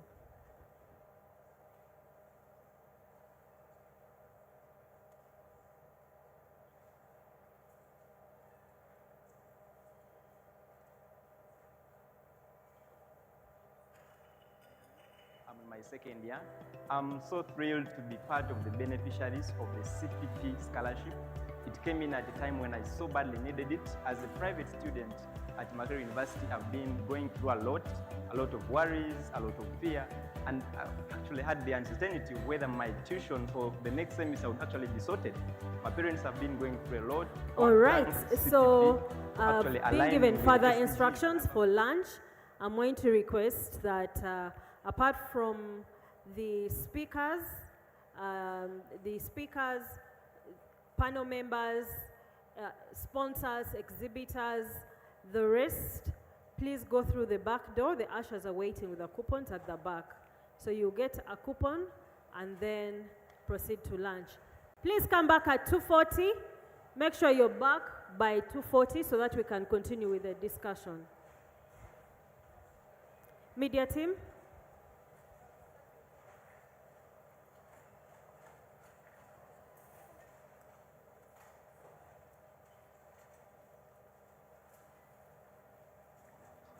Thank you so much.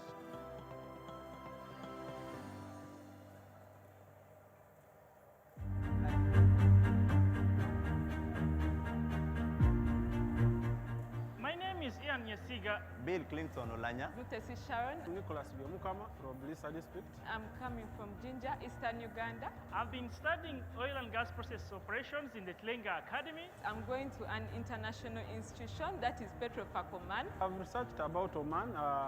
It's a country with vast oil and gas deposits. I am excited to be part of this training and being prepared to be part of the Pioneer Tlenga production project team. So therefore, I want to thank Total Energies E&P Uganda for having invested a lot in us, the Ugandan youth, and making us ready to be part of this great socio-economic transformation of our country.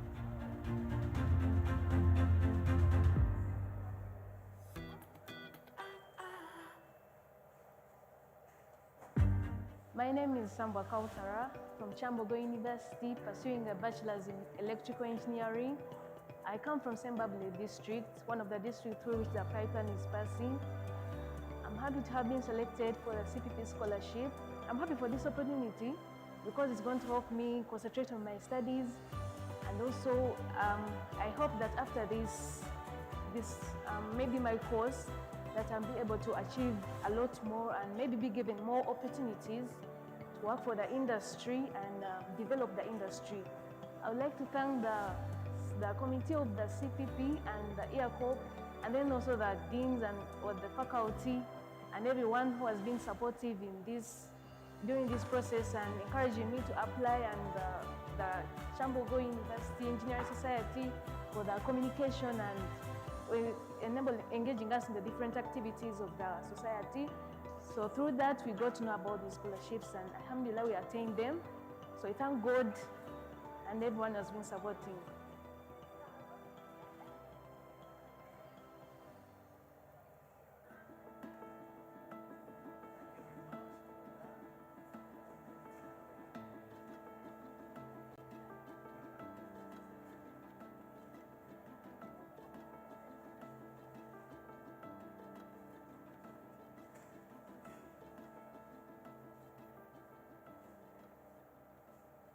Students are really excited whenever they hear about TPA professors coming.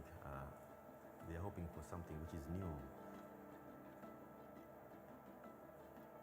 The training was very nice. We had an interaction with our professor, learned interpreting data, we learned seismic things, we learned analysis of data, so it was a good interaction with the professor. Here in Makerere, we mostly teach them the theory most of the times because we don't have access to those equipment. We know that regarding the theoretical aspect, they have a lot of professors, etc. But what in TPA we are sharing is mainly our experience in the oil and gas industry. For myself, I have more than 30 years experience in the oil and gas industry. At least I am insisting that they will not do the same error like us. So this is my main input for this training. The talked with different professors. Some of our students are now taken up by Total.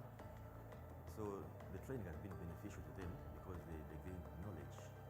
The knowledge acquired will help me because it's connecting to the geophysics, the course I'm currently taking. I feel like this information is so essential for me because if I go into the field, I feel like I need to first know, go there, check some data here and there, then I come back for the processing.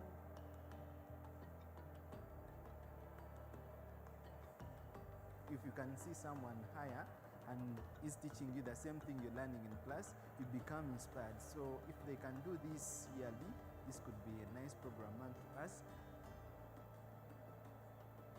We could bring in the civil engineers, we bring in the mechanical engineers, because I feel like it would really benefit them also.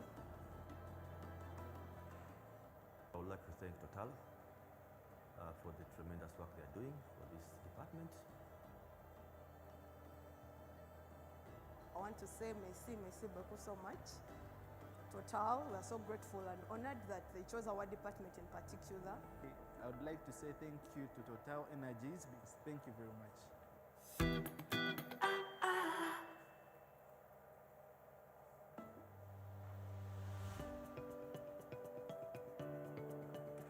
The East African Crude Oil Pipeline, together with China Petroleum Pipeline, is investing in the future of Uganda's engineering talent. Through a new scholarship program, 28 gifted students from Makerere and Chambogo universities are being supported to complete their studies and build the skills that will shape tomorrow's oil and gas industry. Thank you for joining us today to this lovely special occasion that goes beyond the construction of the pipeline. These young women and men have shown remarkable academic excellence, and yet some of them face financial barriers in pursuing their education. No university globally can afford to train scientists and engineers without partnership with the industry.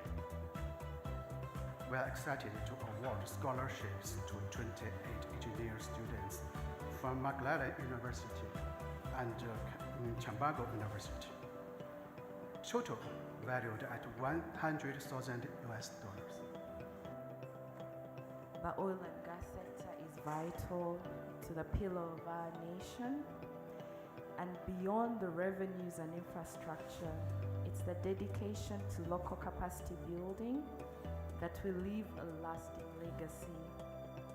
This scholarship program is the demonstration of ECOP's and CPP's dedication and commitment to national content.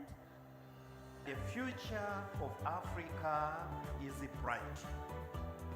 This scholarship offers us an opportunity to further strengthen the university industry partnerships that will result in innovative ways of tackling the various industrial and sectoral challenges. So each student here not only represents personal achievement, but also hope for your families, communities, and indeed the entire nation. You're helping us build highly skilled and competitive Ugandan workforce that is ready to lead and manage this sector now and in the future. Instead of worrying about tuition, I now dream of becoming an engineer who will give back to my community and contribute to Uganda's development. To the students, I want you to use this opportunity very well and make sure you become productive not only to the society, but also to the government of Uganda. I missed one during my time, and I don't want some other people to miss it. Had it been there, at my age I would be working. I personally, I plan to give back to my family, to my community, and to the government of Uganda in any possible way that I can through the education, the skills, and the mentorship that I'm going to receive. We're going to track your progress so that we obtain the value of money. We want at the end of it all, when I will be reading names of people who are going to be graduating, I want to read your names among those who are going first. Together, we're not just building a pipeline, but a brighter, more inclusive, and sustainable future. ECOP is committed to education, opportunity, and national development. Together, we are unlocking East Africa's potential.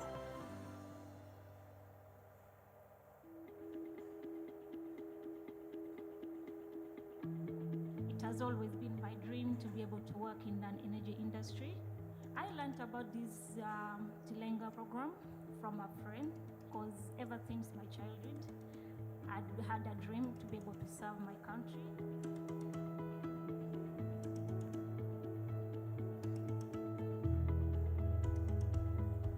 Nakashon akosara teach muko machopotimo ni kom abedo ng'ate mosomo ngo gichigi ponjo akupiny mai bodo missing eni adong mang'eye kawoni anang dong i family dinang akoso gimatimo kawoni chamo tie pacho pi total anda pi tich matimo eni kawoni atie dong player de dong moko tie madong abedo ang'eyo gi dong agama warmera gamun manganya sende mau kaja mero nya kabera bere pachutek ega mebine ya biranya tigara moko kai achako temi kawona benwang nya sende mau konya so aswa kume giketo kawon dong kwodo ko masho shon ko bedo tek dengan sama kwodo ko masho giketo wanena lokalo katalembele kawon dong.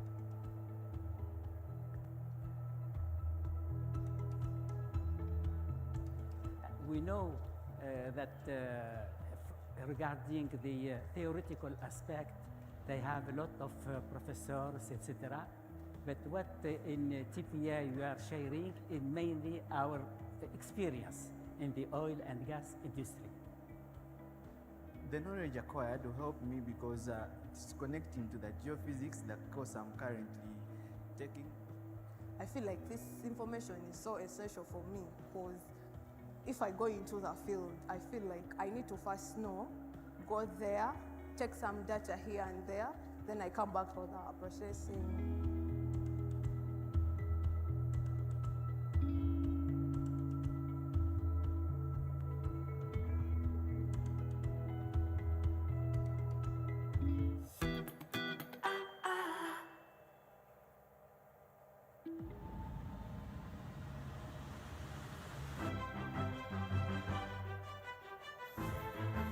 (141 students graduated from ECOP Academy at the Uganda Petroleum Institute, Chigumba.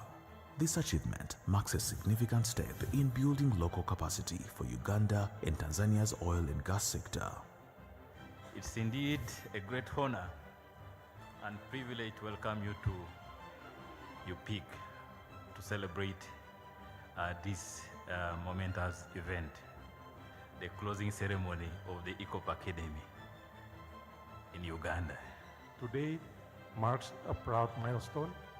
You have faced challenges, learned new skills, and grown stronger each day. The knowledge and experience you have gained will become the foundation of your future success. Established in August 2024, the ECOP Academy is a flagship vocational training program that equips young people with practical skills in mechanical, electrical, production, instrumentation, leadership and health, safety and environment disciplines. This one we have achieved 100% successful completion. It's just the beginning. You're going to practice, systems will change, what you've been taught, you'll go to the field, you'll find new dynamics, and you'll have to adapt. And this is 100% national content, local content, skills being passed on to you. There will be a time when you'll be the ones to pass on skills. So learn as much as possible so that you have some skills to give when your time comes. A total of 110 trainees from Tanzania and 31 from Uganda were selected for intensive hands-on training, delivered through a curriculum designed to meet national development priorities and ECOP's operational requirements. We are very grateful, first by starting to appreciate our ECOP leadership team. They supported us up to here. We are very grateful. Also, I want to appreciate UPIC team. They supported us. We are very grateful. What I can say, we are promising to implement what we learned here. And we are totally grateful. Thank you.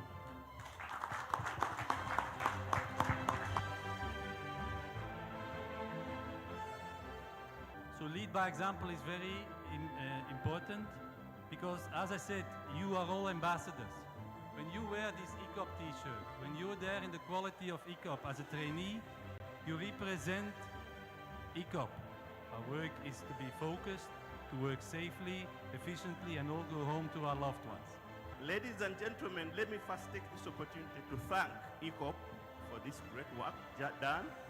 We have been going through this administratively, technically, and field-wise. And I see their commitment is total. Thank you very much.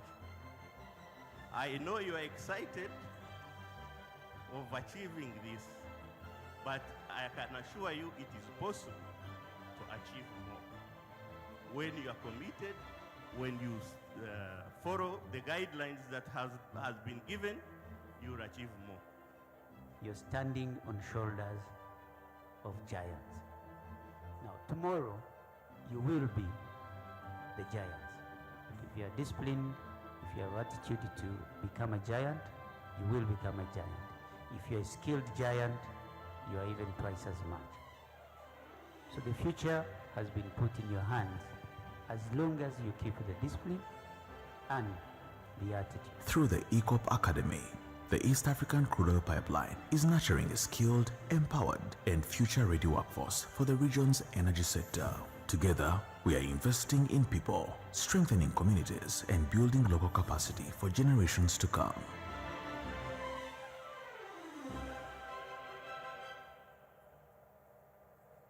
The ECOP Academy is a flagship vocational training program equipping 141 young men and women, mostly from communities along the pipeline route, with the hands-on skills needed to support midstream oil and gas operations. It's both an honor and deep emotion moment for me to stand before you today and share a small part of my journey. Coming from my teaching background, specifically as an arts teacher who was teaching literature and history, I never imagined my path will lead to the oil and gas industry.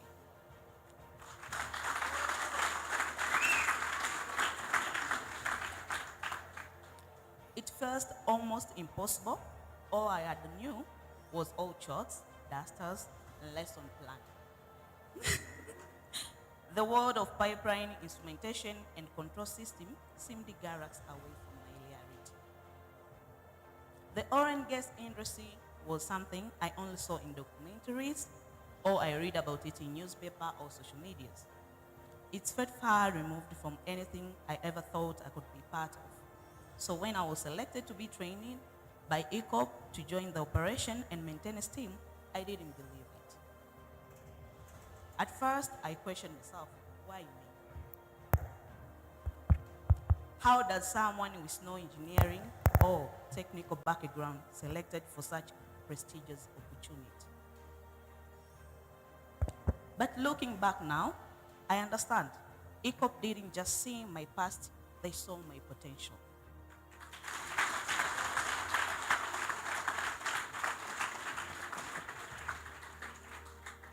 They saw someone willing to learn, someone ready to adapt, and someone hungry for growth.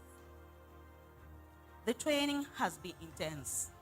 It has pushed me out of every comfort zone I had, from learning how to interpret PNIDs and operate complex systems and to understand safety protocols and process control. It has been new. I felt it has been challenged, but also deep fulfilling. More than technical knowledge, this journey has taught me something far greater. It has taught me resilience, self-belief, and the value of embracing the unknown.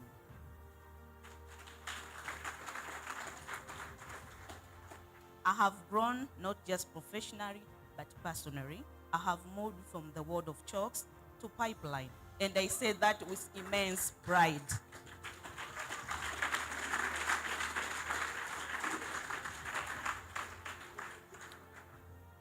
ECOP has not just given me training, it has given me a second chance, a new direction, and a new identity. Today, I stand here not only as a former teacher, but as a mechanical technician in training, ready to play my part in one of the most transformative projects in East Africa.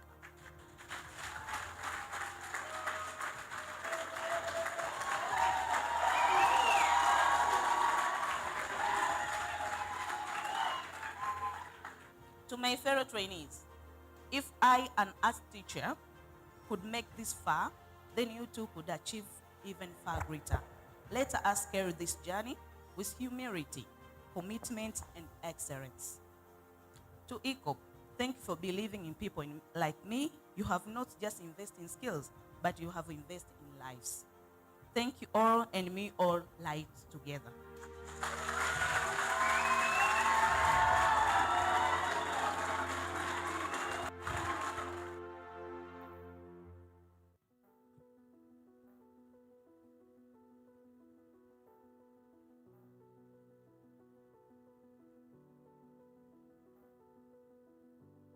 Our vision here in Makerere University is to be the leader in generating knowledge. So I believe by using this equipment and software that we have received from Total Energies and SLB, we are in the right position to generate knowledge. My dream is to be a pronounced petroleum engineer. I'm very passionate about the exploration and production phase, so I would want to actually know more about it. What inspired Total Energies ENP Uganda to sponsor the specialized education kits to the universities is the ambition we have as an organization. We really aim to maximize the participation of Ugandans in all our operations, and that is our national content ambition. We are already achieving this through employing and training Ugandans so that they can have career progression and success. We also achieve it through buying locally obtainable goods and services. We also have the other element of building capacity, and we achieve capacity building through supporting education institutions, through skilling Ugandans, but also through supplier development. In this frame, we identified a need after engaging with the universities that they needed support in setting up specialized facilities to support oil and gas training, to enable both the trainers and the trainees have practical experience in the different programs that they were running. So at SLB, we believe that empowering talents with cutting-edge technology is actually an important part towards achieving sustainable energy solutions, okay? So we've decided to provide and donate these softwares, which are industry-leading softwares, to the universities to really help them bridge the gap between the theory and the actual practice. The impression of the university at large is a positive one. We are really impressed with the sophisticated equipments that we have obtained from our partners, SLB and of course Total Energies, because it's going to improve on our relationship and of course boost the education and development of our students. That means that things have changed in terms of the visualization, in terms of the storage, the speed, the processing. These equipments are so fast and they have been so efficient in processing the data that we input in. What excites me the most is that the National Council is bringing up the new curriculum development, especially which is competent-based. These specialized equipments are going to be very paramount when it comes to the new curriculum. And of course, with the large number of students that we have, it's going to boost our teaching capabilities. The equipment will enhance also their part of computer skills, especially the latest technology in the world. Knowing international company being one of the supporters of education here, it also makes me feel international because it means that this investment I've put, I can acquire skills that can work international as well. I'd like to extend my gratitude towards Total Energies and SLB. They're doing a great job in boosting the learning in universities. They're making learning more practical and they're putting technology to use in universities, and it will help to be applied to Uganda's industry.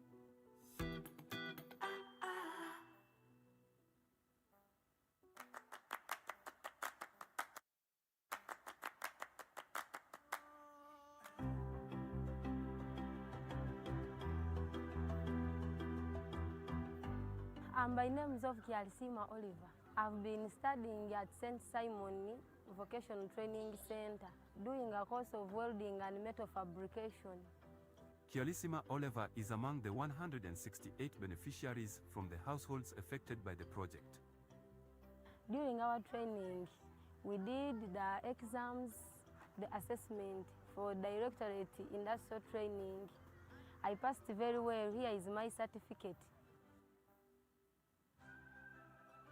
Sponsored by ECOP, she successfully completed a 3-month vocational training program in metal fabrication at the St. Simon Peter Vocational Training.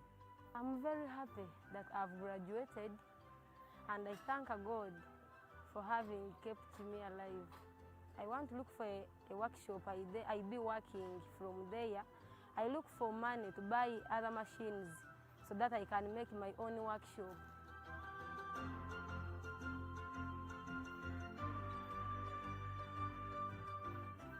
I want to thank my parents, ECOP, Montrose, and the staff of St. Simon Vocational Training Center who have supported us during our studies. May the Lord bless you abundantly.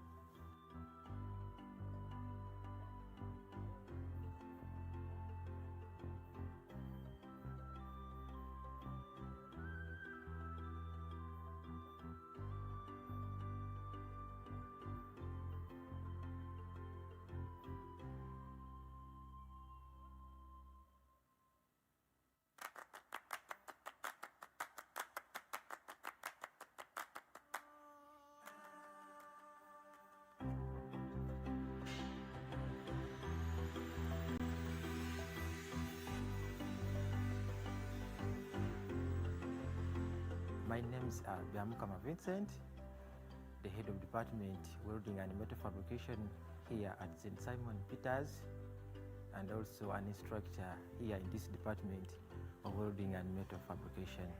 We received a bunch of trainees from ECOP. I have so far 5, 1 lady and then 4 gentlemen.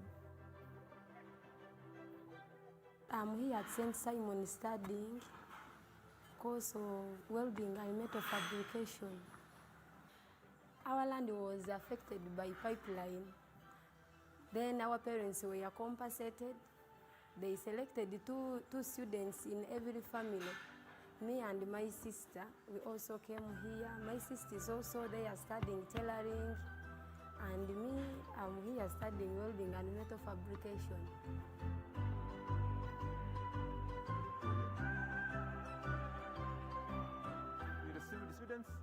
From ECOP, 4 students, and we have former students, those who studied 4 years, they are 40. So in the total number, we are about 50 students.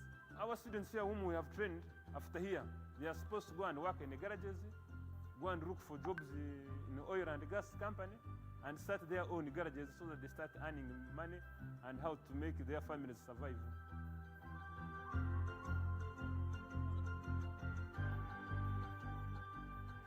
engeri nyafuniremu chance yokuba omu hali bano abaana bakomerwemu kwija hano kale tukaba tulina eitaka lyaitu erimu eryakwasirweho kampu ati lyatwalibwaho abazaire bange bafunamu then nekitongole kyasalamu okutuwayo naitu abaana chance tuje tusome. I thank St. Simon for collaborating with ECOP and bring the youth on board. It's a kind of request that ECOP should continue with this spirit and bring more on board, because I know there are some more youth down there who need more support. I thank ECOP plus Montrose for giving us care and monitoring us all the time. Obunkuruga hano nkwasire binyegere nkagenda nkakyaro nkatandika nkafuna akagaraji kankuba ninkorakora nkafuna mu sente nkusobora kuyayo sente ninfuna omukazi nimusasura buli kimu kyona ninkitereza nkusima muno.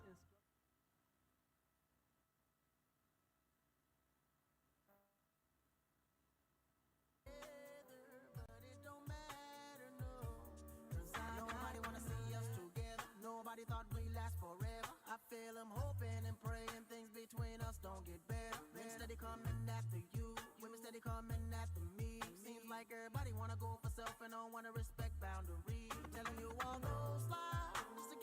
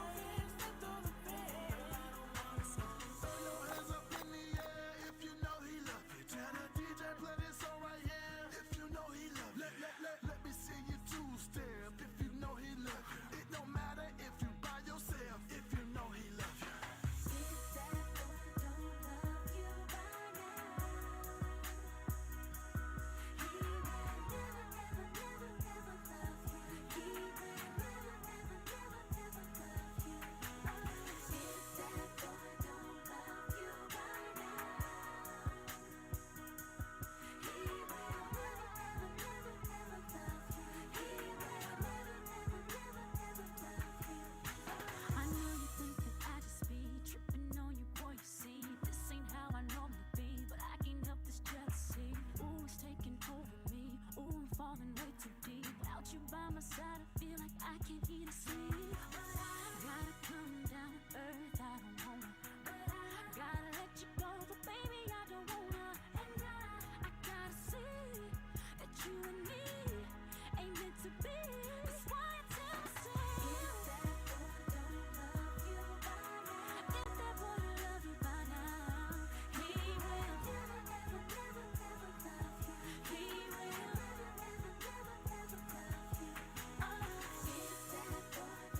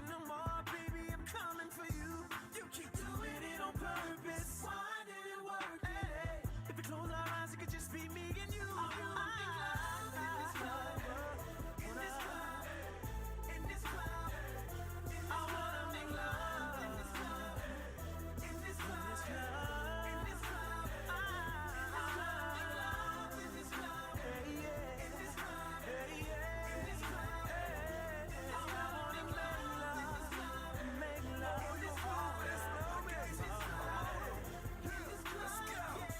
On what you want, on what you want, on what you need, on what you need. Got to trap, I'll set you free, sexually, mentally, physically, emotionally. I'll be like your medicine. You'll take every dose of me. It's going down on aisle 3. I bag it like some groceries. And every time you think about it, you gon' want some more of me. About to hit the club, make a movie, yeah, rated R. Put up like a trap star. That's if you ever made love to a thug in the club with his sights on. 87 jeans and a fresh pair of nights on the couch, on the table, on the bar, on the floor. You meet me in the bathroom. Yeah, you know I'm trying to go. I didn't mean it when I said I didn't love you so. I should've held on tight, I never shared, never shared. I didn't mean it when I said I did, I love you, love you so. I didn't mean it when I said I didn't love you so. I should've held on tight, I never should've let you go. I didn't know nothing, I was stupid, I was foolish, I was lying to myself. I couldn't have fathomed I would ever be without your love. Never imagined I'd be sitting here beside myself. Cause I didn't know you, cause I didn't know me, but I thought I knew everything. I never felt the feeling that I'm feeling now that I don't hear your voice. Or have you touch and kiss your lips cause I don't have a choice. Or what I wouldn't get to have you lying by my side right here. Cause baby, when you left I lost a part of me. It's still so hard to believe. Come back baby please, cause we belong together. Who else am I gonna leave no when times get rough? Who's gonna talk to me on the phone till the sun comes up? Who's gonna take your place? There ain't nobody better. Oh baby, baby, we belong together. I can't sleep at night when you are on my mind. Bobby Womack's on the radio, sing to me. If you think you're lonely now, wait a minute, this is too deep. I gotta change the station, so I turn the dial, trying to catch a break. And then I hear baby face. I only think of you, and it's breaking my heart. I'm trying to keep it together, but I'm falling apart. I'm feeling all out of my element, throwing things, crying, trying to figure out where the hell I went wrong. The pain reflected in the song ain't even half of what I'm feeling inside. I need you back in my life, baby. When you left, I lost a part of me. It's still so hard to believe. Come back, baby, please, cause we belong together. Who else am I gonna leave on when times get rough? Who's gonna talk to me on the phone till the sun comes up? Who's gonna take your place? There ain't nobody better. Oh, baby, baby, we belong together, baby. Baby, I know when we started out, it was things you didn't know. But baby girl, we got a lot of things we need to discuss. I know I'm asking for a lot, but just trust. You say that things getting old, sneaking around, creeping in love on the low. Now baby girl, I can't wait till it's officially yours. I can't wait to let them know about us. First I thought that I could take it, boy, but I don't know. You told me you were gonna leave her for me long ago. Eventually I will, but I just gotta take it slow. Don't wanna break her heart, although I gotta let her go. So baby, please don't say you wanna give up. How do I tell her that I'm falling in love? And I know you're waiting patiently for that day when we no longer have to lie about us. When I'm with her, all I want is your touch. And when you call me, I don't wanna hang up. And I know I say it often, but I can't wait till we no longer have to lie about us. Baby, I know the situation don't seem fair to us both, but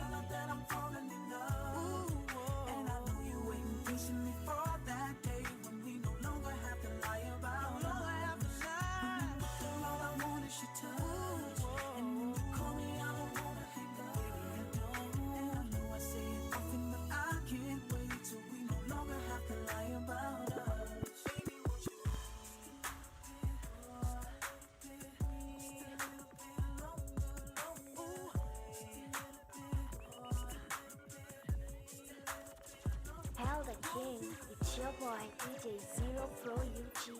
The wheels came from SWAT Zero DJs Entertainment. www.djzeroproug.com. Just yesterday, and I feel that I must confess, even it kills me to have to say, I'll admit that I was impressed. Physically just short of perfection. Gotta commend you on your selection. Though I know I shouldn't be concerned, in the back of my mind I can't help but question. Does she rub your feet when you've had a long day? Scratch your scalp when you take out your does she know that you like to play PS2 till 6 in the morning like I do? I can't explain this feeling. I think about it every day, and even though we've moved on, it gets so hard to walk away. I'm gonna remember you, you gon' remember me. Forever you will live in my memory. I'm gonna remember you, you remember me. I can't forget how we used to be. My life from day to day, hoping maybe you'll come back. And now I tell myself not to be afraid to move on, but it seems I can't. Though a new man is giving me attention, it ain't the same as your affection. Though I know I should be content, in the back of my mind I can't help but question. Does he kiss me on the forehead before we left? Show up on my doorstep with the bouquet. Call me in the middle of the day just to say, baby, I love you like you used to. I can't explain, I can't explain. I think about it every day, and even though we've moved on, it gets so hard to walk away. I'm gonna remember you, you gon' remember me. Forever you will live in my memory. I'm gonna remember you, you remember me. I can't forget how we used to be. I'm gonna remember you. The things we did and what we shared, our fantasies, just you and me. My friend, my love, my family. I know that you've been waiting for it, I'm waiting too. In my imagination, I be all up on you. I know you got that fever for me, 102. And boy, I know I've never seen my temperatures through the roof. If it's a camera up in here, then it's only you put me when I do. If it's a camera up in here, then I best not catch this flick on YouTube. Cause if you run your mouth and brag about your secret rendezvous, I will hunt you down. Cause baby, I'm up in my business like a winning interview. But this is private between you and I. Touch my body, put me on the floor. Kindly requesting everyone to get back into the auditorium room. If you're in the exhibition area or at the lunch area, please get back into the room. We are starting in just a few minutes.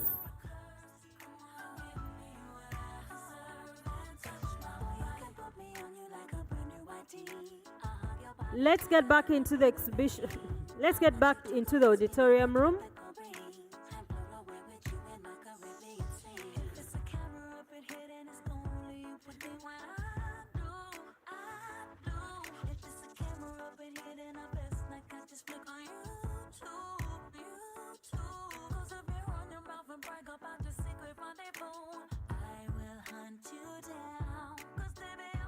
Business like a wedding interview. But this is private between you and I.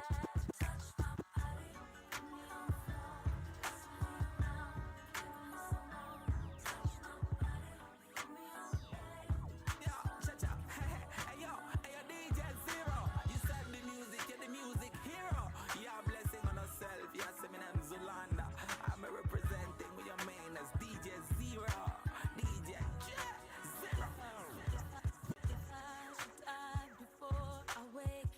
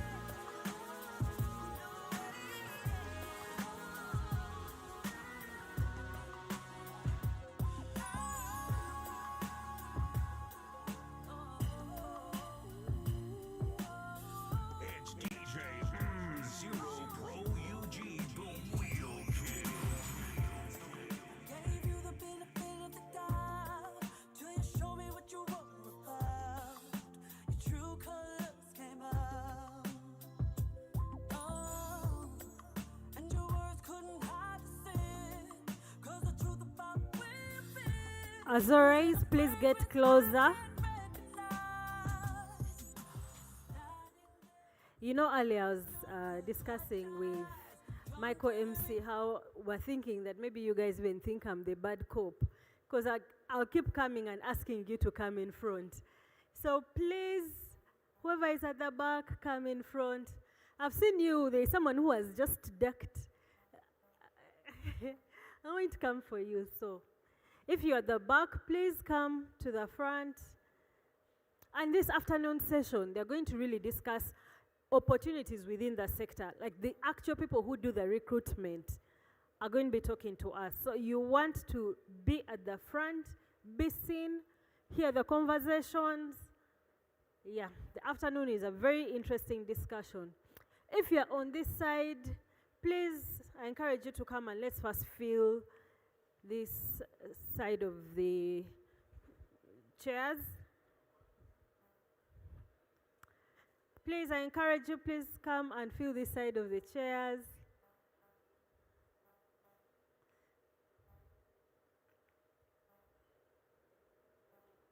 The closer you are, especially this first row, second row, third row, because they're still empty.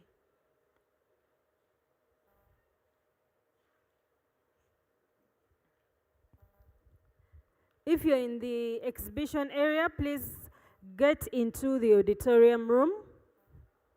The auditorium.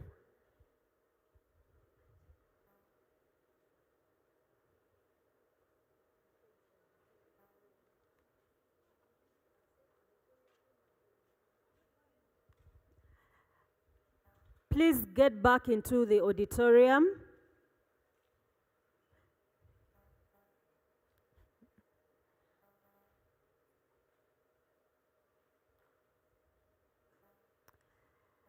I encourage you not to sit at the back. I'm already looking at you. Please come to the front. Please come to the front. If there is an empty seat in front of you, just come. There are seats here on this row, the second row, the third. Come to the front. There are multiple seats.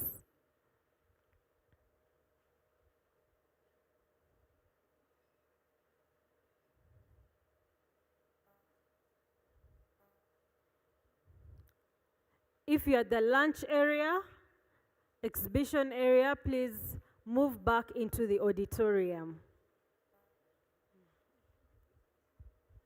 Let's get back inside.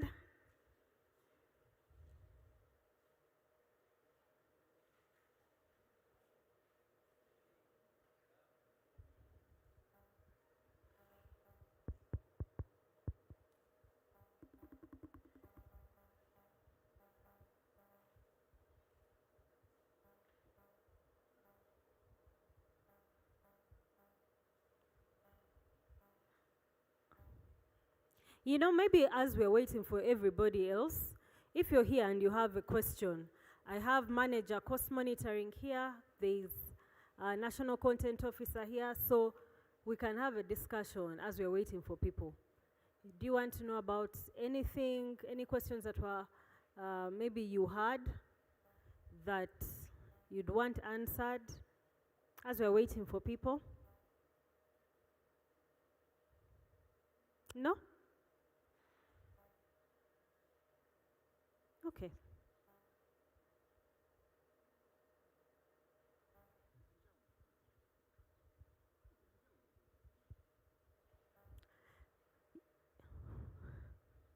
Who knows what we're having in the evening? What's the last activity of the day? Yeah? What's the last activity of the day? Pardon? What? Quiz. That's good. We have the quiz as our final activity.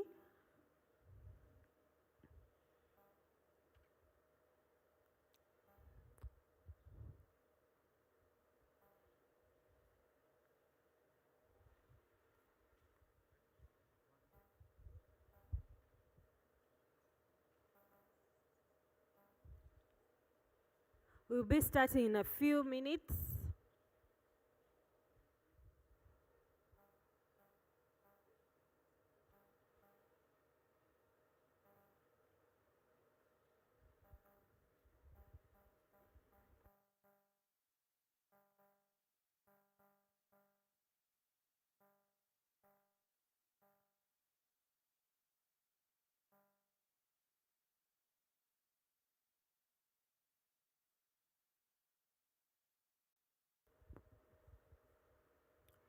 If you're in the exhibition area, the lunch area, please move back into the auditorium. We're starting in just a few minutes.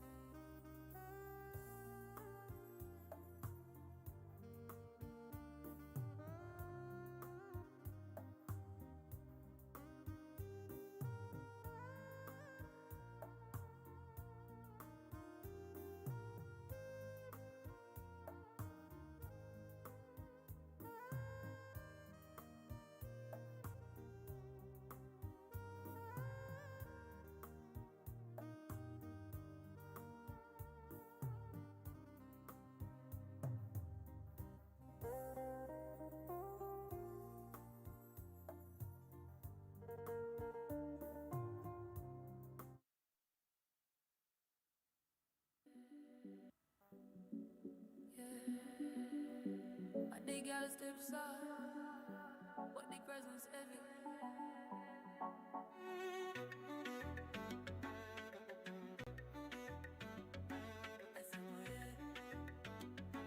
At the gas, swirl pulls by the way.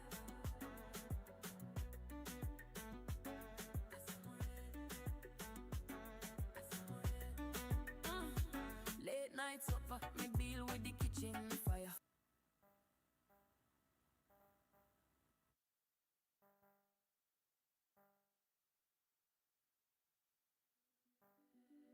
But the girl steps up, but the presence heavy.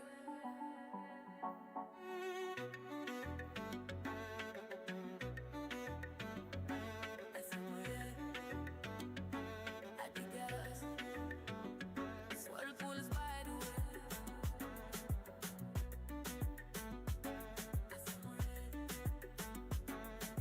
All right, we'll be starting in just under 2 minutes.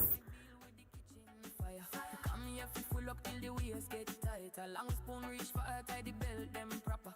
Every little flavor make my spirit prosper. Build the old moment, nourish my pace. To one eye let the rhythm embrace. Me say gliding slow, feel the vibration. Then down gentle read the conversation.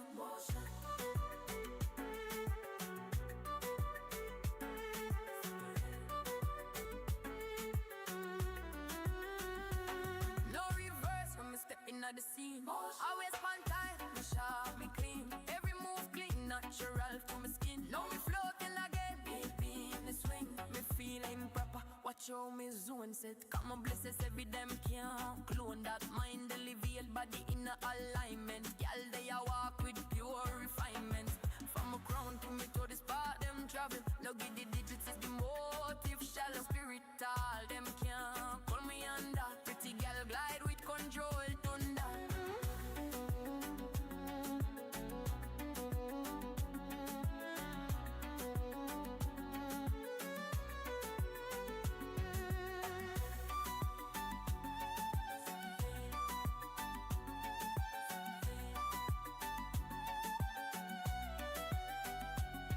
Wine slow, make the tension build. Skin warm, every One more time, inviting all of those on the outside. Please make your way into the main auditorium. We'd like to start. We're not looking too bad on time, so we'd like to maintain that so that we can finish on time. So, people in the tent, people in the lunch area, people on the outside, please make your way inside. And for the rest of us on the side, I encourage you to please try and occupy the seats here in the center. Even the ones at the front, these are your seats, so don't hesitate so that you have a clear view. So please, I indulge you to come and occupy these seats. Thank you. DJ, over to you, sir.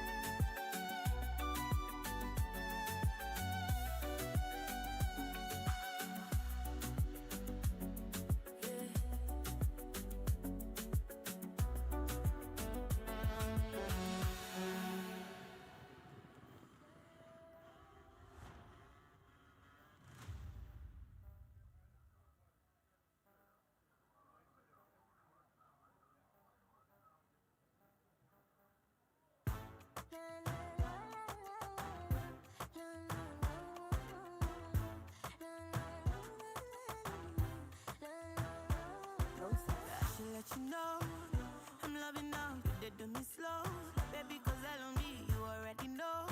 Got every head turning, I see the press coming. So what you telling me now? Who's that girl? Who's that girl? What's popping? Bad girl, there's no stopping. What's coming? Feeling the energy, adrenaline rushing. Real talk, now real talk, they wanna know. Guess you never heard of me, I'm popping out like confetti. Nothing for me energy, cause I'm the one they wanna see. Guess you never heard of me,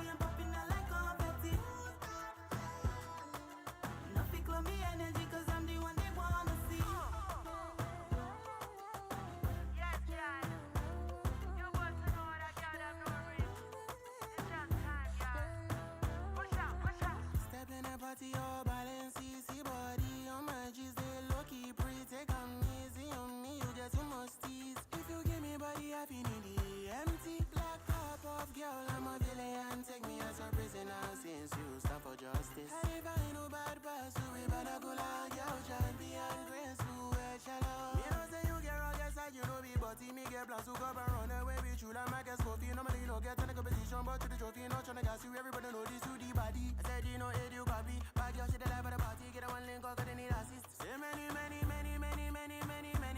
girls them day, but no many girls sabi. She one of one. All right, thank you, Mr. DJ. Ladies and gentlemen, I think in the interest of time, would like to officially get started with the afternoon session. A colleague of mine was saying we started with a word of prayer earlier, and we said, you know, where two or more are gathered, God is present. How much more all of you who are a little over 100. So, but still, I encourage, especially those on the side, unless I'm going to unleash faith on you, but please, let's just move to the center. I'm going to wait for you so that we can start. I see you looking at me. Thank you very much. So please, just make your way to the center. Thank you for your compliance. Thank you very much. Even you who are pretending not to be hearing me, I see you. I'm smiling back at you. Yes. Please, just move to the center. Faith, help me do your thing over that side. I'm the good cop. Faith is the bad cop. So I unleash her on you. And while they move, ladies and gentlemen, first of all, allow me acknowledge the presence of one of our board members, Mr. Kika Innocent, who is seated right next to Mr. Sekatawa. Thank you so much for honoring us with your presence. And yeah, you'll be able to tap into what's left of this exhibition. We have a QR code. I'll ask them to just put it up on the screen. And you're encouraged, again, on the QR code are all the presentations, your photos, and lots more information that you'll need. So scan the code. It's the resources code. Please scan it for all the details that you might need. All right? Of course, I acknowledge my brother doing the sign language, and to all his audience as well. Now, session 4, career development and pathways in oil and gas sector. Some recruitment insights, things that you need to know. We give you pens and notebooks, so you better take down these insights because the next panel is going to be giving you some best day practice. This session will provide a deep dive into the evolving career landscape within the oil and gas sector, and other students, and offer students and graduates practical guidance and knowledge to navigate career opportunities and align their skills with the demand of the oil and gas sector. So it's one thing to have the skill, but how to position yourself to tap into all these recruitment insights. And to moderate this particular panel from the National Oil Company, we have my namesake, Mr. Ronald Kasule, who is a human resources manager at this particular institute. So I'm going to ask us to put our hands together for Mr. Kasule. As he comes with his crew, he will go on to invite his panelists. And for the rest of us, let's pay attention. Let's tap into these skills. After this, we shall be having the students' quiz, the grand finale. We had a heated battle and debate here yesterday, and so would like to close this two-day event with the award ceremony for the quiz winners on the different challenges we're having. But for now, let's put our hands together for Mr. Kasule as he makes his way here. Come on, we've had lunch, so some energy, some energy, some energy. And Mr. Kasule, I know it's a tight one when people have eaten, but I trust in your expertise to moderate this panel.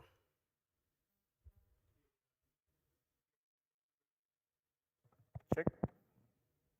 Okay, thank you so much, Ronnie, for those kind introduction. So to all my colleagues, the board member, the senior leadership of the Petroleum Authority who are here this afternoon, good afternoon. Mine today is a simple role to facilitate learning, to enable you appreciate what is happening in the space of career development and pathways that you can take on to position yourself in the sector. Myself as Ronald, I'm an HR practitioner. Over 19 years, I'm actually making the 20th doing this practice. and I've served in several positions altogether. And I've also learned a lot, and I think it is only right that I enable such a session for you to also appreciate and grow through your career respectively. So to do that, I have a couple of seasoned HR practitioners and people who have been in the sector and have done a lot of significant contribution to the sector that are going to be with us this afternoon to try and dissect this whole concept of career development and how we position ourselves in this sector to partake of these opportunities. So with me, I have a number of panelists that are going to be joining us, and you'll allow me to invite them. Just give me a minute.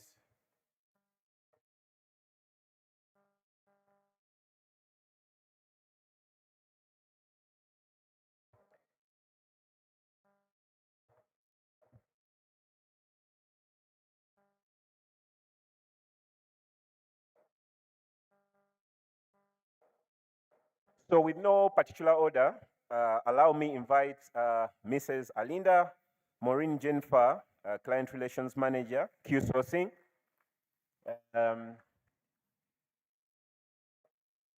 Alinda is supporting Q Sourcing with, again, talent sourcing and a number of functions around really mobilizing resources for the different licenses and companies within the sector. And she has a breadth of experience in that. My other next panelist is my other senior colleague, seasoned and grounded in HR, other than supporting now, but he has also been in the sector and he has served in a number of positions. That is the Managing Director, True North, Mr. Abdul Chibuka. Kindly make your way to the platform. Then I also want to invite Mr. Emmanuel Musinzi, who is a recruitment and business development consultant under Alderia and HR Beyond Company. Emmanuel, if you're here, please make your way to the panel. Okay, or you choose to, okay, thank you. And lastly, I have Mr. Togo Charles, who is the Head of Finance and Administration under Electra HR.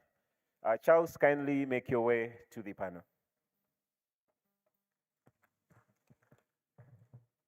Okay, so to set the stage this afternoon, like I indicated, we have a topic around how we ground ourselves and how we prepare ourselves to take on to these opportunities.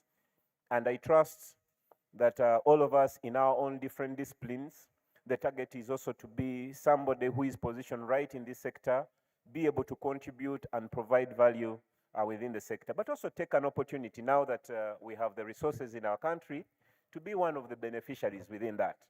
So to position yourself, there are a number of things we really need to appreciate. Number one is that our oil and gas sector has evolved right now. And as we speak, we are all tending towards the production and operations phase. And this transition already also provides a number of opportunities for us to take on. But the most important thing is that as these opportunities are coming through, there are definitely a number of competing and changing expectations from the employers. So it's no longer enough to have your qualification. It's no longer enough to have your technical, so to say, competencies. There are a couple of other requirements that now the employers are yearning us to have to be able to be hired. Key of these issues of one, being able to adapt, to the evolving and changing environments within which we work as a sector. But also, we are also coming at a point where employers want people who can solve problems, people who are always looking out to learn and growing themselves, because the sector is dynamic.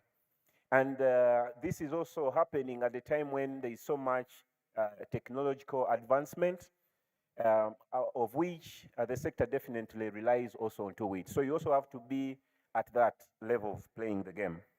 Now, to help us understand and unpack all this is my beautiful panel today that are going to help us understand a number of questions. Number one, what do really the employers in the sector want from us? What do they want for us to be hired by them? Again, what are the recruitment trends and how are they evolving now in the sector so that once we get to know, we then now position ourselves as such. The other bit of it is that how can the individuals be built to be resilient and also have transferable career skill sets that can help them transfer to different careers and also remain relevant across the different industries. And of course, how shall we explore the digital transformation, technology, and the growing use of data and automation in reshaping the future of work? And how are we going to position ourselves? So to me today is the panel that is going to help us, unpack that, help us appreciate that. I encourage you to listen, ask the questions at the end of the session, just so to make sure that by the time we leave this session, you're actually grounded, you're ready, you know how the sector plays, and we are good to go. So I'll go into now the panel discussions, and you'll allow me, I'll moderate as I'm seated, and to have the panel go on. Thank you.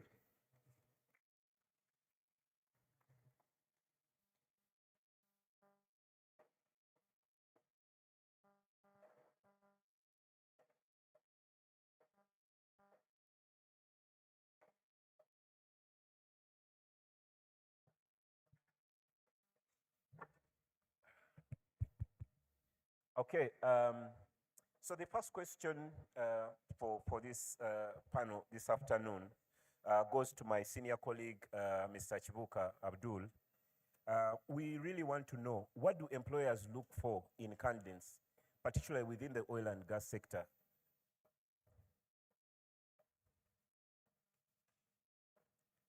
Hello. I don't know if this is working. Can anyone hear me? Anybody at the back? Maybe do I have a roaming microphone? colleagues, you can help us increase the volume. Try it again, Abdul. Try it again. Hello, hello.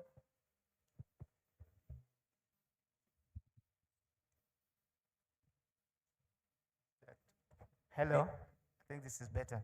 Beautiful. So thank you very much, Ronald. I'm really pleased to be here. Some of us who are dinosaurs who came to this prestigious university a long time ago. It does feel quite nostalgic coming to these audiences and these auditoriums that have become really many at the university. It gives a very good feeling. I don't know how much time we have to share our thoughts, but I'll rely on you to tell me when to stop if I get to talk quite a lot. Now, by background, I am trained as an HR manager, but by work, what I do is different. The question I've been given is fairly straightforward. What do employers look for, especially in the oil and gas sector? Now, there's a feeling that the oil and gas sector fundamentally differs from other sectors. But I have the privilege of running a company that is heavily involved in what we call third-party employment and recruitment on behalf of several companies. So at the moment, I have 24 permanent clients, and they're across, generally speaking, 5 sectors: oil and gas, telecoms, banking, manufacturing, and a little bit of government and international agencies. Now, one thing I'll tell you is that in general, most employers are looking for the same things. It's just that today we are at an Oil and Gas Skills Expo. All the difference is that the oil and gas sector has taken an initiative which is a step ahead of other sectors to organize events like this, to purposely give guidance and attract you to the sector. And I think if I was here in the audience, And I'm a job seeker. I would give a round of applause to the Petroleum Authority. Because we haven't seen, for example, the regulators in other sectors organize events like this. But in general, all employers are looking for, by and large, the same things. So whatever I'll say here, whether your future will be in banking or manufacturing or logistics, it is largely the same things that employers are looking for, the same qualities. I'm going to assume that a significant majority of people in the audience are really young and are probably either studying or about to graduate or have recently graduated. Now, the first thing I'm going to talk to may not really help you if you've already graduated. But as an employer and as a natural practitioner, in my entire practice, and my colleague here at Q Sourcing who focuses on talent sourcing will tell you, if you are an employer or a recruiter, you can never, ever ignore an applicant for a job who got a good grade. It is that basic. I don't want to start with sophisticated things. You can never, ever ignore an applicant for a job who got a first-class degree. You cannot. You would be completely insane. Now, we live in a world where many people will tell you, the grades don't matter. And grades are not a precursor to a successful career. Now, those two things are not entirely true. Grades don't matter if you don't have the other what? Ingredients. Grades are not a precursor to a successful career if you miss other qualities I'm going to talk to. But I can tell you, a good grade opens the door. It opens that door for you to be looked at. So if you are still here in the audience and you're a student and you still have an opportunity to influence your grade, please, that is the only thing you should take away from here. Go and make sure you live with a what? A good grade. Once you have a good grade, we can talk about other things. It's the key. Now, let me tell you something now on the other end of that continuum of grades. If you are an employer, it is extremely difficult to make consideration to hire someone who got poor grades, because the grades are a record. So you'll have to go out of your way to justify why you hire someone who has extremely poor grades.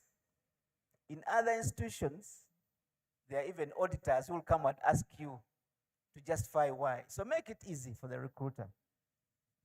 Now, don't go and say, Mr. Abdu Chibuk of True North told us that the only thing that matters is what? Good grades. But they are going to make it easy for you to start the journey. Now, the second thing, and this is really very close to your generation, the young people, there's a growing perception, also a growing reality. There's a perception and also a reality. And you guys have a task of managing to be sure that the perception doesn't become reality. But there's a growing perception that there's an increasingly growing generation of people leaving universities but are not disciplined. So employers look for discipline. Now the question is, what does discipline mean? Now, one of the things that signal discipline amongst us recruiters when we're reviewing CVs is good grades. It is not easy to get good grades if you don't have discipline. So I'll know this person probably is fairly disciplined if I look at the trend of their what? Grades. But the conduct and the attitude that you have. For you to be successful now in employment, you need a lot of discipline. And the discipline I'm talking about is very basic things. From keeping time, from seeing routines and following them, from seeing rules and knowing which rules are hard, which rules are what? Are soft, from doing things when you said you would do them, from how you show up on the day. Basic rules of life, in summary. Now, you are going to come into the world of employment or go for an interview. It won't matter whether it is at Total or Sinok or Stanbic Bank. If you show up late, you're done. The perception we shall have is you don't have the what? The discipline to keep time. It will mean that you won't have the discipline to execute work and close it on time. You won't draft a report and finish it on time. So all employers require people who have discipline. If I talk about the oil and gas sector, discipline now becomes almost the fundamental rule because you've got to follow a set of rules in a sector which is highly sensitive.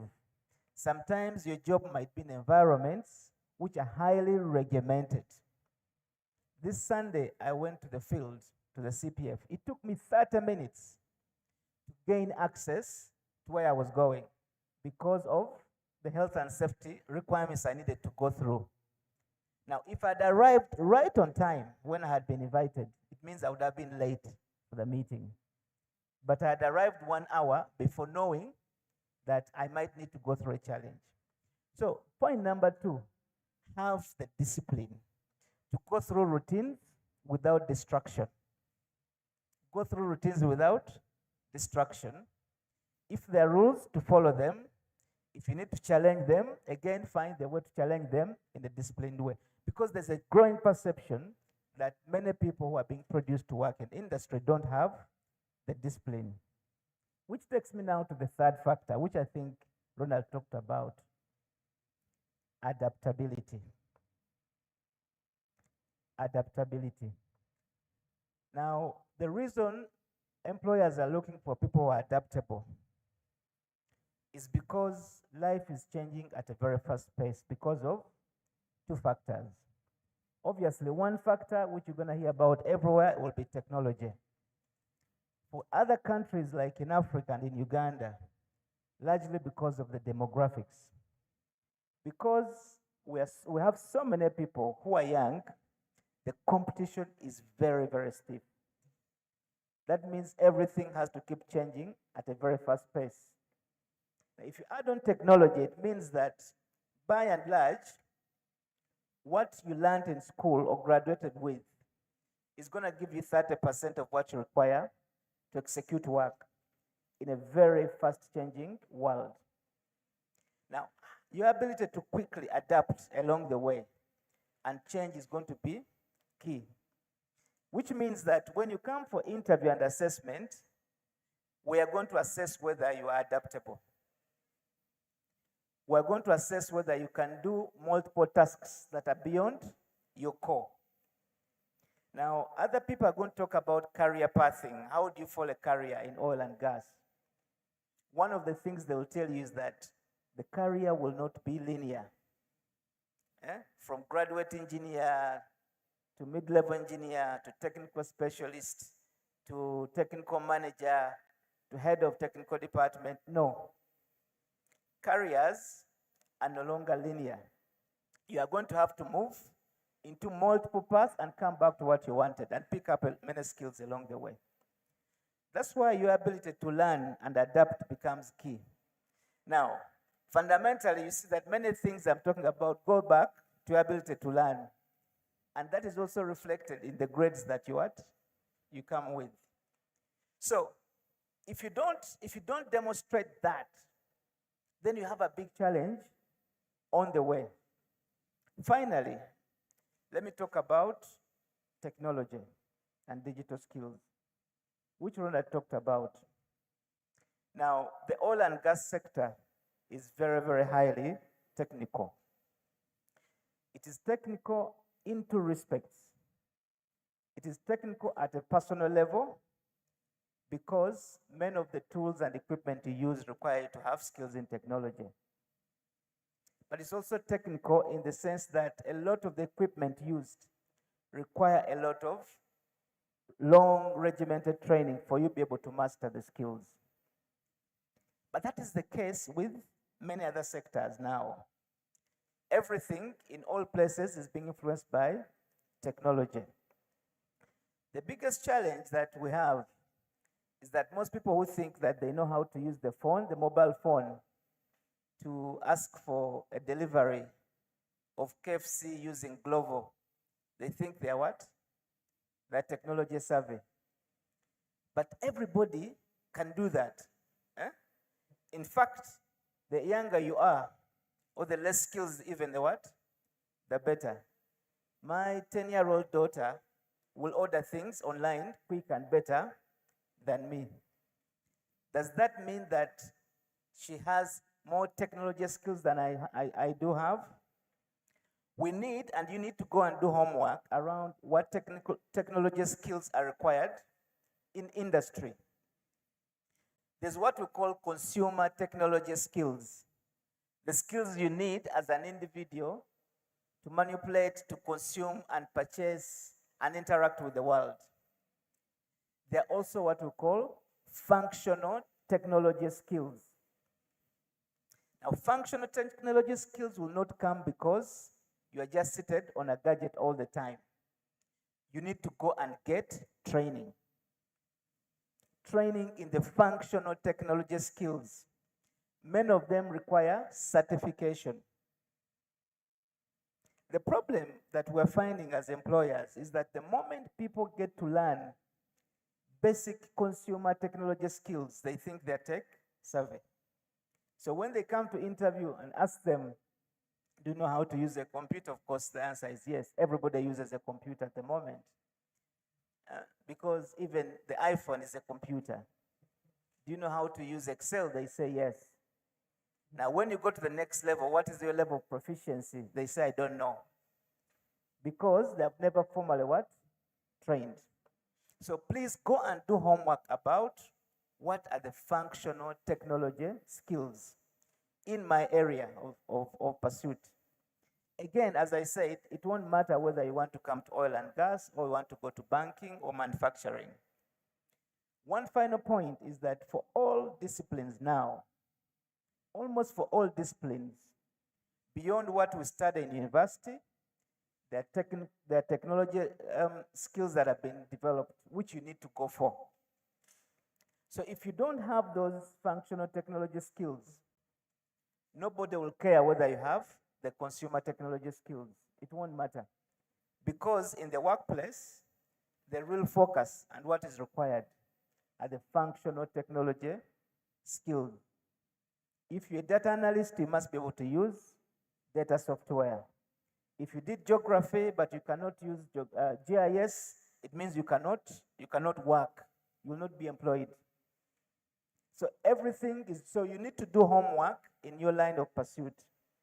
Now, finally, for the oil and gas sector, let me use this opportunity to give some guidance, which again, my colleagues will talk to.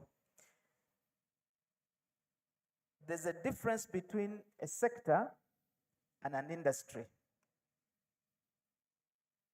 And I actually want to encourage my colleagues who organize these conferences to talk about the industry, not the sector.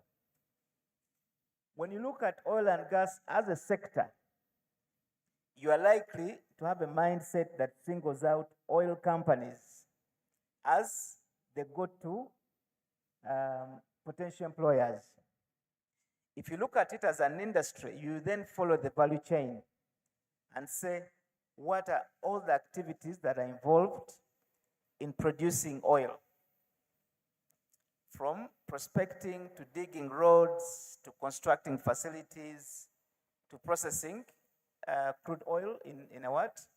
In a facility, to transporting it for export, to refining it in a refinery, and what happens at a refinery to the products that come out of the what? Of the refinery. If you take a view of it as an industry and follow the entire value chain, and you don't focus on just what you call the petroleum sector or aspect, you are going to find a lot of opportunities. You'll find opportunities that range from legal to social work to mainstream engineering to everything that you want. The key though will be, will I be attractive? For you to be attractive, it means that you need to have the qualities that I have talked to. And I'm sure my colleagues are going to talk to a lot more of these qualities. Be sure that you are adaptable. Part of adaptability means continuous learning. You've got to be able to learn new skills, learn new languages, and maybe finally for this industry, you've got to be able to work in multicultural environments. So you've got to be culturally competent. Multicultural competence means working not only with people of different tribes, but of people of different races and nationalities. My colleagues in the Petroleum Authority will tell you we must be having close to 100 nationalities in the oil and gas industry working in Hoima. Now, if you're going to be part of that group, you've got to be multiculturally what? Competent. To be multiculturally competent, you have to have an open mind that respects other people, that works in collaborative environments, that thinks that you can learn from people who are diverse. Now, if you have those things and you look across the industry, you are certain you are going to find a lot of opportunities. Don't lock your mindset to, I'm going to Total, I am going to Sinok, and so on and so forth. My colleagues will talk to you about the avenues which you can go through to access the industry. One of the avenues, of course, is going through employment agencies like Q-Sourcing and True North, because our core is to support the mainstream players to assess people who are employable in the sector. Thank you very much. Thank you so much.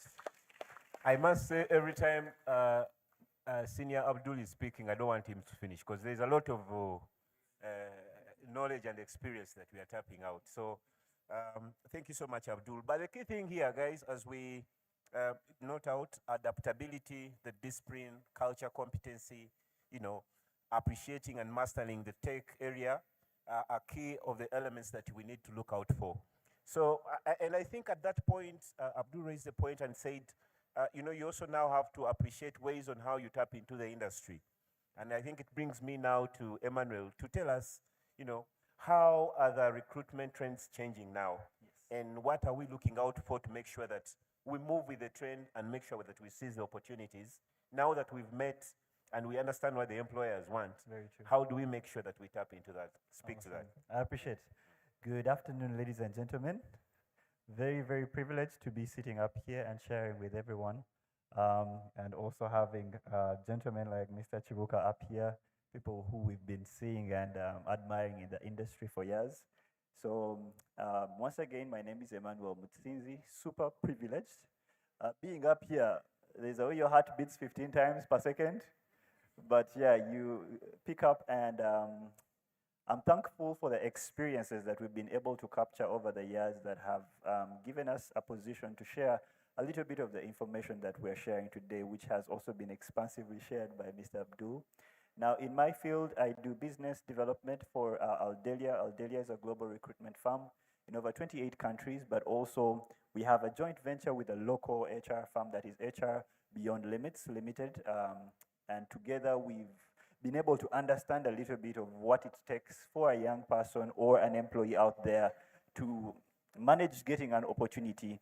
And as we do that, we are able to also assess the different trends that affecting the sector or affecting the different careers that we are supporting across our clients.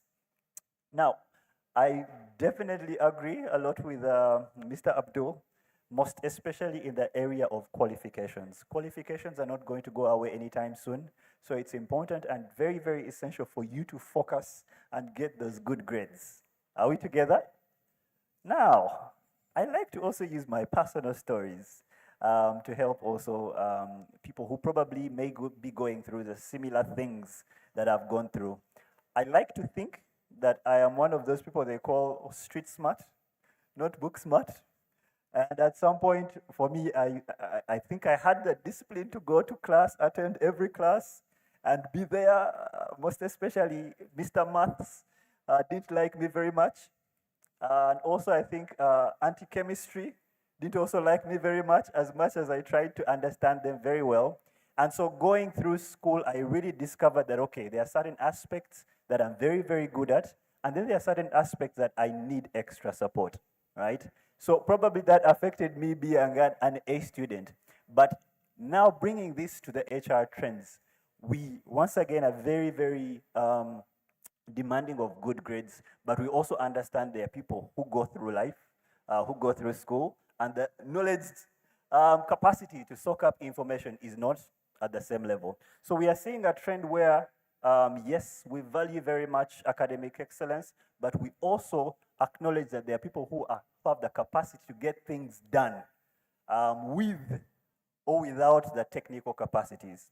So the industry is appreciating very much people who have the ability to adapt, number one, the ability to find solutions, problem-solving individuals, and people who are very agile and people who are adaptable to the circumstances. Once you understand, okay, may not be very good in the academic sector, how am I going to get into the industry, right? Am I able to benchmark information and get skills through volunteering? Am I able to go and do internships? Now, some of us take these things lightly, and the institution is going to demand you to go and do 2 months of internship, and then you come and sit back.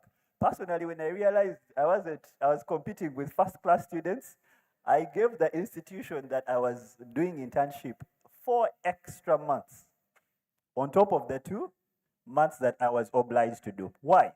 Because now I want to have a competitive advantage to the guys who are going to come out with the first class, right? So the industry is looking for people like that who are like, okay, if I understand my weakness, I am able to work maybe twice as much as the person who has the first class, so that I position myself as someone who is sellable in the industry. Now that is point number 1, and that includes the digital skills. Because my first job, they asked me, do you know how to recruit using LinkedIn? Now, if I had not been the savvy person of knowing, okay, what is LinkedIn? I got a mentor at as early as year 2 in the human resource sector. I was like, Kachi, I'm going to hold on to this one. I don't have the Gamba no-goos, but I am going to create my Gamba no-goos. So when you have opportunities like this is the time for you to create the networks, right? So I got one, and she told me, you need to learn how to use LinkedIn. I as well went ahead and used LinkedIn. And so my first interview was, do you know how to recruit using LinkedIn? And I knew. Guess what? I got a job before I graduated. This was second semester, sorry. And that brings me to my next point, which is recruitment is becoming very digital. When was the last time you had to walk into an interview set with your hard copy papers? We are applying digitally. We are applying through applicant tracking systems. We are also utilizing AI to do CV screening and LinkedIn sourcing. I hope everybody who is here, the last hours that we've shared information across the different speakers, you already opened a LinkedIn page. Do we all have LinkedIn pages? Do we? If you don't, this is a call from me to you to actually open one. Why? My very first job, which was a global recruitment consultant for a US-based company, we were recruiting fully on LinkedIn. We have LinkedIn recruiter accounts that are automated to pick keywords from profiles. So if you don't have a LinkedIn platform, it is not updated, you have not put in the information in terms of your academic qualifications, you have not adjusted your work experience, and I'm very privileged that in the theme of today, at the very back, we have transferable skills driving sustainable growth. You may be out there and you're saying, I don't have working experience. But as a student, there are things that you are doing. You are part of associations. You are part of leadership movements. And you are acquiring skills. Now, what we mean by transferable skills, that as a president of the association or the students association, I am practicing leadership. I am practicing management. I am practicing the discipline to get me into the market. Am I able to reflect that on my LinkedIn space? Am I able to transfer that to my CV space and actually show that, yes, as much as I was in school, I was not just seated, I was actually working. Are we together? So don't come out of school telling us I don't have experience. Find something to do in school. Be part of societies. be part of internship programs. Find something and put your hands to it. Now, also it's important to note that the industry is becoming more demanding of multi-skilled people. I joined Aldelia as a global recruitment consultant because most of my experience was recruitment. Now I am doing business development. My boss was able to identify that, hey, you're actually good at speaking with people. You're actually good at pitching. You're actually good at ABCD. And I got my first promotion for a job that I didn't even study for. So we are looking for people who are able to understand that as much as I am studying this course of action, I can learn extra skills. These are the things that are going to help you advance in your career. So currently, I'm privileged to say that I can do sales, I can do recruitment, I've done full HR experience. I'm also into media. I do a TV show. What is going to stop you and tell you to just sit and focus on one thing? All right? So please be as multi-skilled as possible. You never know where that skill is going to land you. Are we together? Now, the industry is also asking us that as, for example, we've been mentioning a lot of local content. The government is saying, yes, as global companies are coming in, we need Ugandans to be part of the move, you know, transfer the knowledge, transfer the skills. But we are also expecting, as they're transferring the skills to you, to also become a global employee, to raise your standard, to be able to actually take on these particular roles. That in Uganda, there's more investment in training, internships, and graduate programs for Ugandans, but the expectation is to meet global industry standards. It's not only going to stop here. We want that as we're empowering you, you're able to work in Mozambique, you're able to work in the UAE, in all these other places that have the oil and gas industries. Next, I want to talk about emotional intelligence. Have the discipline, have the academic results, but if you are not able to fit in teams, if you're not able to read the situation in a room and be emotionally aware of what the needs of your team are, of what your needs are, and articulate them in a way that is favorable for the entire team, you fail to fit in the company culture. So you will find, yes, you have the grades, yes, you have, but the HR is going to eliminate you from a from an interview session because they don't feel you are culturally a fit for the company. And largely this falls in line with emotional intelligence, professionalism, teamwork, adaptability, many of the things that have already been mentioned. Now, lastly, I'm going to say that recruitment is becoming strategic. We are no longer just looking for employees. We are no longer just looking for staff. We already have very many of those. We are looking for people who understand that they have a value to bring to the table. In an interview, as you are explaining, as you are selling your capacity, as you're selling your potential, are you able to articulate to the company that I have something I can add to the company? Now, many of the times, if you have not explored, if you've not engaged in multiple disciplines, if you are not multi-skilled, you cannot bring extra something to the table. You will sit in a panel and you're only talking about the degree you got, you know, the internship opportunity you used, and it doesn't make sense for us because the competition is stiff, right? So as you are sitting with yourself after this, have that discussion. What value can I bring to, I want to work with Total. What value can I be adding to Total? Okay, if there is value, am I taking the time to skill myself enough to be of value to Total or to whatever entity that is out there? And bottom line, once again, that it is as much as it is very relevant for us to focus on the qualifications, please skill up as much as possible. And not only extra certifications, but as an individual, learn how to speak to people, learn how to engage, you know, with partners, learn how to, the digital skills. Are you tech savvy? Please ensure that you master these small tips. They will open doors for you that your age cannot open. They will open for you doors that your experience has not yet reached to open, and God only knows where you will land. Thank you very much, sir. Thank you so much, Emmanuel. And I think to the audience, you already see where we are headed. Once we have the ingredients and the elements that Mr. Abdul raised early, now you see exactly how they position you and you play within the growing trends of recruitment. And that is exactly where I want you to pick. You can leave everything else, but try and pick the gist of how this is building into the other, because that's the only way you're going to really position and help yourself into that. So thank you so much, Emmanuel. I mean, this is beautiful. I think I can see the gambonogu you built in yourself to do that. So as we now that we know how the trends are moving, and we also know what is required of employers, oftentimes when we step up now to go into the world of applying and trying to position ourselves, we often make a number of mistakes in that.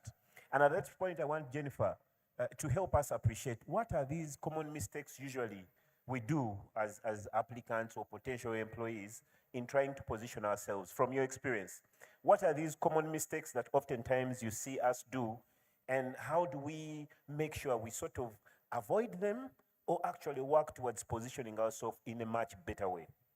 Jennifer, take it on. Okay, thank you so much, Ronald.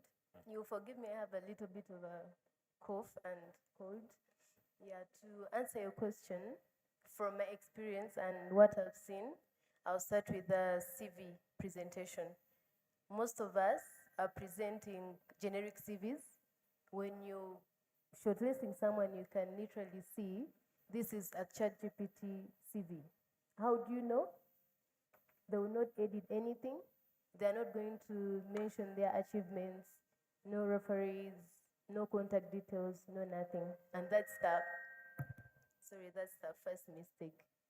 Then the other one, someone is going to apply for, let's say, 3 roles, but then they're not tailoring their CV to the specific job description. So in short, I can say they're using one CV for all the other roles, and you'll find the CV is addressed to the HR, let's say Q sourcing, but they're actually applying to Keynote, they're applying to Audelia, and the position is actually wrong, which is also a second mistake. Then the other one is about interview readiness.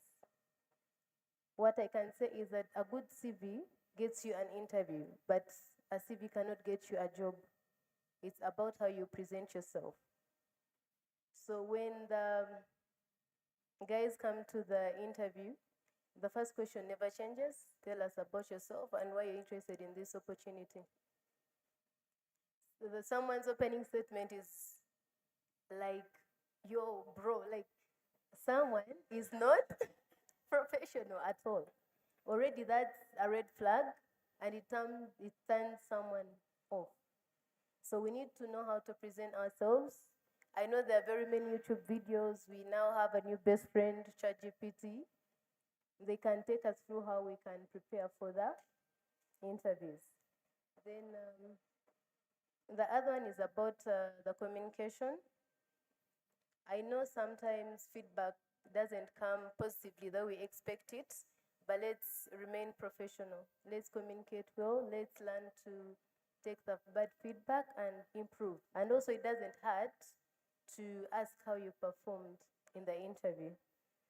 Then the other one is about telling lies on the CV. You just graduated last year, but your CV has 10 years of experience. The companies you've worked with do not even exist. But let's not forget, guys, that right now we do due diligence. We are going to run background checks, and we find that this information is false, then we are going to eliminate you. And right now we are trying to work with other human resource agencies so that we can communicate. Because if you can do that with a CV, then if you get into bigger positions, you're likely to do something worse. Then the other one is about our online presence. My colleagues have talked about LinkedIn. I think that's the most professional platform where we can interact with different people. Let's create these LinkedIn profiles. Let's market ourselves, because that's the first step. You might be at an event like this one, you're talking to someone, you're expressing your need for a job, but you don't know what I'm going to do when I leave here. I'll go to your LinkedIn, I'll see what you post, I'll see what the way you express yourself. If it's not something eye-catching, then I'm not going to text you. The only thing you'll have is my contact number or business card, but you never hear from the person again. Then I can see the room is not so full, but I know that we have friends and they would have been here. Yet these are events that you can actually make these connections. You can meet your potential employers. So what I'm trying to say, is that we do not want to network, but the jobs are not going to find us in our beds, guys. Let's network and let's make the right friends, because I can say you are an average of the friends you have. It hurts, but that's the truth. Because if you find that in all your friends, there's no one that can, let's say, give you 100K, guys. I think we need to do more than that. You're here, you're going to get the knowledge, but you're going to reach, let's say, your hostels, you're going to go back to your homes, but the friends you're going to mix up with, then they might even contaminate the information you got from here. So let's make the right friends. Let's work on our online presence. Let's network. Thank you so much. Yes, take it on, Abdul.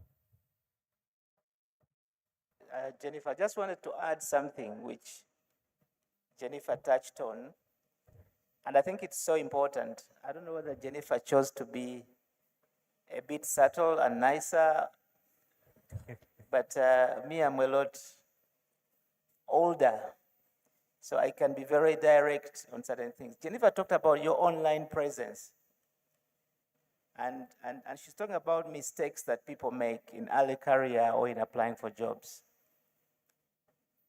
And she talked about your online presence in terms of your CV and LinkedIn and how it comes across. But I think the biggest mistake or risk of our generation of young people from a career perspective is your social media presence. Now, sometimes your social media brand can literally kill your prospect for employment. So now, if you're an engineer, or if you are aspiring to be a lawyer, or you're aspiring to be a social worker, please decide how you want to come across on social media, whether that's the image you want to portray.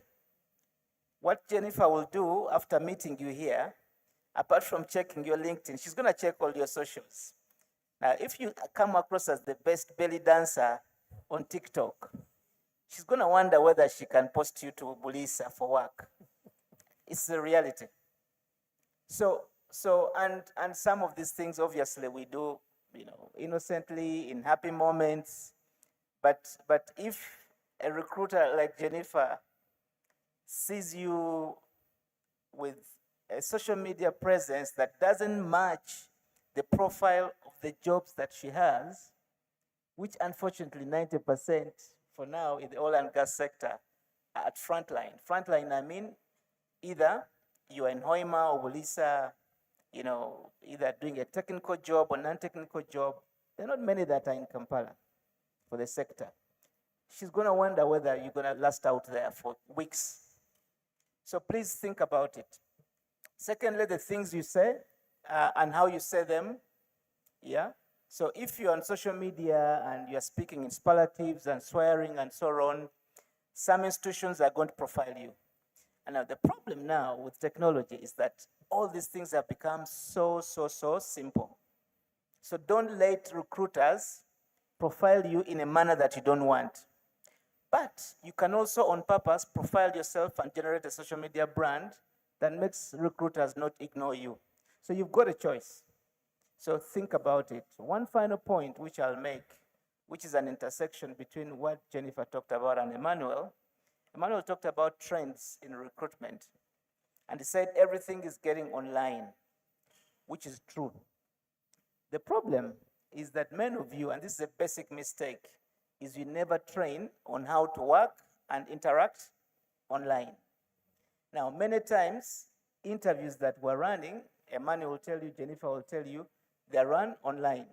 So don't wait your first online interview to be when it's a job interview. Two, going back to what I talked about, discipline. a lot of work is now remote. You'll work for a bank, an insurance company. I don't think Emmanuel goes to office at 8 o'clock to recruit to Jennifer. She can do it on her laptop. It means that she has to have the discipline to work remotely. Many of you, when we invite you for online interviews, you start the interview probably in your t-shirt or in your shirt because it's online. You don't show up as if you're showing up for an interview. I'm told some people do, they wear a coat and below they have pajamas on. Now that's fine. I may never know as an interviewer, but trust me, mentally, your brain will be in pajamas, but you'll be sitting in front of a what? A computer. So make sure you actually look out for those small things that are going to work against you. Sorry, I had to interrupt. No, thank you so much. No, Abdul, that's really timely, and it's a good thing. And I really want the submissions that even the add-ons that you've made onto a Gen 5 submission. Actually, as an example, as we wind up on that, you see, oftentimes the young population sometimes tend to be convinced that the elders who are probably manning some of these processes are not yet there in terms of technology. Just to remind you is that every day we work towards, advancing so that we provide the best. There is a candidate who applied for a job. I think they used AI, and AI pitched them very well. The guy actually could do strategy, and we are desperate for a strategy person. So the guy was like, I've developed a number of strategic plans for different corporate entities. We're like, this is the guy. So when the guy came in the house, we even put away things. We said, tell us about strategy. He said, strategy. Okay, fine, that one, I've started studying it in my master's program, but I still like, hang on a minute. We are talking of strategy, which you said you do. So you could clearly see that AI had pitched him so high than what exactly the reality was. And at that point, we didn't have any further discussion. Because we later on came to discover, you see, AI gives you opotas as the front style. So we realized later everything was what? Was AI. So you have to think twice about some of these things as you embrace them.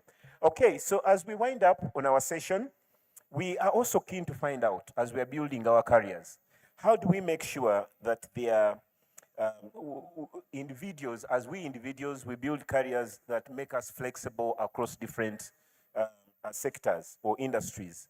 And I think Mr. Togo here is here to tell us, how do we as individuals build careers that can, make us flexible across the different industries?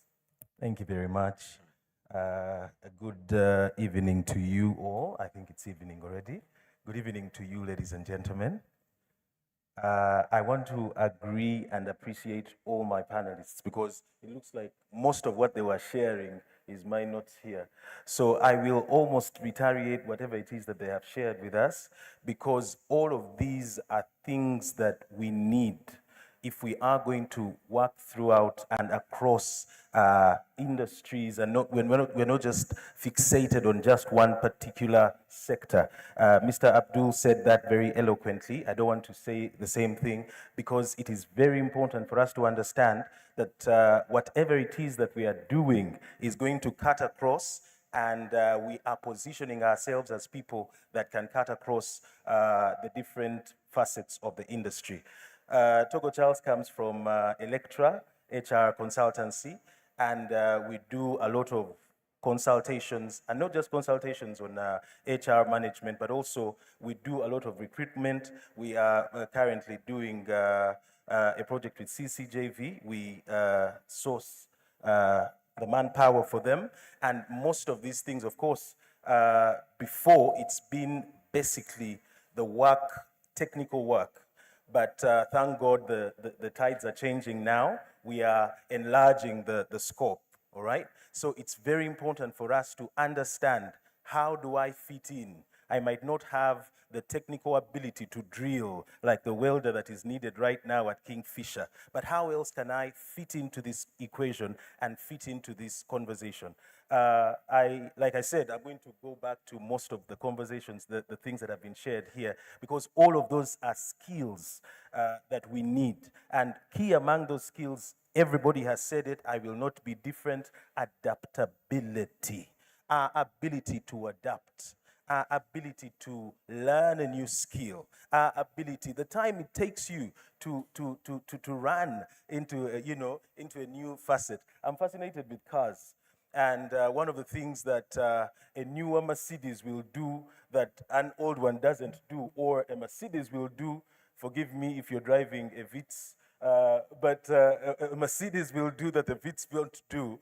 It will not change gears fast. It's very important that if you're going to work across the industry, you have to present yourself as one that is able to adapt, and not just adapt within a year or 2 or 3. We give you a responsibility and you're taking your time to adapt to it. You have to adapt and adapt fast, because that's what's going to take you there. You also have to learn how to be multi-skilled. Emmanuel here said it as well. It is important that you don't just keep that technical skill that you have, the one that you got in your with your bachelor's. Praise God for your bachelor's. But it is important that you get beyond, far and beyond. What are the things that you can do with yourself that degree of yours did not give you? Because at the end of the day, that's what is going to sell you outside the scope of that small sector that you're in, that small place that you're at. Because the thing that is going to take you out is not just the skill that you got with your bachelor's or the thing that you got with your diploma. It's the thing that you are learning, the thing that you're adding onto that. And allow me to say this, some of these skills are not even in class here. Most of those skills are learned practically. Emmanuel talked about it, and I'm very sure Mr. Abdul experienced this as well, and all of us here. If you're going to thrive, you must have somebody that is teaching you, somebody that is mentoring you, somebody that is advising you. If I tell you stories of the things that I was told to do while I was still at Makerere here, the abilities that I got because I was opportuned and blessed to have mentors and people that I was looking up to, and I was going to them and telling them, I want to do this, I want to do the other.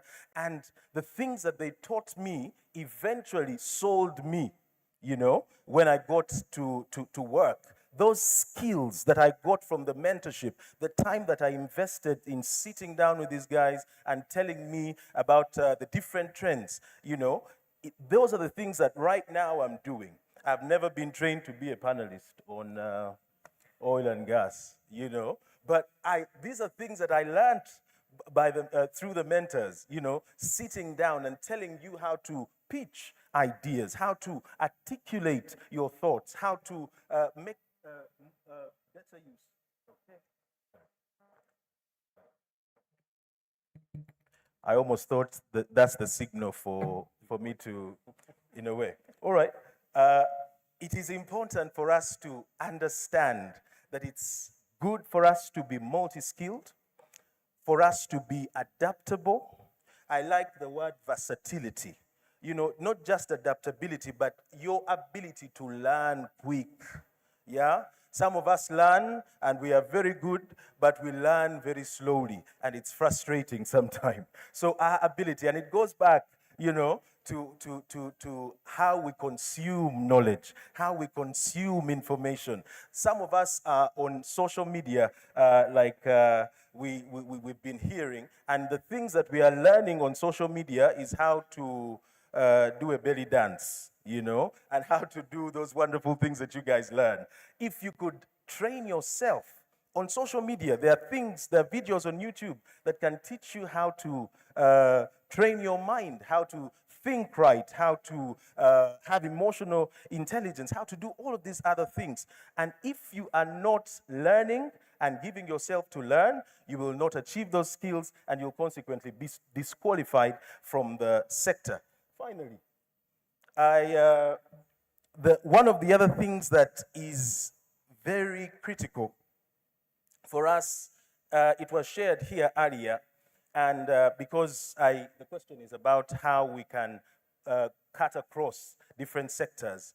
Some of us might be thinking, now, how do I move from being an electrical engineer to a geoscientist? You know, that might be a little bit aloof, because yes, it is possible for you to transfer from a particular industry into a totally different one. It's not necessarily possible, or okay, it's possible, but it's not something that will be easily achievable than if within that particular sector you are moving, yeah? You're moving from, for example, you are a finance person and you're learning how to do audit. They're different, but are related, you know, in the different departments that you might be working on, the different industry and field that you're in. It's very easy for you to change within that field. So if we can learn and network and do the work that can easily help us to change and move within those fields, I think that can help us acquire the skills that we need to get to the places that you want. Thank you very much. Thank you so much. Time has always been our enemy, especially when we are sharing some of these things. But I want to really appreciate the panel. The other important thing is you'll kindly forgive us in the interest of time. We might not extend the opportunity of Q&A because we also want to give an opportunity to the next session. But the key parting shots, one is to appreciate extremely my panelists for the level of knowledge and appreciation they've enabled us to do. Also to appreciate PAU for fronting some of these opportunities for you folks to always come in and tap into what exactly is happening with the sector. I encourage you to oftentimes take advantage of the internship opportunities that most of these players extend to us. Have yourself registered on the talent register under PAU.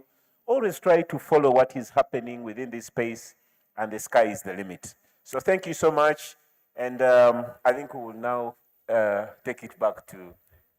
Thank you very much. Another round of applause for our panel.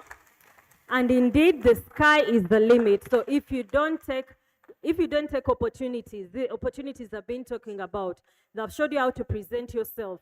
If you don't get a hold of these opportunities, then they'll pass you by. So I'm going to request that we get up, take a picture to capture the moment, and prepare for our next session. Anyone aware of what our next session is? It is quiz. While this has been our last panel, we're going in for a very exciting moment. And to take us through the quiz is Mr. Andrew Senavulia, who is a senior facilities engineer with Petroleum Authority of Uganda. Like I mentioned yesterday, he has been part of the petroleum industry for over 19 years. So he'll be chairing a quiz session, and I'll ask Mr. Andrew Senavulia to please come up. Let's all welcome Mr. Andrew Senavulia, and he'll take us through who the judges are and who the teams that proceeded to this other level are going to be. Thank you very much, and as we say DJ, but media team, you know what to do when it comes to the section for quiz. So over to you, Andrew.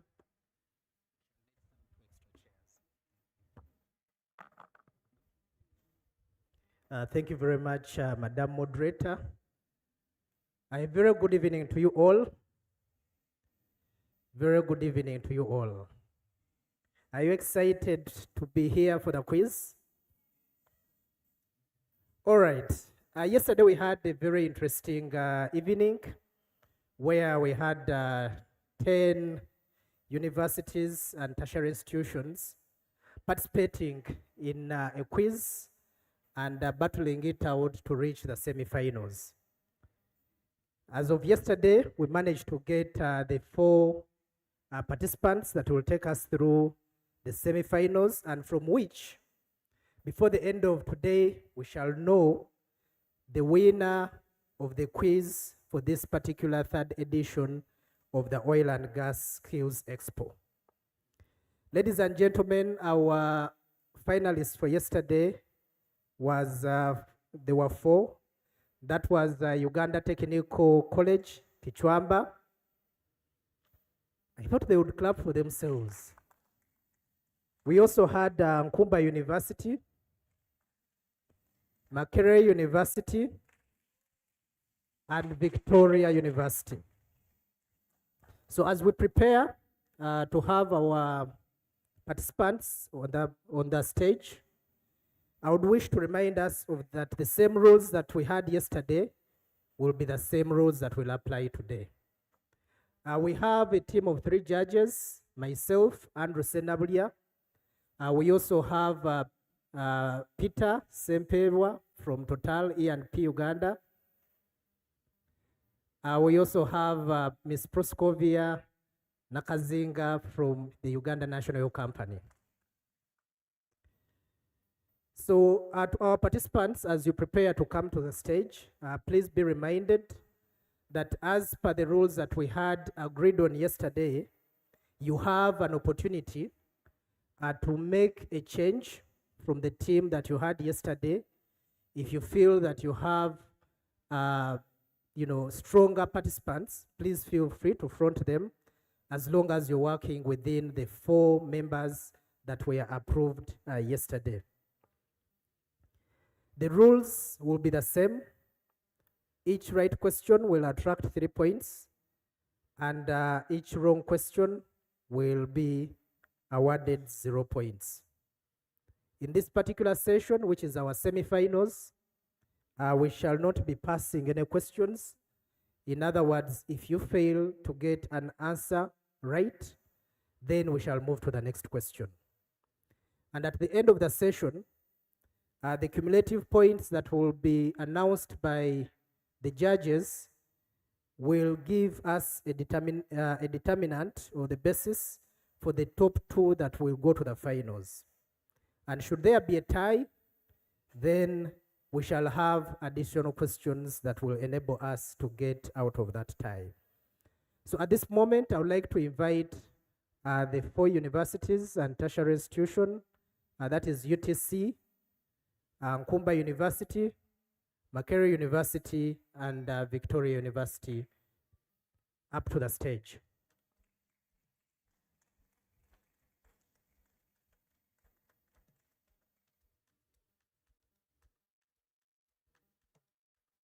Are the participants ready?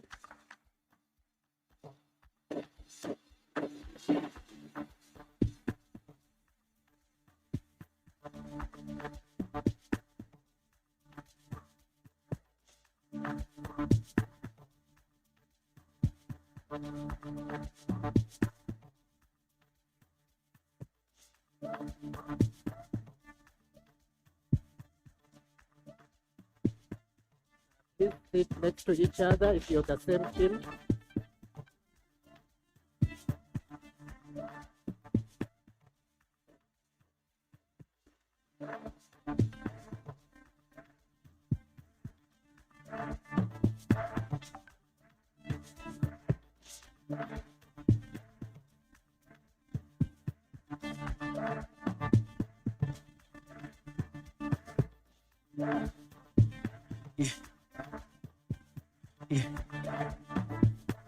All right. Thank you. So these are our participants. And to you, the participants, congratulations for being on the semifinals. But I would like to remind you that the questions that we had yesterday, in as much as they were challenging, but this being the semifinal, we are going to see another set of questions that will tickle our minds. But I'm sure that the people that you are, you'll have the answers. Just a small hint for you. Please pay attention to the keywords in the questions. And the rule of time, that is 10 seconds, still applies. So should you go be above the 10 seconds, the timekeeper, who is already ready with the gong, will be able to alert that you don't have enough time. At this moment, I would like that you Have we had any change from yesterday? I don't see any new faces. Is there anyone that was not there yesterday? Yes, kindly just give your name and the university so that we can confirm that you're on the list. Good evening. My name is Raskar Andrew Bura. I substituted Mukuru Elvis from Makerere University. All right, anyone else?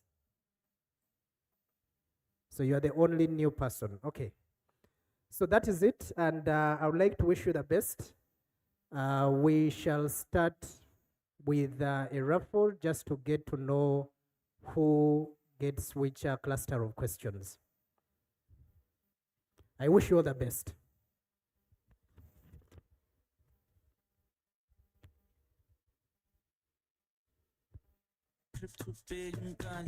I went Exa, yeah.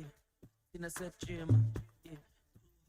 Heater, Nick froze like winter. I'm pretty young, liquor, yeah.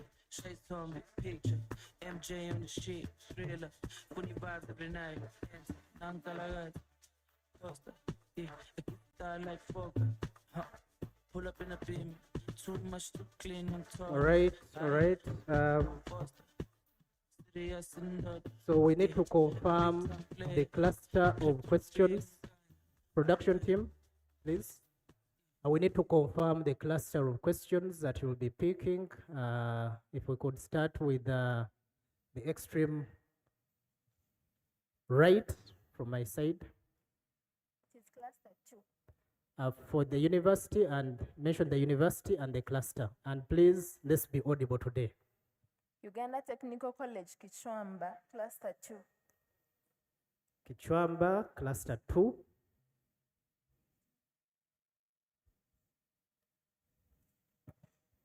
Victoria, is it? It's one, okay. Victoria University, Cluster 1. Victoria University, Cluster 1. Makerere University, Cluster 3. Makerere University, Cluster 3.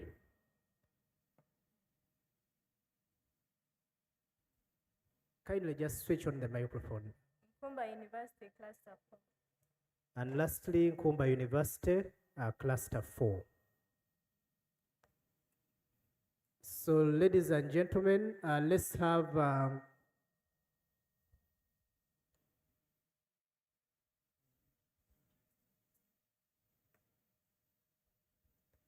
so we shall start with number 1, which is Victoria University. Victoria University, kindly take up the seats just in front of the screen so we can just do a swap in that case.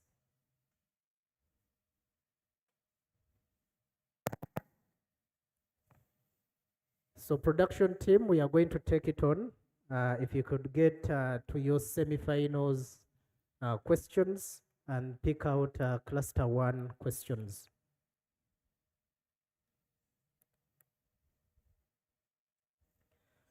All right, so question number 1.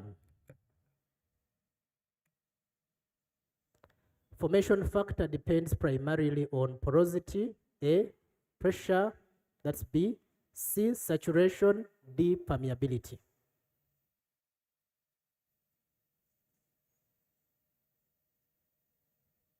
C. C is the answer given. Let's confirm. So you get 0, but as before we proceed, please be audible. Switch on your microphones. Just, can you say, sorry, that was in error. Just, I want to confirm that you can be able to speak and the audience can hear you well. Can you just say one word? Just say Victoria University so that we can hear you. Victoria University. Yes, be that loud, be that audible. All right, we go to the next question. Question number 2. An analyst calculates SW using Archie's equation, but discovers that the rock is actually a shelly sand. How will the presence of clay affect the calculated water circulation if not corrected? A, the calculated SW will be overestimated.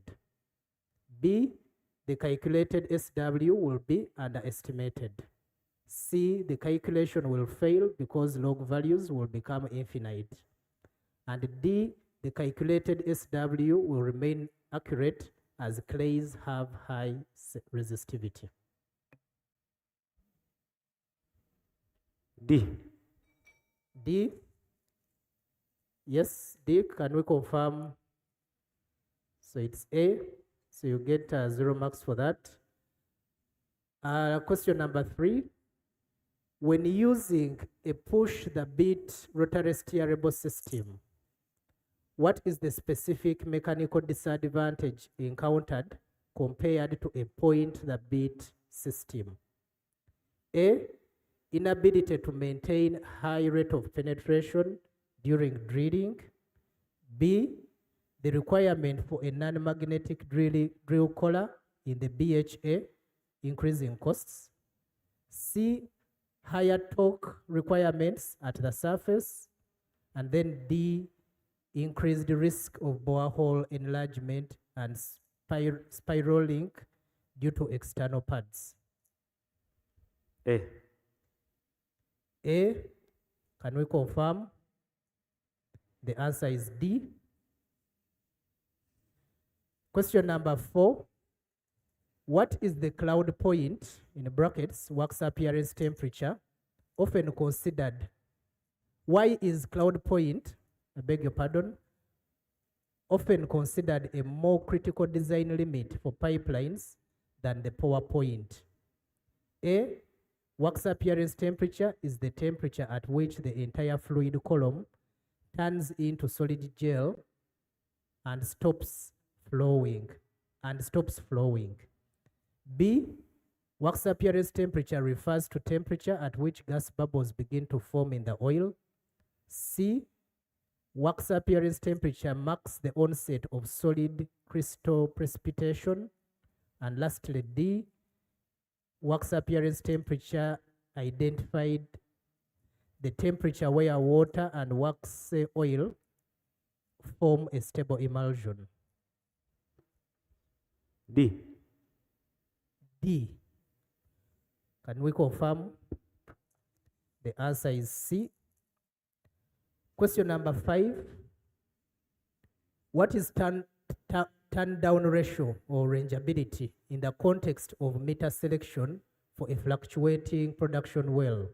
Is it A, the ratio of the pipe's outer diameter to the meter's internal bore diameter? B, the ratio of maximum arch rate flow rate to the minimum arch rate flow rate? C, the percentage of time a meter is turned down or is offline for maintenance? Or D, the ratio of permanent pressure loss to the total upstream pressure? B. B, can we confirm? Yes, and that is correct.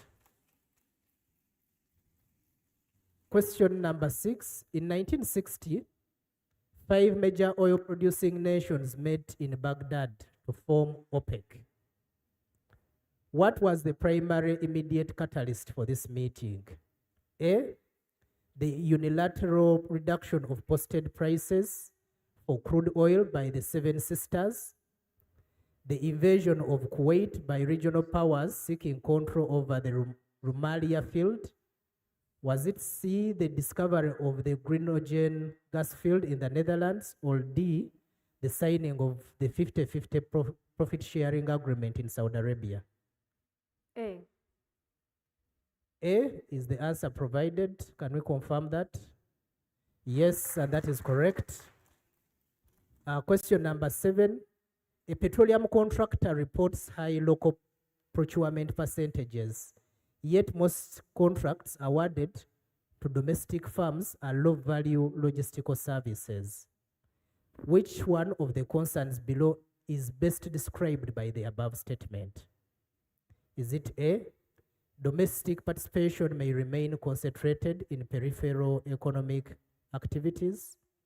Or is it B, local procurement targets inherently discourage industrial growth? C, service sector participation is inconsistent with national content policy. Or D, petroleum supply chains remain primarily benefit downstream retailers. B. B is the answer we have. Let's confirm. The answer is A, so you get no points for that. And lastly, which factor most influences liquefied natural gas trade growth internationally? A, uniform domestic pricing regulations across importing states. B, elimination of maritime energy transportation systems. C, reduced industrial energy consumption globally. And then D, demand for flexible cross-border gas supply solutions. D. D is the answer provided by the team. Let's confirm. And the answer is correct. So that marks the end of the 8 questions for Victoria University. And let's have Uganda Technical College, Kichwamba, occupying the seats. Ladies and gentlemen, another round of applause for Victoria University. Production team, if you could prepare cluster 2.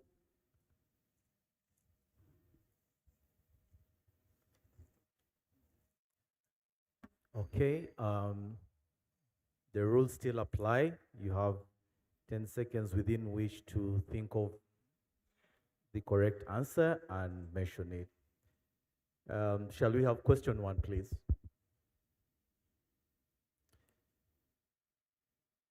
Stratigraphic traps are formed by A, folding, B, faulting, C, lithological changes, or D, uplift.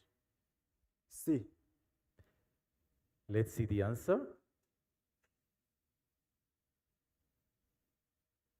Production team. Correct. Indeed, the answer is C. Number 2, why is Archie's equation considered empirical?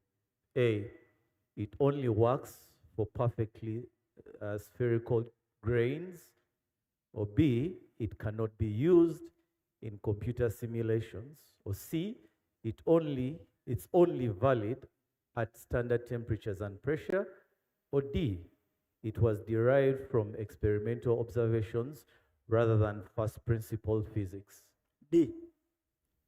Let's see the answer, please. Indeed, the answer is D, correct. Number 3. What is the primary cause of dog leg severity, in brackets DLC, being higher in actual field measurements than the theoretical build rate calculated from the BHA bending setting? A, incorrect placement of MWD sensor relative to the bit. Or B, using a lower mud weight than designed. C, thermal expansion of the drill pipe at higher depths. Or D, the formation of drillability and deep angle causing a bit walk. A. Let's see the answer, please. Wrong. The correct answer is D. Number 4, in flow assurance, how does asphaltene precipitation differ fundamentally from paraffin, or brackets wax, precipitation? A, wax is more likely to form a higher reservoir pressure or at higher reservoir pressures. Or B, asphaltenes are primarily triggered by changes in pressure and fluid composition, bracket destabilization, while wax is primarily temperature driven. Or C, asphaltene deposits can be easily melted by applying heat to the pipeline. Or D, asphaltenes only form in the gas phase, while wax only forms in the liquid phase. B. Let's see the answer. And indeed, the correct answer is B. Number 5. Which API MPMS chapter would an engineer consult to find the standardized procedures for tank gauging, in brackets, measuring the level of oil in large storage tanks? A. API MPMS chapter 3. B. API MPMS chapter 11. C. API MPS chapter 7. Or finally, D. API MPMS chapter 6. B. Let's see the answer, please. Oh, close, but not quite. The answer is A. Number 6. Which agreement signed in 1957 ended the dispute between the Iranian government and the Anglo-Iranian Oil Company, in brackets AIOC? The Achkan-Kari Agreement, the Tehran Price Agreement, the Tokyo Agreement, or the Consortium Agreement? B. Let's see the answer, please. Oh, correct answer is D. They get 0 marks for that. 7. Which outcome would most likely indicate weak substantive national content performance despite formal compliance? A. Increase in local subcontracting partnerships. Or B.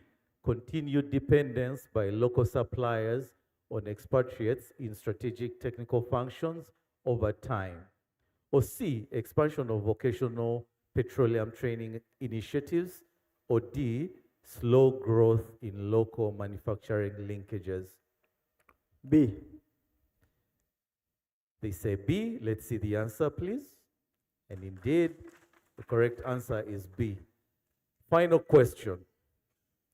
Which factor most influences global benchmark crude oil pricing systems? A. Market participation of supplier reliability, quality, and trading liquidity. B. Uniform domestic fuel taxation structures. Or C. Simultaneous refinery shutdown patterns globally. Finally, national downstream subsidy programs exclusively. A. They say A. Let's see the answer. And indeed, the answer is A. Congratulations. That marks the end of this round. And we request Makere to take the hot seat for the next round.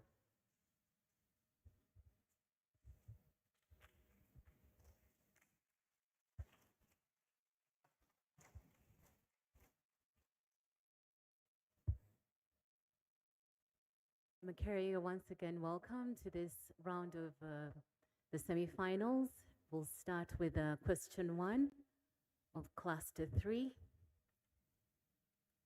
Which of the words below best describes transgression? A. Sea level fall. B. Sediment erosion. C. Faulting. D. Sea level rise.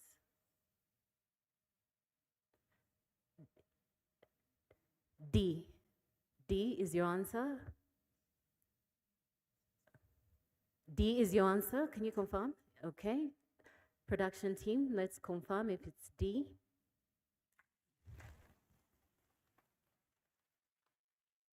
Okay, can we test your microphone before we proceed?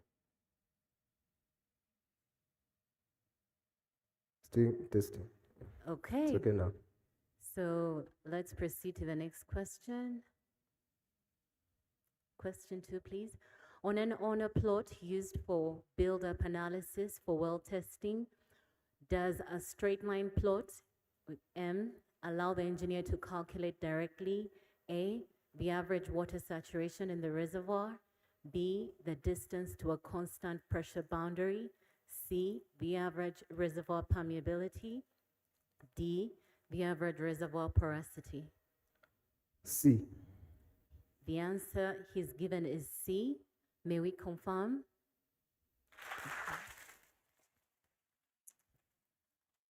Question 3. In a steerable motor assembly, why is the beat to bend distance a critical design parameter for achieving high build rates? A shorter distance increases the geometric curvature capacity for a given bend angle. B, a shorter distance reduces the risk of the MWD sensors failing due to vibration. C, a longer distance improves the hydraulic efficiency of the mud motor. D, the longer distance minimizes beat walk in hard formations. A. The answer is given as A. Can we confirm? What is the primary operational disadvantage of using weight loss coupons as the sole method for corrosion monitoring? A, they are highly radioactive and require specialized handling. B, they cannot be used in pipelines carrying gas. C, they provide only an average corrosion rate over a long period. D, they must be replaced every 2 years, increasing operating expenditure.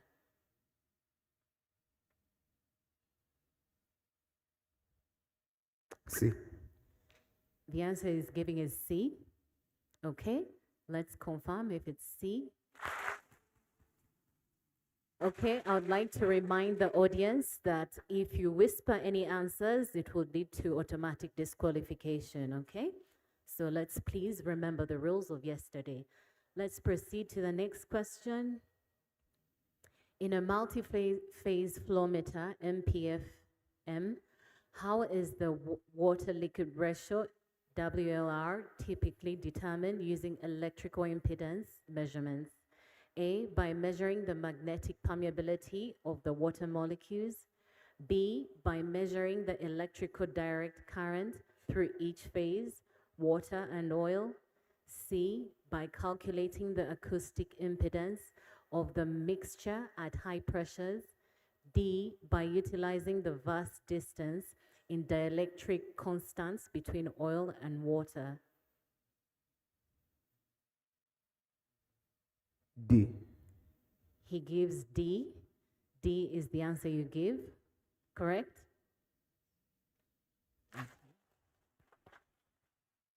Next question, please.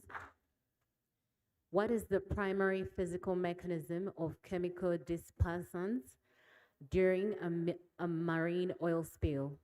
A, they solidify the crude oil into buoyant sheets for mechanical skimming. B, they sink heavy oil directly to the ocean floor to protect surface wildlife. C, they reduce surface tension to break the slick into tiny droplets for biodegradation. D, they neutralize volatile organic compounds, VOCs, to permit safer in situ burning. C. He gives C. C is the answer he's given. Can we confirm?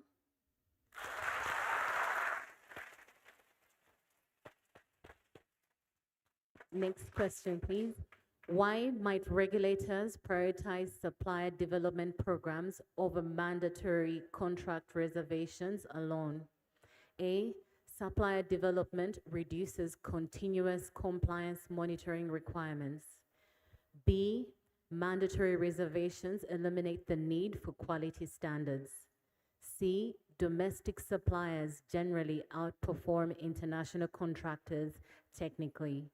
D, supplier competitiveness depends partly on long-term capability strengthening.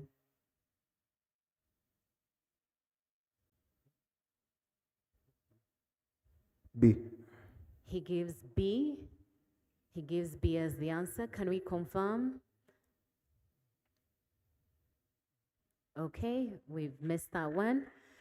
Last but not least, which change most affects mature petroleum producing economies? A, limited international petroleum market participation. B, lack of transportation infrastructure entirely. C, absence of regulatory institutions. D, managing production decline alongside energy transition pressures.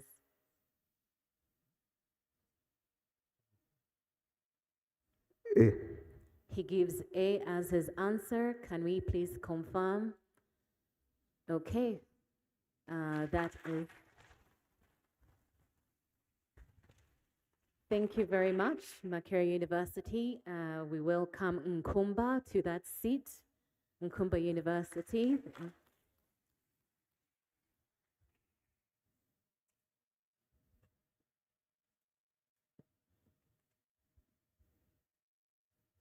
Production team, let's receive cluster 4 questions. Nkumba University, question number 1 is, which of the following best describes the relevance of basin modeling? Is it A, to confirm locations where exploration drilling can be undertaken? B, predicting hydrocarbon generation? C, identifying areas that have hydrocarbon accumulations? C, mapping locations for 3D seismic acquisition?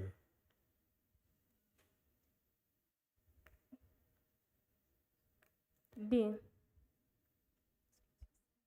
B is the answer provided. D. D.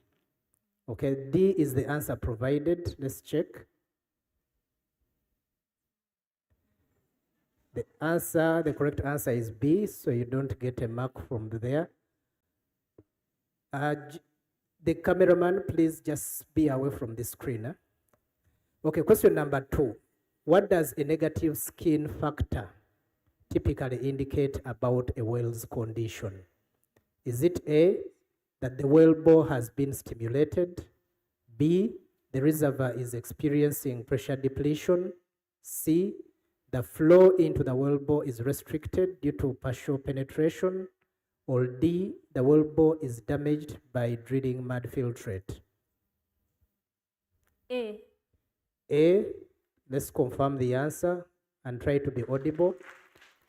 The answer is correct. Please put your mouth close to the microphone. So question number 3. When drilling in sliding mode using a PDM, what is the primary cause of reactive torque and how does it affect the tool face? It is friction between the pads and the wall causing the tool face to lock in place. B, it is caused by the centrifugal force of the drill collars causing the tool face to rotate clockwise.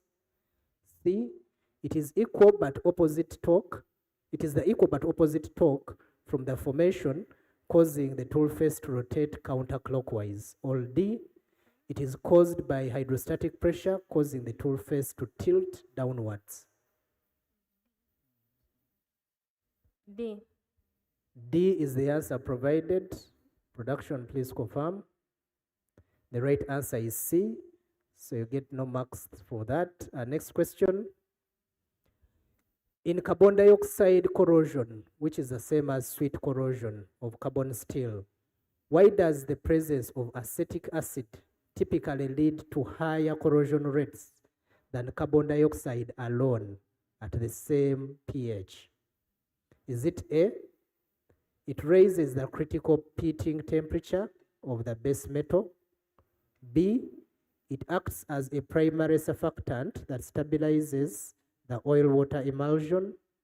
C, acetic acid increases the salinity of the produced water, enhancing galvanic effects? Or D, it acts as a direct source of hydrogen ions and can penetrate iron-carbon scale more effectively? D. D is the answer provided. D. D. D for dog, Yeah. right? Yes. D is the answer provided. So let's see. Yes, and D is correct. Question number 5. In the context of maintenance and reliability, what is the main risk of using a positive displacement meter in an oil stream containing fine sand? Is it A, the wear of the tight clearance moving parts, making the meter to slip and under register volume? Or the sand will clog the acoustic transducers, blocking the signal? Or C, the sand will cause the meter to over-register due to increased fluid density? Or D, The sand will change the magnetic and kinetic properties of the fluid. A. A is the answer provided. Let's confirm. Yes, and that answer is correct.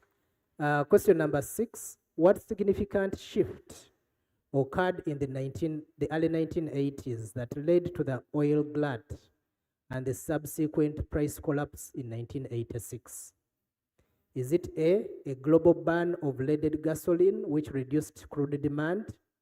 Is it B, the overproduction of the Guawal field in Saudi Arabia? C, the increased production from non-OPEC regions like the North Sea and Alaska? Or is it D, the dissolution of the Soviet Union? C. C is the answer given by the team. Let's confirm. And C is correct. I wish to remind the members in the audience, please maintain silence. Question number 7, which factor best contributes to petroleum price volatility? Is it A, short project development cycles, B, global petroleum supply demand imbalances, C, government policies and actions relating to petroleum price regulation, or lastly D, simultaneous production behavior among all exporters? B. B is the answer provided. Let's confirm. And B is correct. Question number 8. Which policy approach most likely balances investment attractiveness with national content objectives? Is it A, eliminating all localization requirements during early project phases? B, prioritizing compliance statistics over operational performance, restricting international participation to specialized works?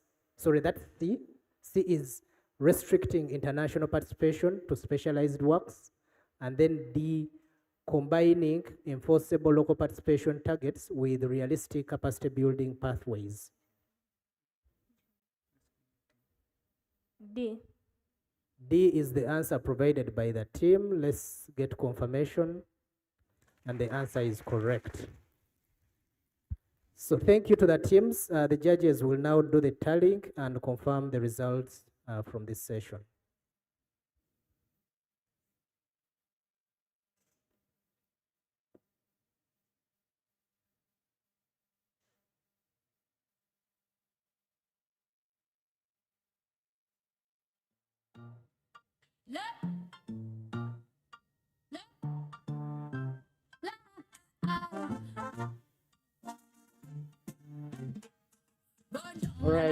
All right, ladies and gentlemen, we have the results already, and Victoria University scored 9 points out of this session.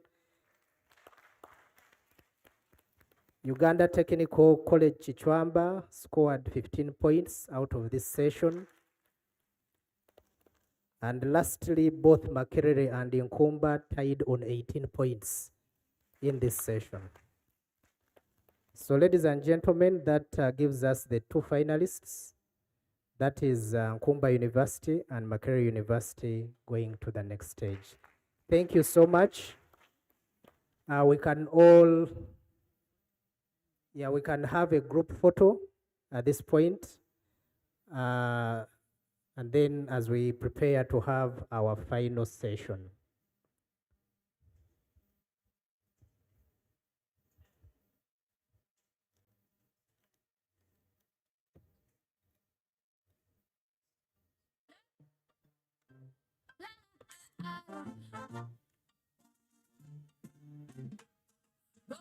And a wine and a bubble and round a back just a jump, this a trouble and bust it to go up and a couple and a cuddle and a wine up my body and a bubble and me know me good. Thank you, thank you, thank you. Another round of applause for the teams. All right, that now transitions us to the next, to the finals. Can I invite now all the 4 members of Makerere University and Nkumba University to the podium? And then I'll give the rules for the final when everyone is upstage.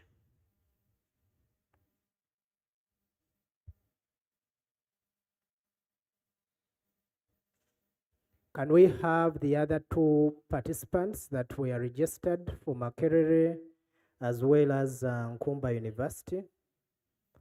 So the entire team of 4 needs to be at the stage. And let's give them a big round of applause as they come.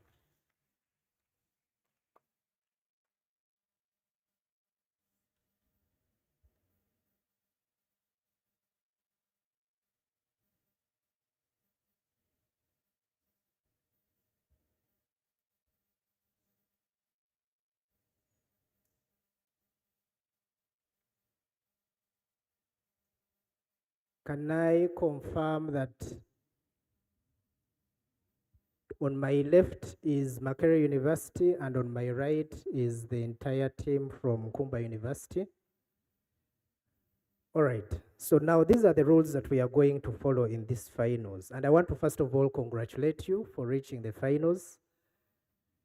So we are going to have 3 members or students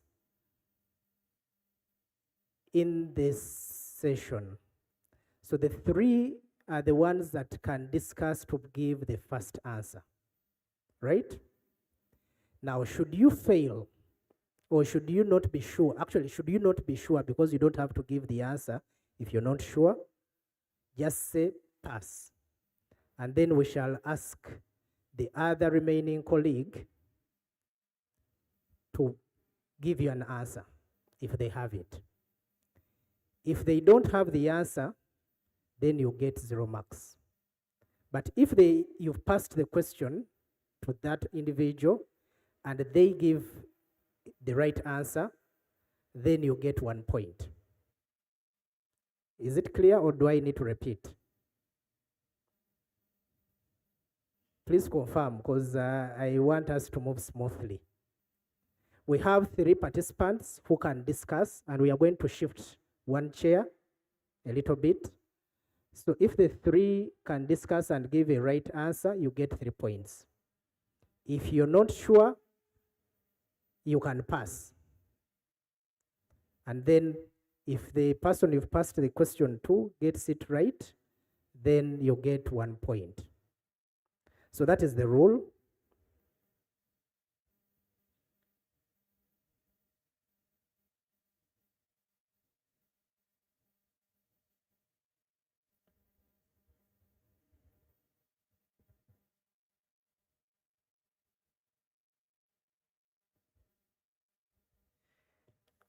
Yes, so that's what we are going to do, and please feel free. The good thing about this approach is that you have a colleague to support you, right? Okay, so may I request that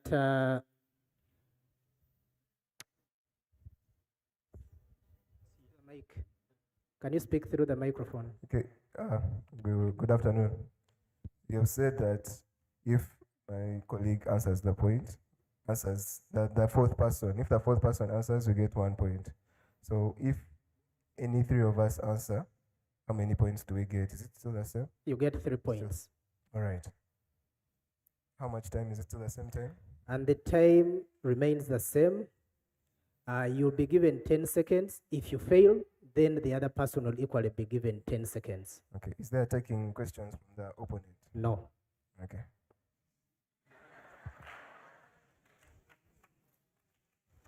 All right, can I request that we shift 1 chair just about a meter from the rest of the other 3? And feel free to switch. You may wish that your backup is actually this side. Please feel free to make that change. And can we have the other chair just moved to the other end of the microphone? Just shift it to on the other side.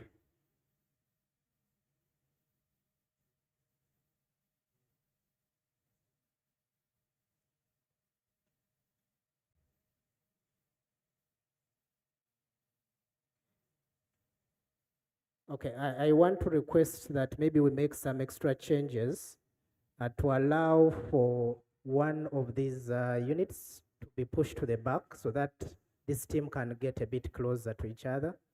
I'm sure they may want to discuss. Can we just have one of these units shifted? A production team, is that something that you can do for us? We don't want to mess up anything at the stage.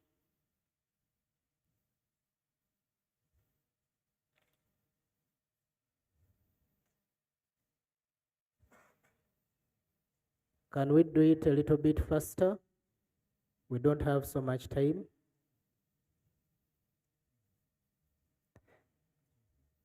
I would prefer that these 3 members are able to easily discuss.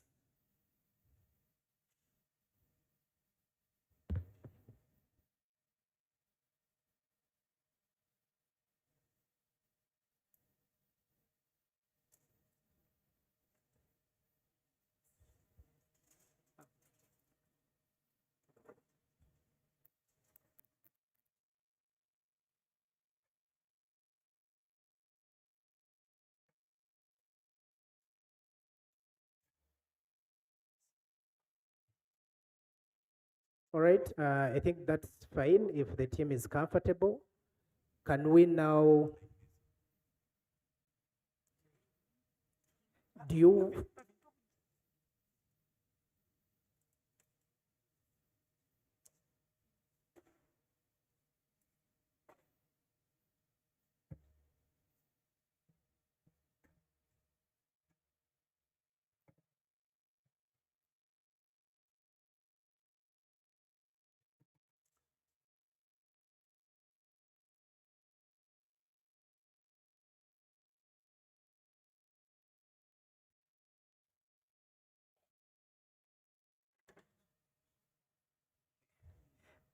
Makere, can you confirm visibility of the screen, or do we need to shift it?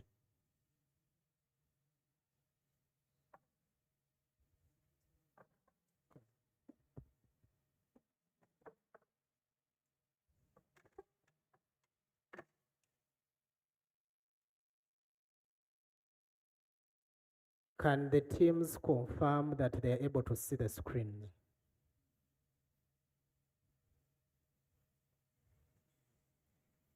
Makere, please confirm if you can see the screen from where you're seated. You can? This screen. Okay.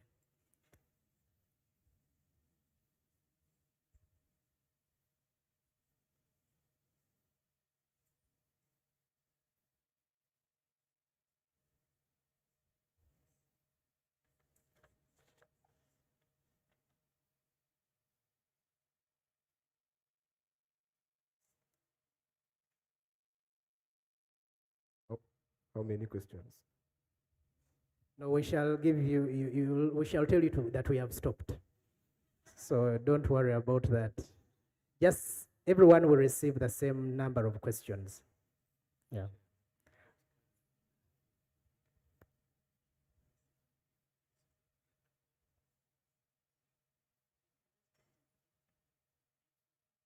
Okay, production team, there is a request which you may want to confirm whether it's okay that we put one of these displays in the middle for purposes of the photos and everything. If that's okay, we can shift it in the middle. If it's not a big deal, we just move. Okay, production team confirms it makes sense to put that display in the middle.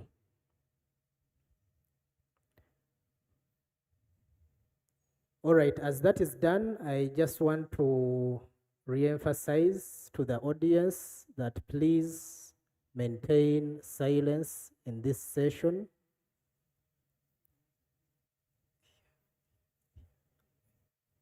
Please maintain silence as we go through this session. You can only clap if you so wish, but please do not disrupt by either whispering or sending gestures to the team that is at the podium.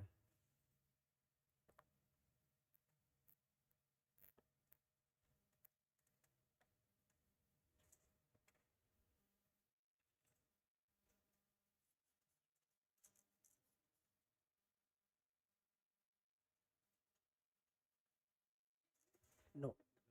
Production. Just in the middle. Just here. Right there. In the middle.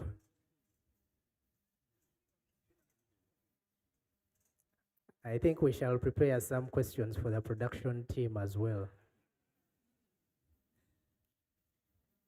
All right.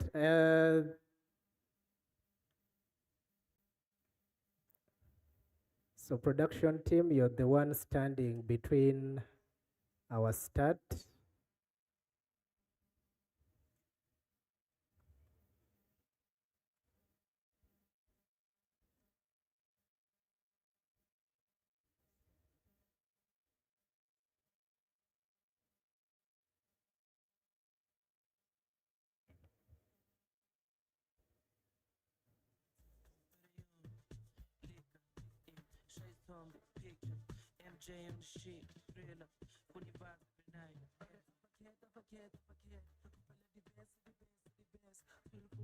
All right, we are now ready to begin our session. I'll ask one question to Makerere, another question to Nkumba, and then we shall keep alternating, right? Okay, so our first question will go to Nkumba University production team. You can breathe in and out if you so wish. Can you test the microphone first of all, Nkumba University? Nkumba University. Okay, I try to be more audible than that if you can. Okay, question number one for Nkumba University. Why does the oil formation volume factor typically decrease as the reservoir pressure drops below the bubble point pressure?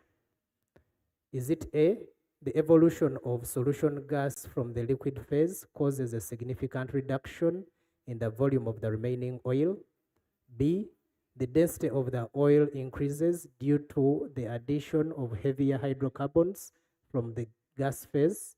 C, the liquid oil becomes more compressible as the pressure decreases? Or is it D, the increase in reservoir temperature causes the oil to thermally contract? A. A is the answer that has been given. Production team, please confirm. The answer is correct. Question number two goes to Makerere University. And the question goes that which boundary condition is indicated if the pressure derivative begins to rise with a slope of 1.0 at the late times in a log-log plot? The reservoir permeability has suddenly increased. Or B, the well has just encountered a single sealing fault. Or C, the well is connected to an infinite acting aquifer. Or D, the well is producing from a completely closed or bounded reservoir. C. C is the answer that has been given. Let's confirm. And the answer is D. Members in the audience, kindly maintain silence. We can still hear whispers from where we are. So the next question is to Nkumba University, question number 3. What is indicated by a gamma ray log reading of 150 API units in a typical clastic sequence? Is it A, high porosity clean sandstone filled with salt water? B, a shale interval containing calcium, potassium, and thorium? C, a shale interval containing potassium, thorium, and uranium? Is it D, a shale interval containing calcium, thorium, and uranium? C. C is the answer given. Can we confirm, production team? The right answer is C. So Makerere University, question number 4. How does nuclear magnetic resonance logging differ from traditional porosity tools like density or neutron? Is it A, it measures the total organic carbon content by burning a small sample of the formation? B, it uses high frequency sound waves to vibrate the rock grains. C, the tool penetrates through steel, causing the temperature formation density. Sorry, the tool penetrates through steel casing to measure the formation density. Or D, it provides a lithology-independent porosity.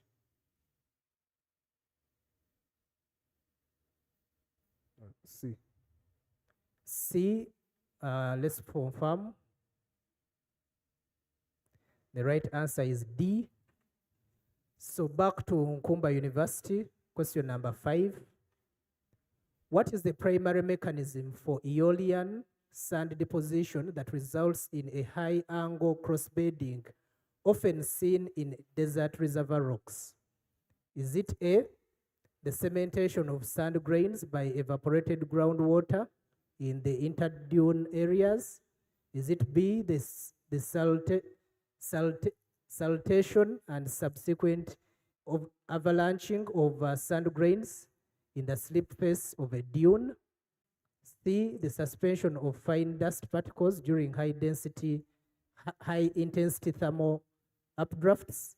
Or D, the abrasive scoring of bedrock by vent facts during seasonal sandstorms? C. C is the answer provided. Production. The right answer is B. So Makerere University, you have question number 6. How does the gas oil ratio typically behave in a black oil reservoir once the pressure drops below bubble point? A, the gas oil ratio drops to 0 as the gas dissolves back into water phase.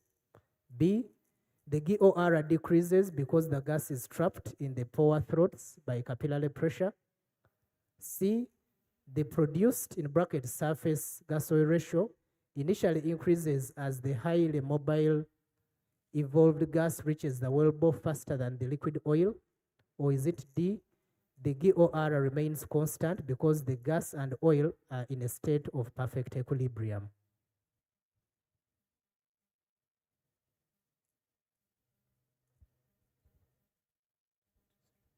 D. It's time up.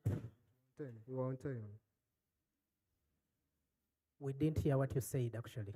I said D. Go for D. Okay, I would like to ask my fellow judges if they had.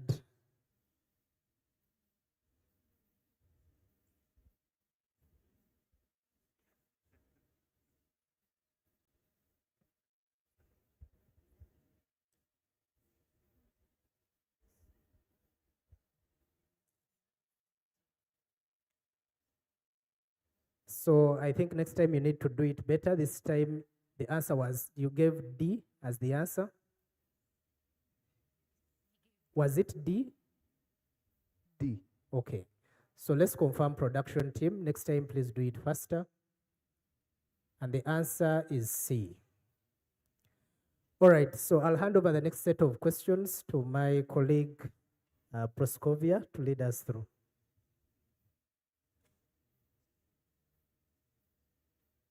Okay, question 7 for Nkumba University. Question 7, please. During the hydration of plus GOH oil well cement, which chemical component is primarily responsible for the development of early compressive strength within the first 24 hours? Tricalcium silicate, tetracalcium aluminoferrite, tricalcium aluminate, dicalcium silicate.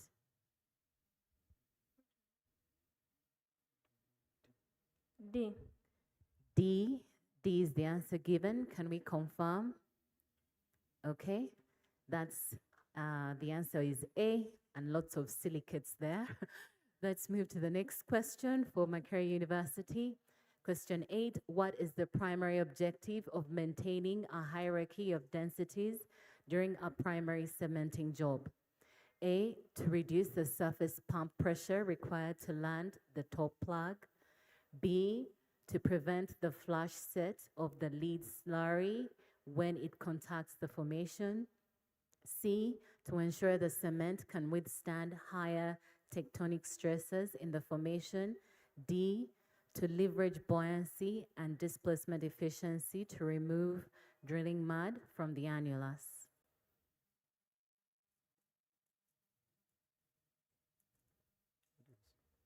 C. The answer is giving is C. C is the answer he's given. Let's please confirm. Okay, the answer is D. We missed that one. Next question from Kumba University, question 9. What is the primary risk of using an over-retarded cement slurry in a shallow, low-temperature casing string? A, excessive weight on cement time and potential for slurry setting / solids fallout. B, massive increase in the heat of hydration. C, the development of microannulus in a few days after the cement job. D, contamination of the cement, making it unusable under low pressure. A. The answer she gives is A. A from Nkumba University. Let's please confirm. Okay, that is correct. Question 10 goes to Makerere University.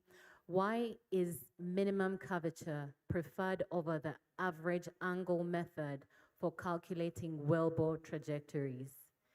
A, it is the only method that can account for magnetic interference from adjacent wells.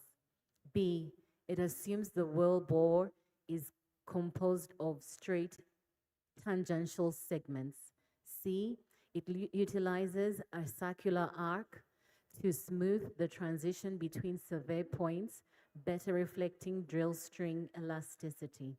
D, it requires fewer survey points to determine the true vertical depth, TVD.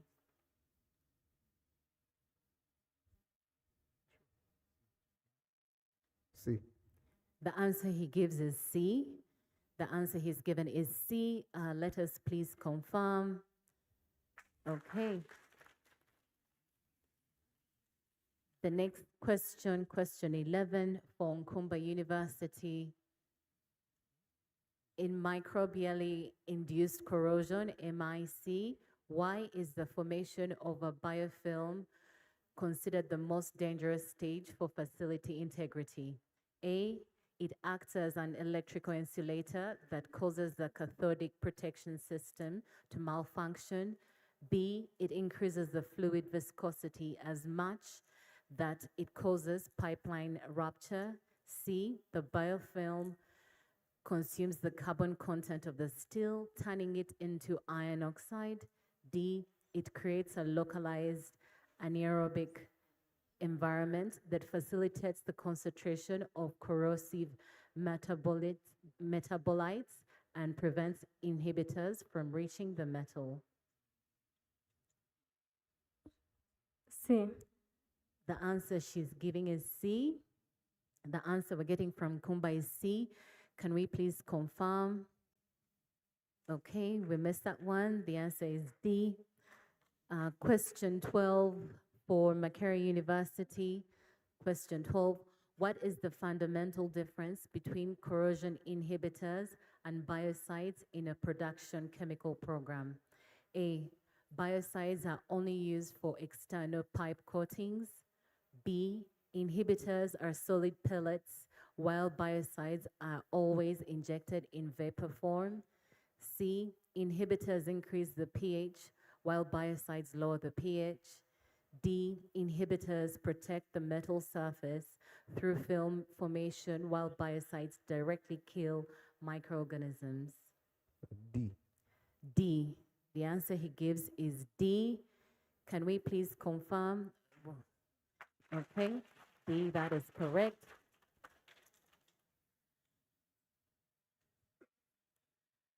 Okay, the tension in the house is palpable. And, well, I'll take the next round of questions, which is 6 of them. Makerere, you could mount a comeback, or Nkumba, run away with it. Let's see what happens. Question 13, please. Why is gas chromatography,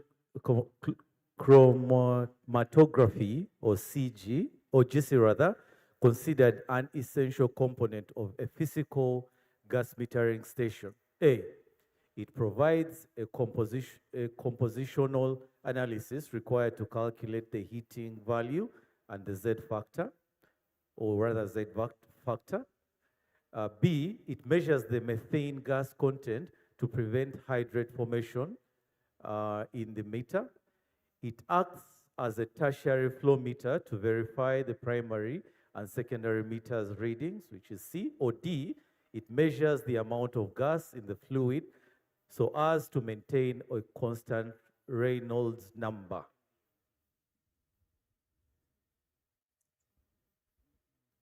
B. The answer given is B, production. Let's see the. Okay, they get that wrong. The answer is A. 14 for Makerere. According to the API MPMS Chapter 4, brackets, proving systems, standards rather, what is the primary purpose of a small volume prover? Brackets, SVP, compared to a traditional large pipe prover? A, it uses a high-speed internal piston and optical encoders to achieve the same uncertainty. Or B, it is designed specifically for gas measurement only. Or C, it is used to measure the API gravity of oil rather than the volume. Or C, it is only used for temporary mobile testing and is not accepted for custody transfer. A. The answer given is A. Let's see the answer. Okay. 15, Nkumba.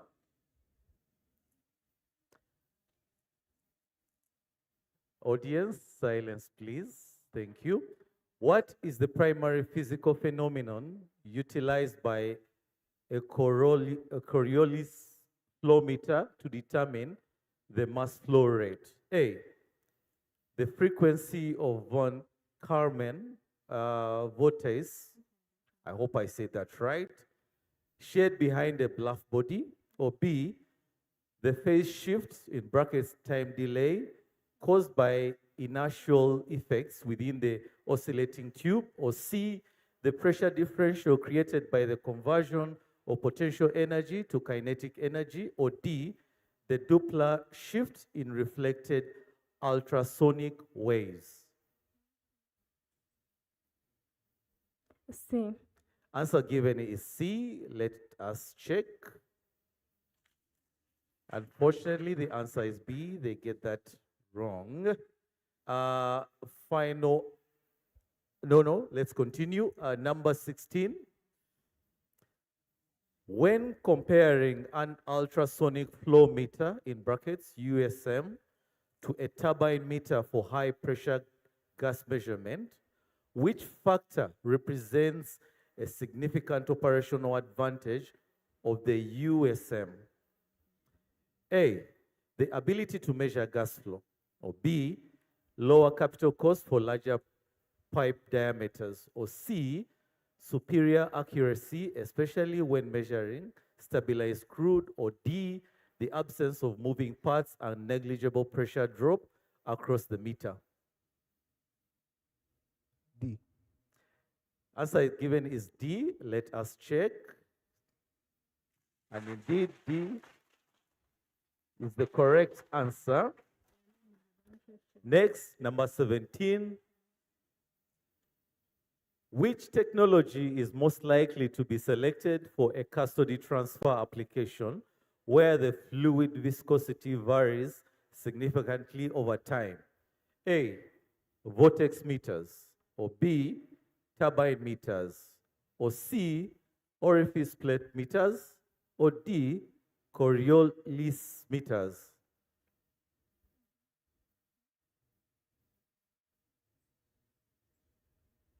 C. Answer given is C. Let us check. Unfortunately, they get that wrong. Correct answer was D. 18.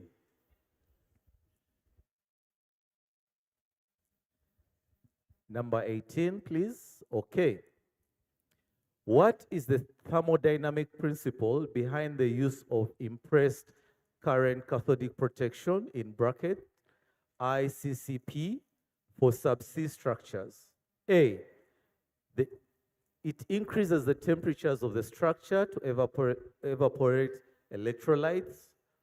Or B, the current oxidizes the surrounding water to create a protective ozone layer. Or C, by applying external DC power source, the potential of the structure is shifted to a more negative value, and metal becomes immune to oxidation. And or D, the current generates a magnetic field that repels corrosive chloride ions. B.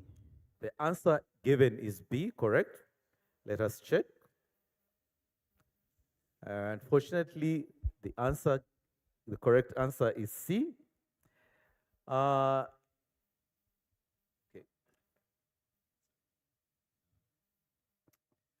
All right, question number 19, and we are almost getting to the end. Question number 19 to Nkumba University. Which metering technology is characterized by a square root relationship between the measured signal and the flow rate? Is it Coriolis meters, turbine flow meters, ultrasonic transit time meters, or orifice plate meters?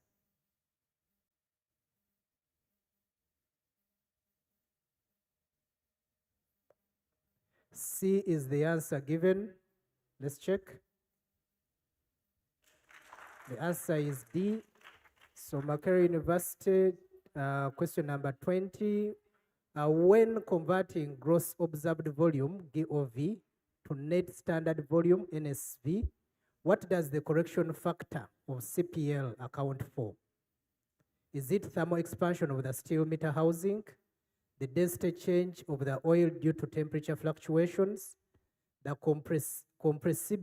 compressibility of the liquid, correcting volume from operating to standard volume, or D, the compressibility of gas and free water?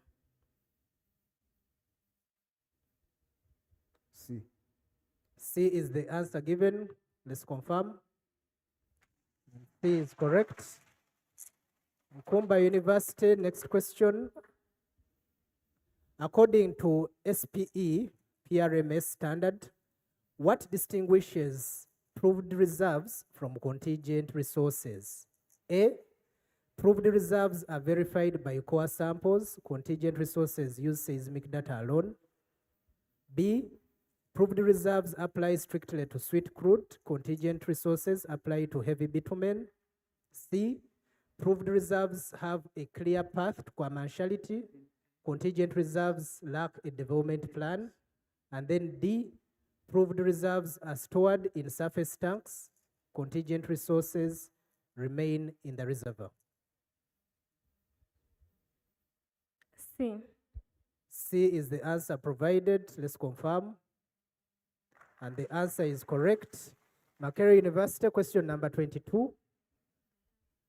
The late 2014 price collapse was unique because OPEC, led by Saudi Arabia, chose not to cut production despite falling prices. What was the stated strategic intent? Was it to encourage global investment in renewable energy by making oil less profitable? B, to defend the market share and test the resilience of the high-cost producers, particularly US shale operators? C, to fulfill a treaty in the International Energy Agency? Or D, to crush the Russian economy in retaliation of the annexation of Crimea? B. B is the answer provided. Let's confirm. And the answer is correct. Nkumba University, question number 23. What changed in the global gas market during the early 2000s that facilitated the decoupling of gas prices from oil prices in some regions? Is it A, the growth of the LNG trade and emergence of spot markets. B, the general global trend of use of natural gas as fuel for power generation. C, the significant drop of oil reserves in Europe. Or D, the invention of the internal combustion engine designed specifically for natural gas. B. B is the answer provided. Confirm. The right answer is A. Makerere University, question number 24. Why did the 1989 Exxon Valdez spill present unique logistical and ecological challenges? Was it A, low temperatures slowed evaporation and biodegradation, while remote geography hindered deployment? D, dense subarctic water caused the spilled oil to sink instantly to the seabed?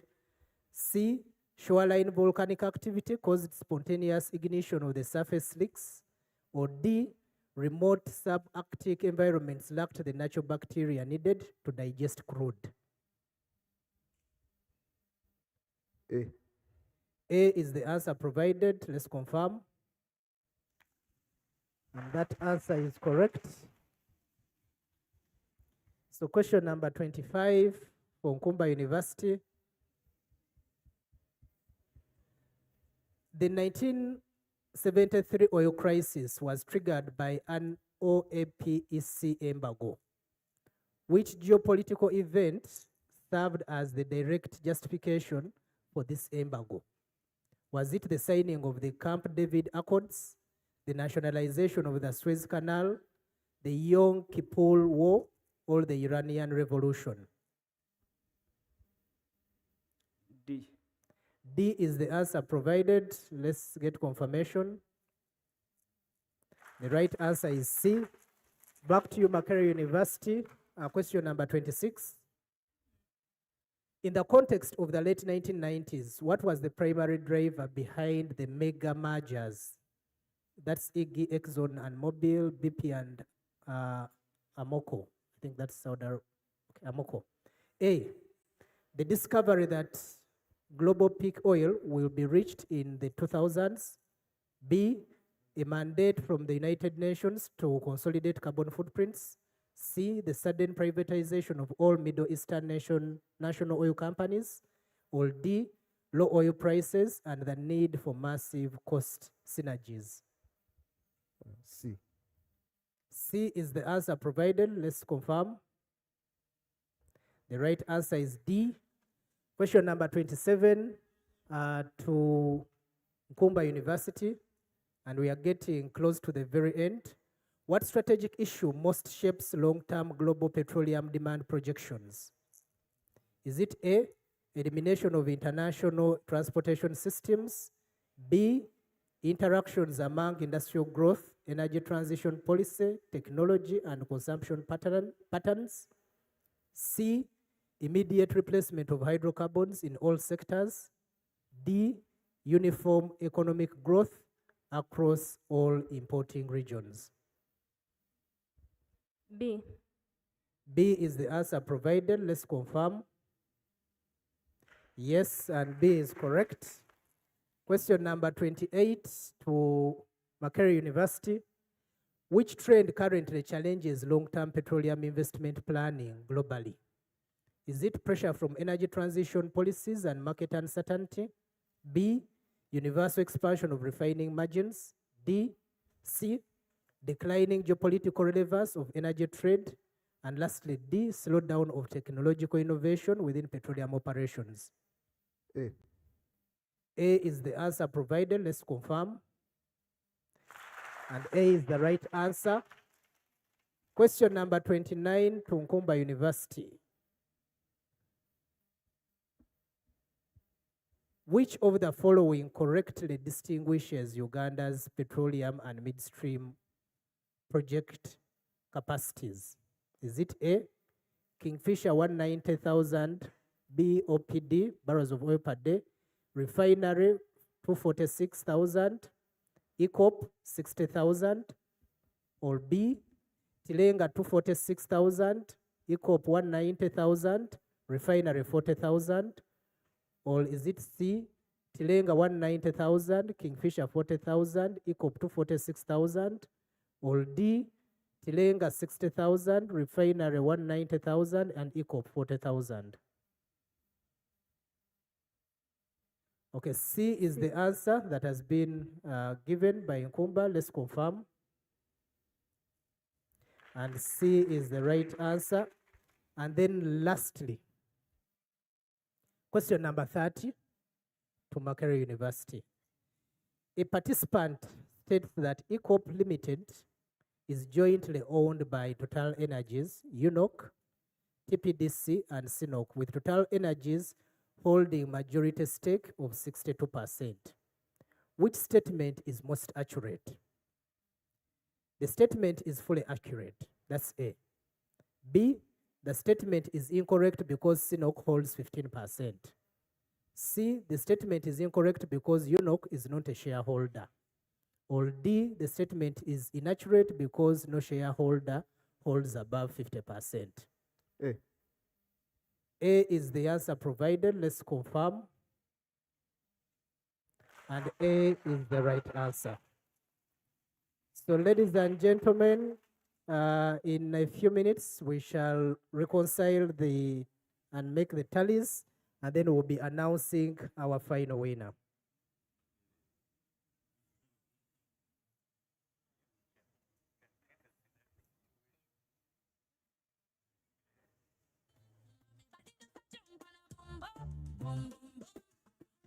Rhythm and I sit down on the beat.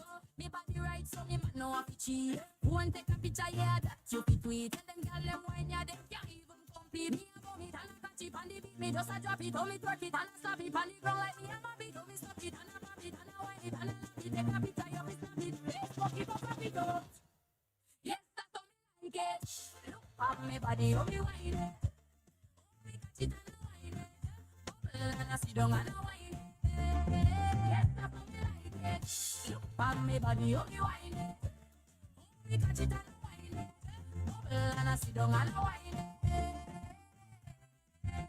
The baseline, me a bust a wine. Style when me have we make man lose their mind. Sit down and a wine, take it one time. Can no girl can do them a wine when me design. Me know me good, and me body does a wine and a boom boom boom boom boom boom boom boom boom. And me body does a jump and a boom boom boom. Wine pon the rhythm and a sit down pon the beat. Me body right, so me man no have to cheat.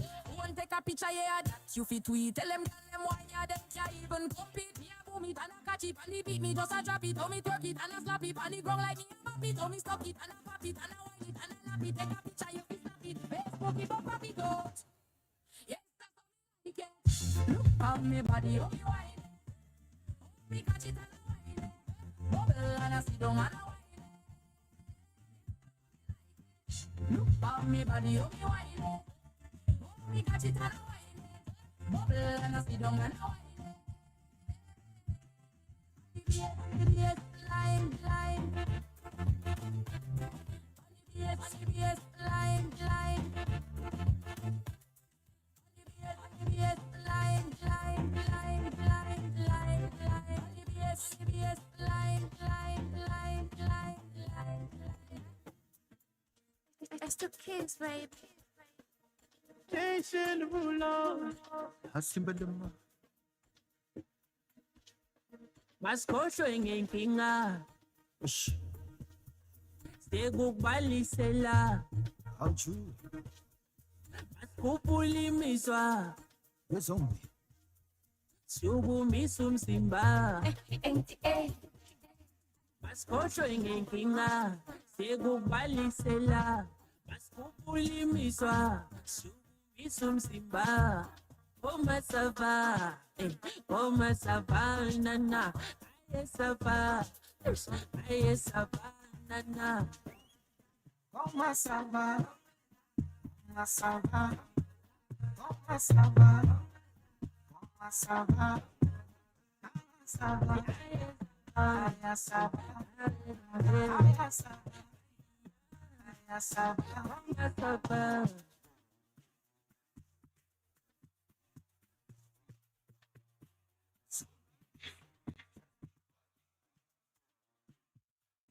right, Mr. DJ. Ladies and gentlemen, we have pretty much come to the beginning of the end. I'm first of all going to allow our final contestants just to stand up for a group photo. So please stand up, show them some love. These guys have battled it. I'm not too sure who the winner is. It's been hey, hey, hey, hey.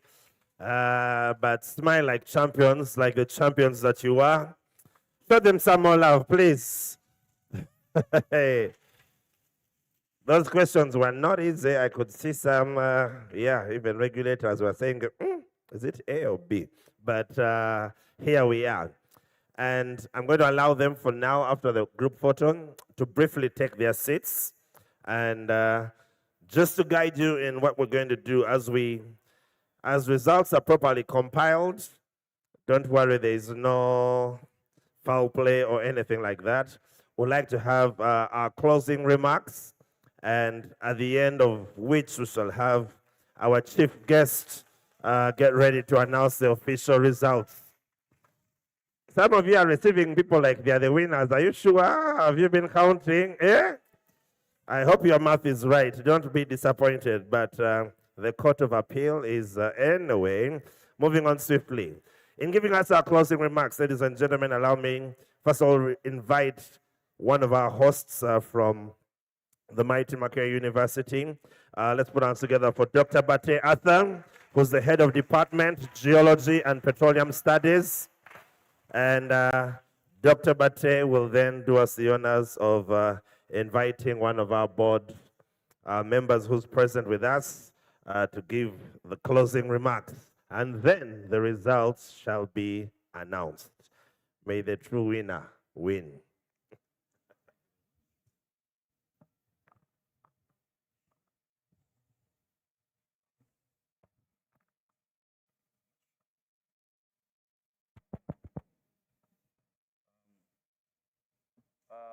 Our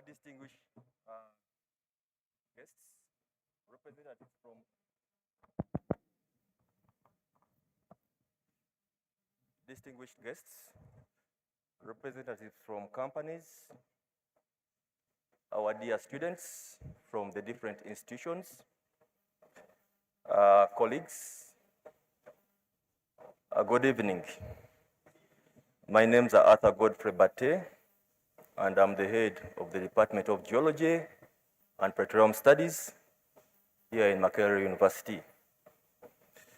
Over the past 2 days, the Oil and Gas Expo 2026 has brought together two vital groups.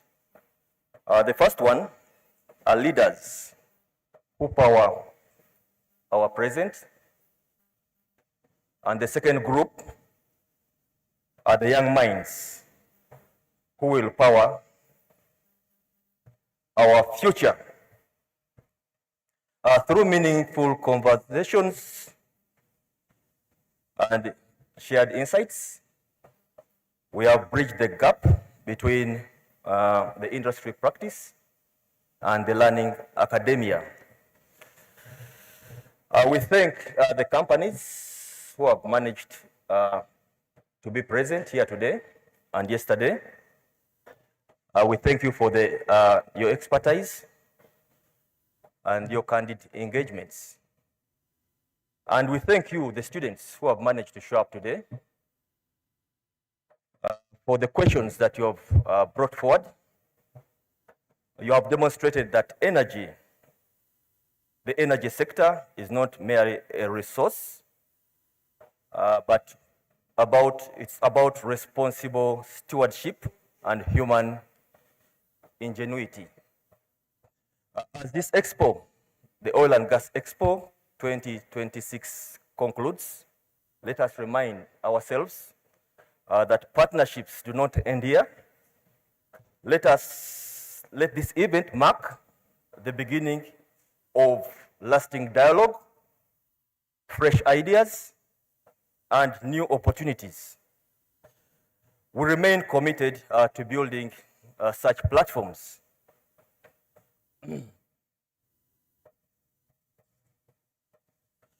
We look forward to seeing many of you again and witnessing the contributions of today's students as tomorrow's professionals. We thank the Petroleum Authority of Uganda for giving us this opportunity for hosting this event. It has been a wonderful event. We have studied a lot, we have engaged, we have got many promises, and let's hope these promises will be fulfilled. We thank the companies, once again, the different oil companies and other companies from different sectors for your engagement. Once again, I thank the students from the different institutions who have managed to show up here. Students from Kumba, students from Shugumba, students from Chambogo, Mbarara, etc. We thank you. And lastly, I commend the students from Makerere University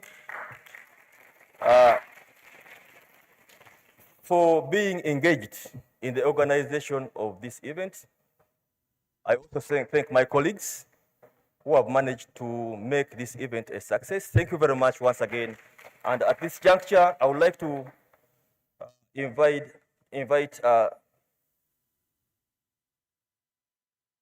the board member from the Petroleum Authority of Uganda, Mr. Innocent Chihika, to make his closing remarks. Thank you very much.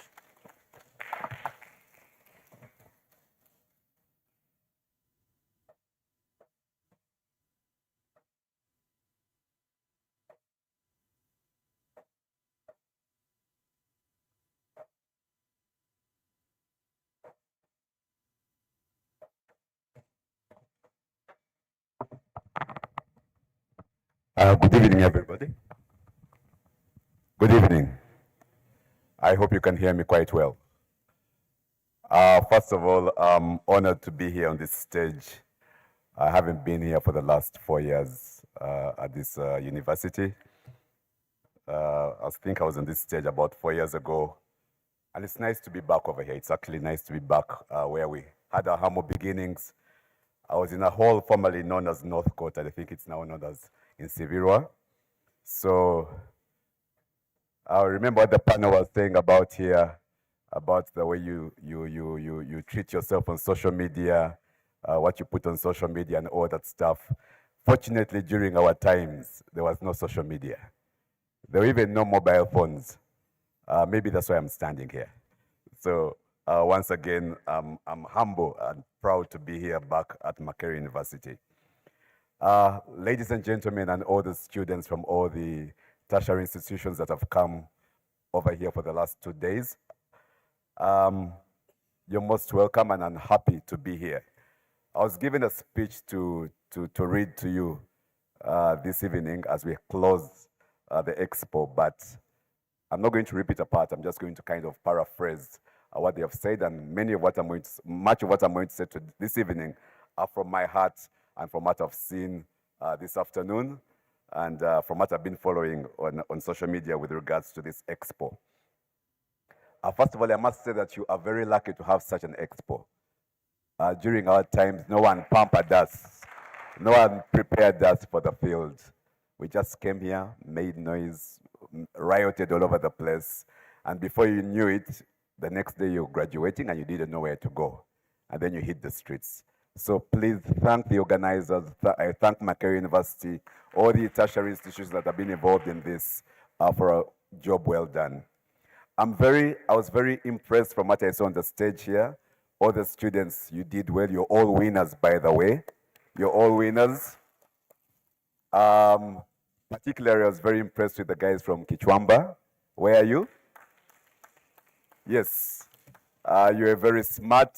You answered questions I didn't expect you to answer. You did very, very well.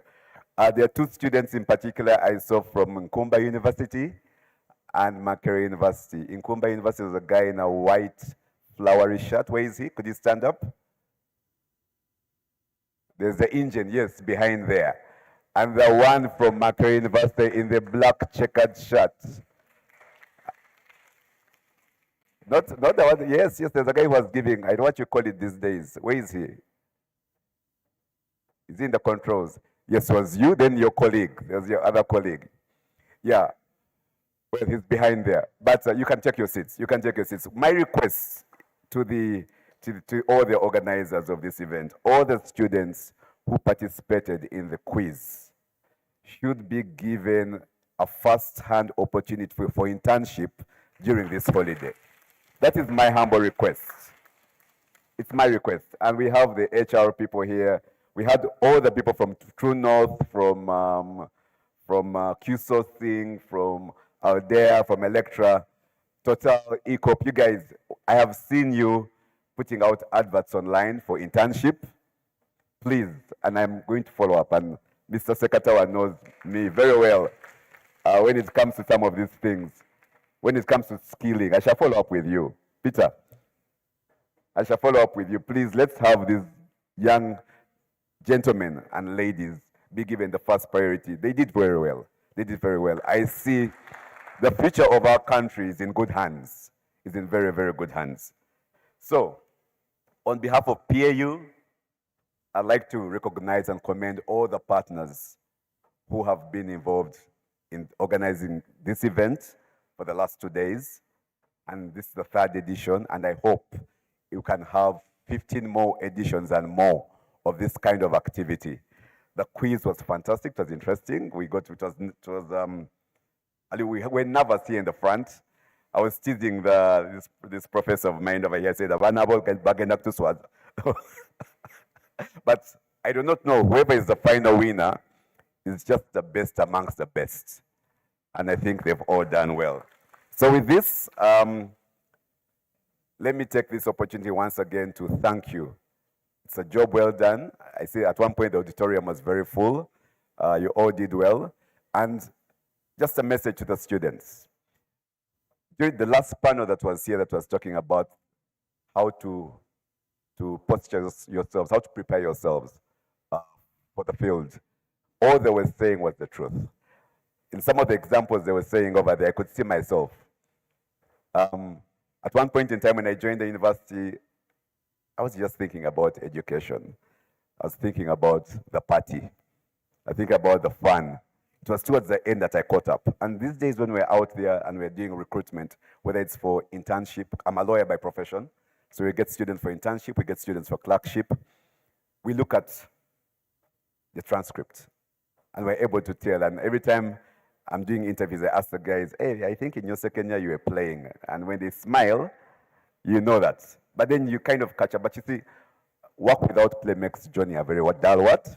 Boy. So you've got to have those balance, those skills, because if you come, and there are categories of students. And once you're an A student, and you know universities like A, B's, and C's. Once you're an A student, you're a successor in the university, in the skills. You become a professor, eventually you sit on a board, you do all that stuff, but you're needed. When you're the B student, you become the CEO, you'll be there in the management teams. Now, when you're the C student, you played, but you made the money, you shall come and build this for the university. So all the students are needed in the university. So please don't give up. Whether you're A or C, you're needed wherever you are. Otherwise, thank you very much. It's been a fantastic last 2 days. Another round of applause for our board member. Thank you very much. Whether you're an A student, a B student, a C student, we are all needed. I said for me, I'm an A student. My friend over there is a... I didn't say it. That's what they said, but I didn't say it. Kastam Hamenta, and yeah, here we are. Anyway, ladies and gentlemen, at this point in time, we have had different participants who prepared, they studied, they read hard, they came from universities far and wide, and they have competed. And we're not only going to acknowledge the winner, we would like to celebrate every single individual who has been a part of this. So can we first give them a round of applause?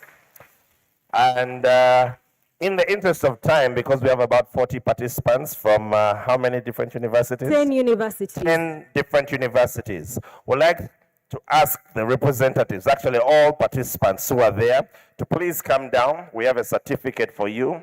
However, we'll just cluster them. We'll read your university and hand you all your certificates, and you'll stand for a group photo. So we're going to indulge Mr. Secretary to also come and join our board member, just so that we have photo ops with the university students. So very quickly, if you participated, let's just come here down, and we're going to be reading universities in no particular order, so that you can come and receive your certificates, all right? All right, so let's have all the 10 universities that participated yesterday and today. As long as you're part of the group that participated, please come. So in no particular order, we'll start with Uganda Petroleum Institute, Kigumba, Mr. Kalanzi Sylvester, Ndiaragaje Arnold, Serada Kenneth, Ahimbisiwe Ladiras.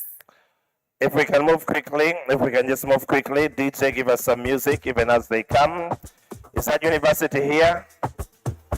Make your way to the front. Let's also hear it for International University of East Africa. Please come. Or did some of them give up and say we are no longer winning?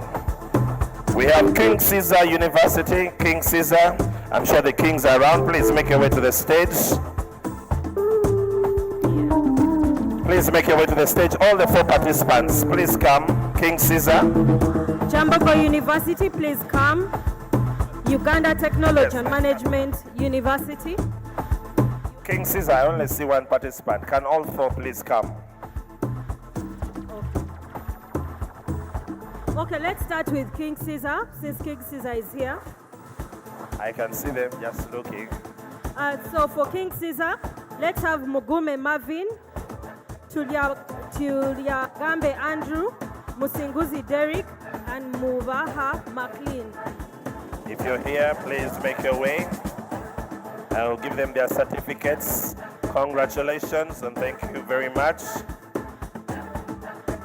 While they are there, Uganda Technology and Management University, please make your way here. Amanya Aaron, Shemtai Jonas, Arinaitwe Kilan, and Kasuja Omar. If you're here, make haste and come down.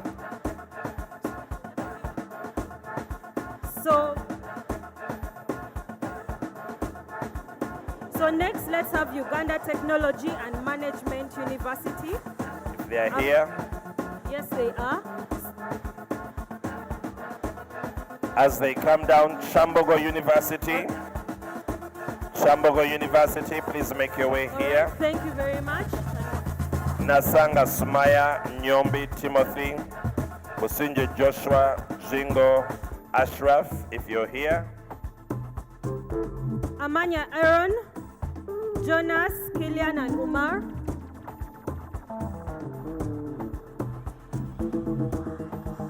All right, while they come down, Mbarara University. Do we have representatives? Mbarara University, please make your way here.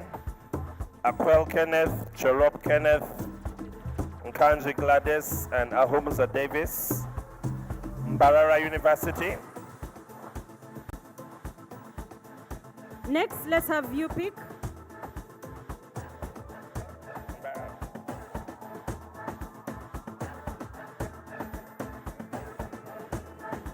That's Uganda Petroleum Institute, Kigumba. She's the only one available. Next, we have Mbarara University. While Mbarara is getting ready, Victoria University. Victoria University, send your representatives. Namalindwa Hanifa, Efuat John Roberts, Fiel Johnson Thor, and Charles Opedon. So taking a picture right now is Mbarara University, Kenneth Okol, and he's currently the only one available.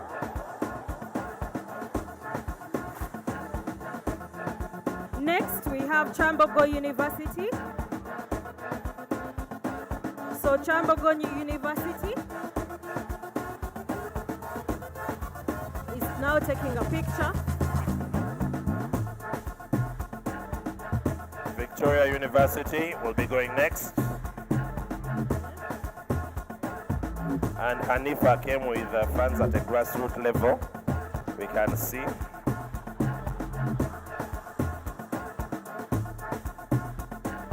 We have Makerere University. Okay, Gilbert Lazarus, Mukuru Elvis. The entire crew, I believe, is still here. Andrew and Tracy. Rakara Andrew and Nagawa Tracy. Make your way. While they come, we have Nkumba University that's already here and ready. So Nkumba, if we can make our way.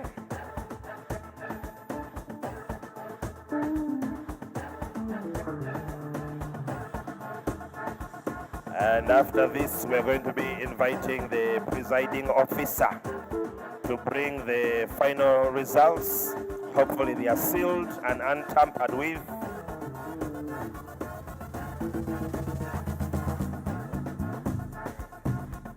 Now let's have a picture with Makerere University.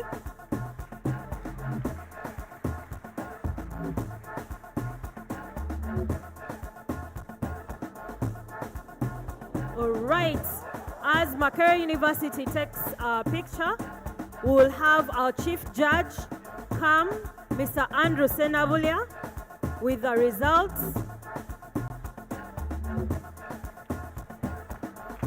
Mr. Senabulia, ensure that the results are sealed and untampered with. Mr. Andrew Senabulia. So Mr. Andrew Senabulia is going to hand over the results to Mr. Innocent Kahika, the board member of Petroleum Authority of Uganda. Before he does, can we ensure that it is sealed and untampered with? Looks like, yeah, okay. All right, but before we do that, actually. Yes. Who was number 3? Because we need to first appreciate who the second runner-up was. Well, I believe he has all the results there in that order. All right, for the...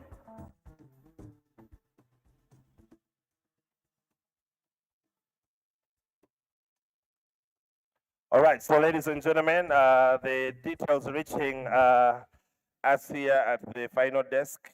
I hope All right, results are not changing from here. No. So let's have Uganda Technical College, Kichwamba, to come and receive recognition as the second runner-ups, and they'll also be given plaques. Come on, show these guys love. These are winners. They are number 3 out of 10. They came prepared, they came smart, they came ready. Hard luck next time, but you are certainly going to be celebrated even when you go back home. Clap for these champions, clap for them.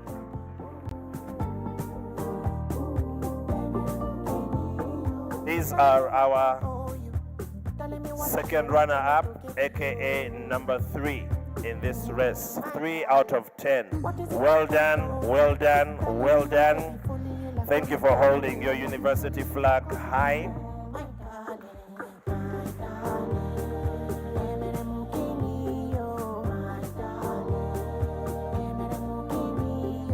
And now finally, ladies and gentlemen, only 2 teams remain. The question is, who is who? We have Nkumba University, if you could make your way here. We have Makerere University, if you could also make your way here. And once the results are handed over, we shall unseal, and the pressure will be upon you, Mr. Innocent, sir, to announce in a thunderous way who the winner is.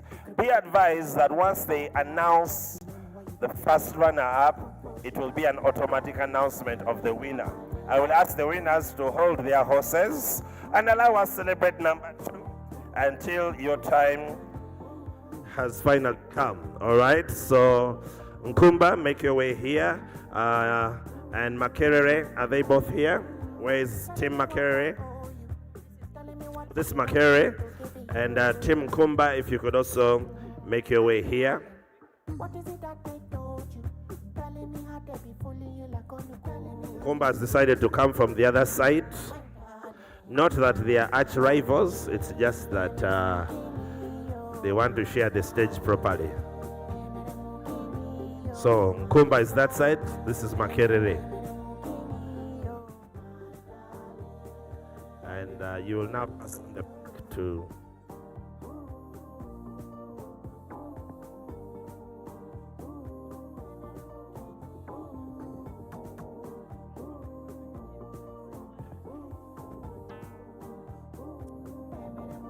I've been asked to make a few remarks, and I know we are already time-bound, but I would like to thank all the teams that have participated in this quiz.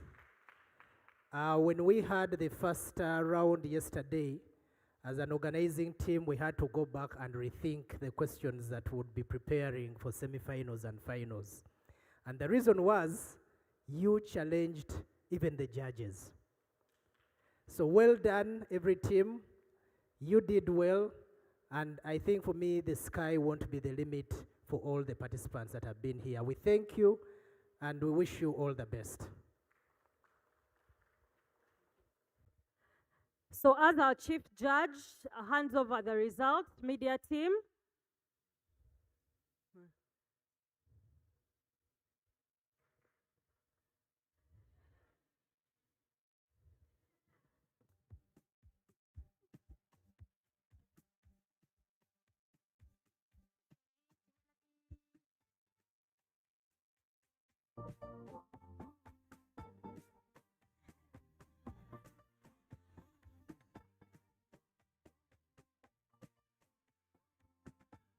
Drum roll, please. Hey. The good thing, the board member is called Innocent, so you cannot bias him. I saw someone sending him mobile money, but he sent it back. Testing. Can you hear me?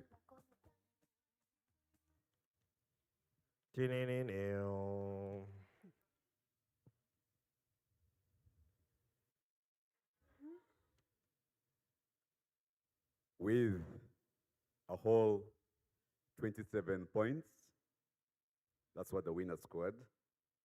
The winner for this, the third edition of the Skills Expo quiz, is Makerere University. Let's give it up for Makerere University. Congratulations to Just scored 18 points.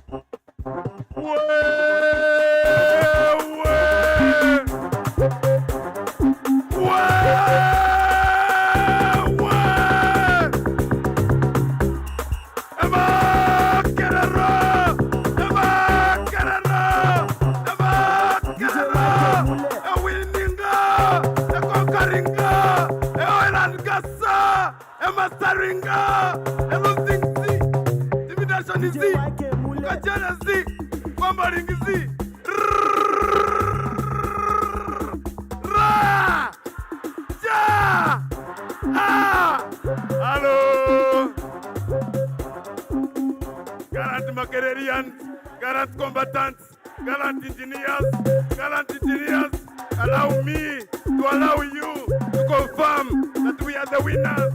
We lead and others follow. Makerere,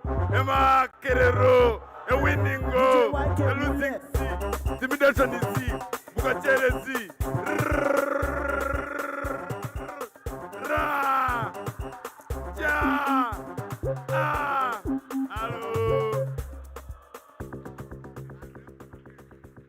Another round of applause to Makerere University. Bambi. And even the best dancer leaves the floor, please. Thank you so much. But in celebrating the winner, can we give as much energy to the first runner-up, and that is Kumba University. Congratulations. I don't know if you have a culture champion also. Over. So we're going to request, have you given the gifts? Okay. All right, so let's have the gifts. The plaque first. Let's take a picture. And then also we'll have the gifts for Makerere University.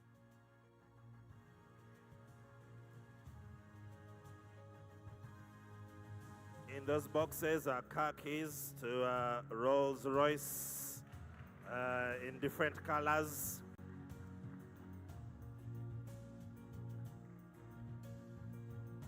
Congratulations, Nkumba. Isn't that where you studied? I studied from international school. Hey. Yeah. Uh-huh.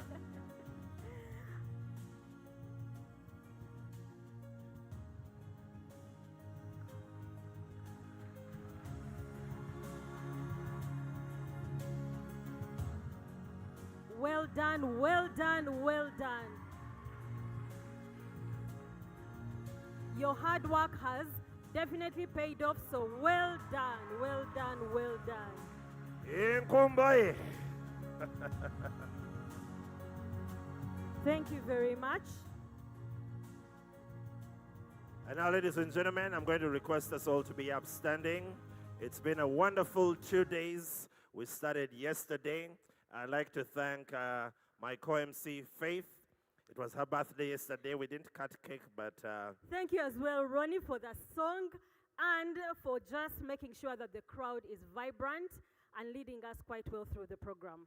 Thank you very much. We shall close with our anthems, and this time we shall play them in reverse order.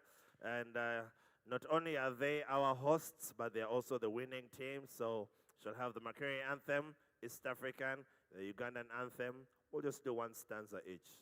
Thank you.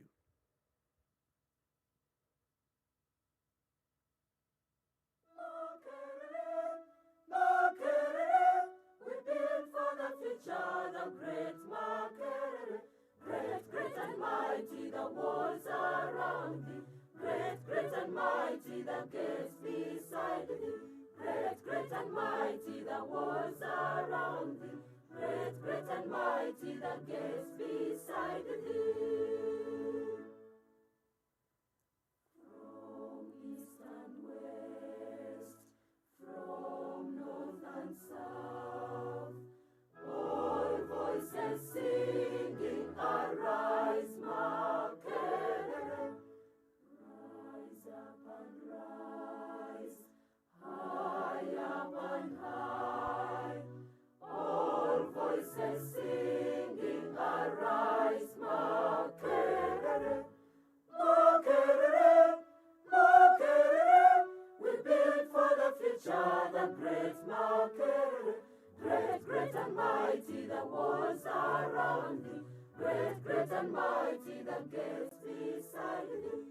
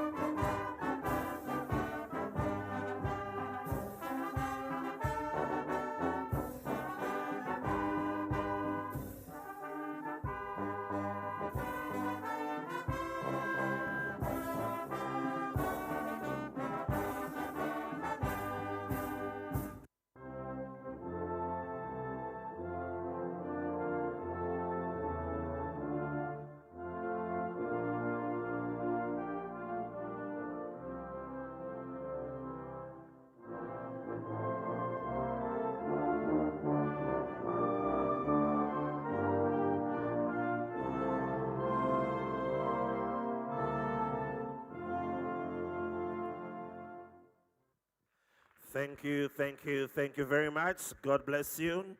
We have officially closed. Of course, you're welcome to interact with each other and make whatever networking opportunities. Mr. DJ, over to you. And media team, as the people are walking out, please put up the QR code for resources where you'll get the photographs, the presentations, and much, much more.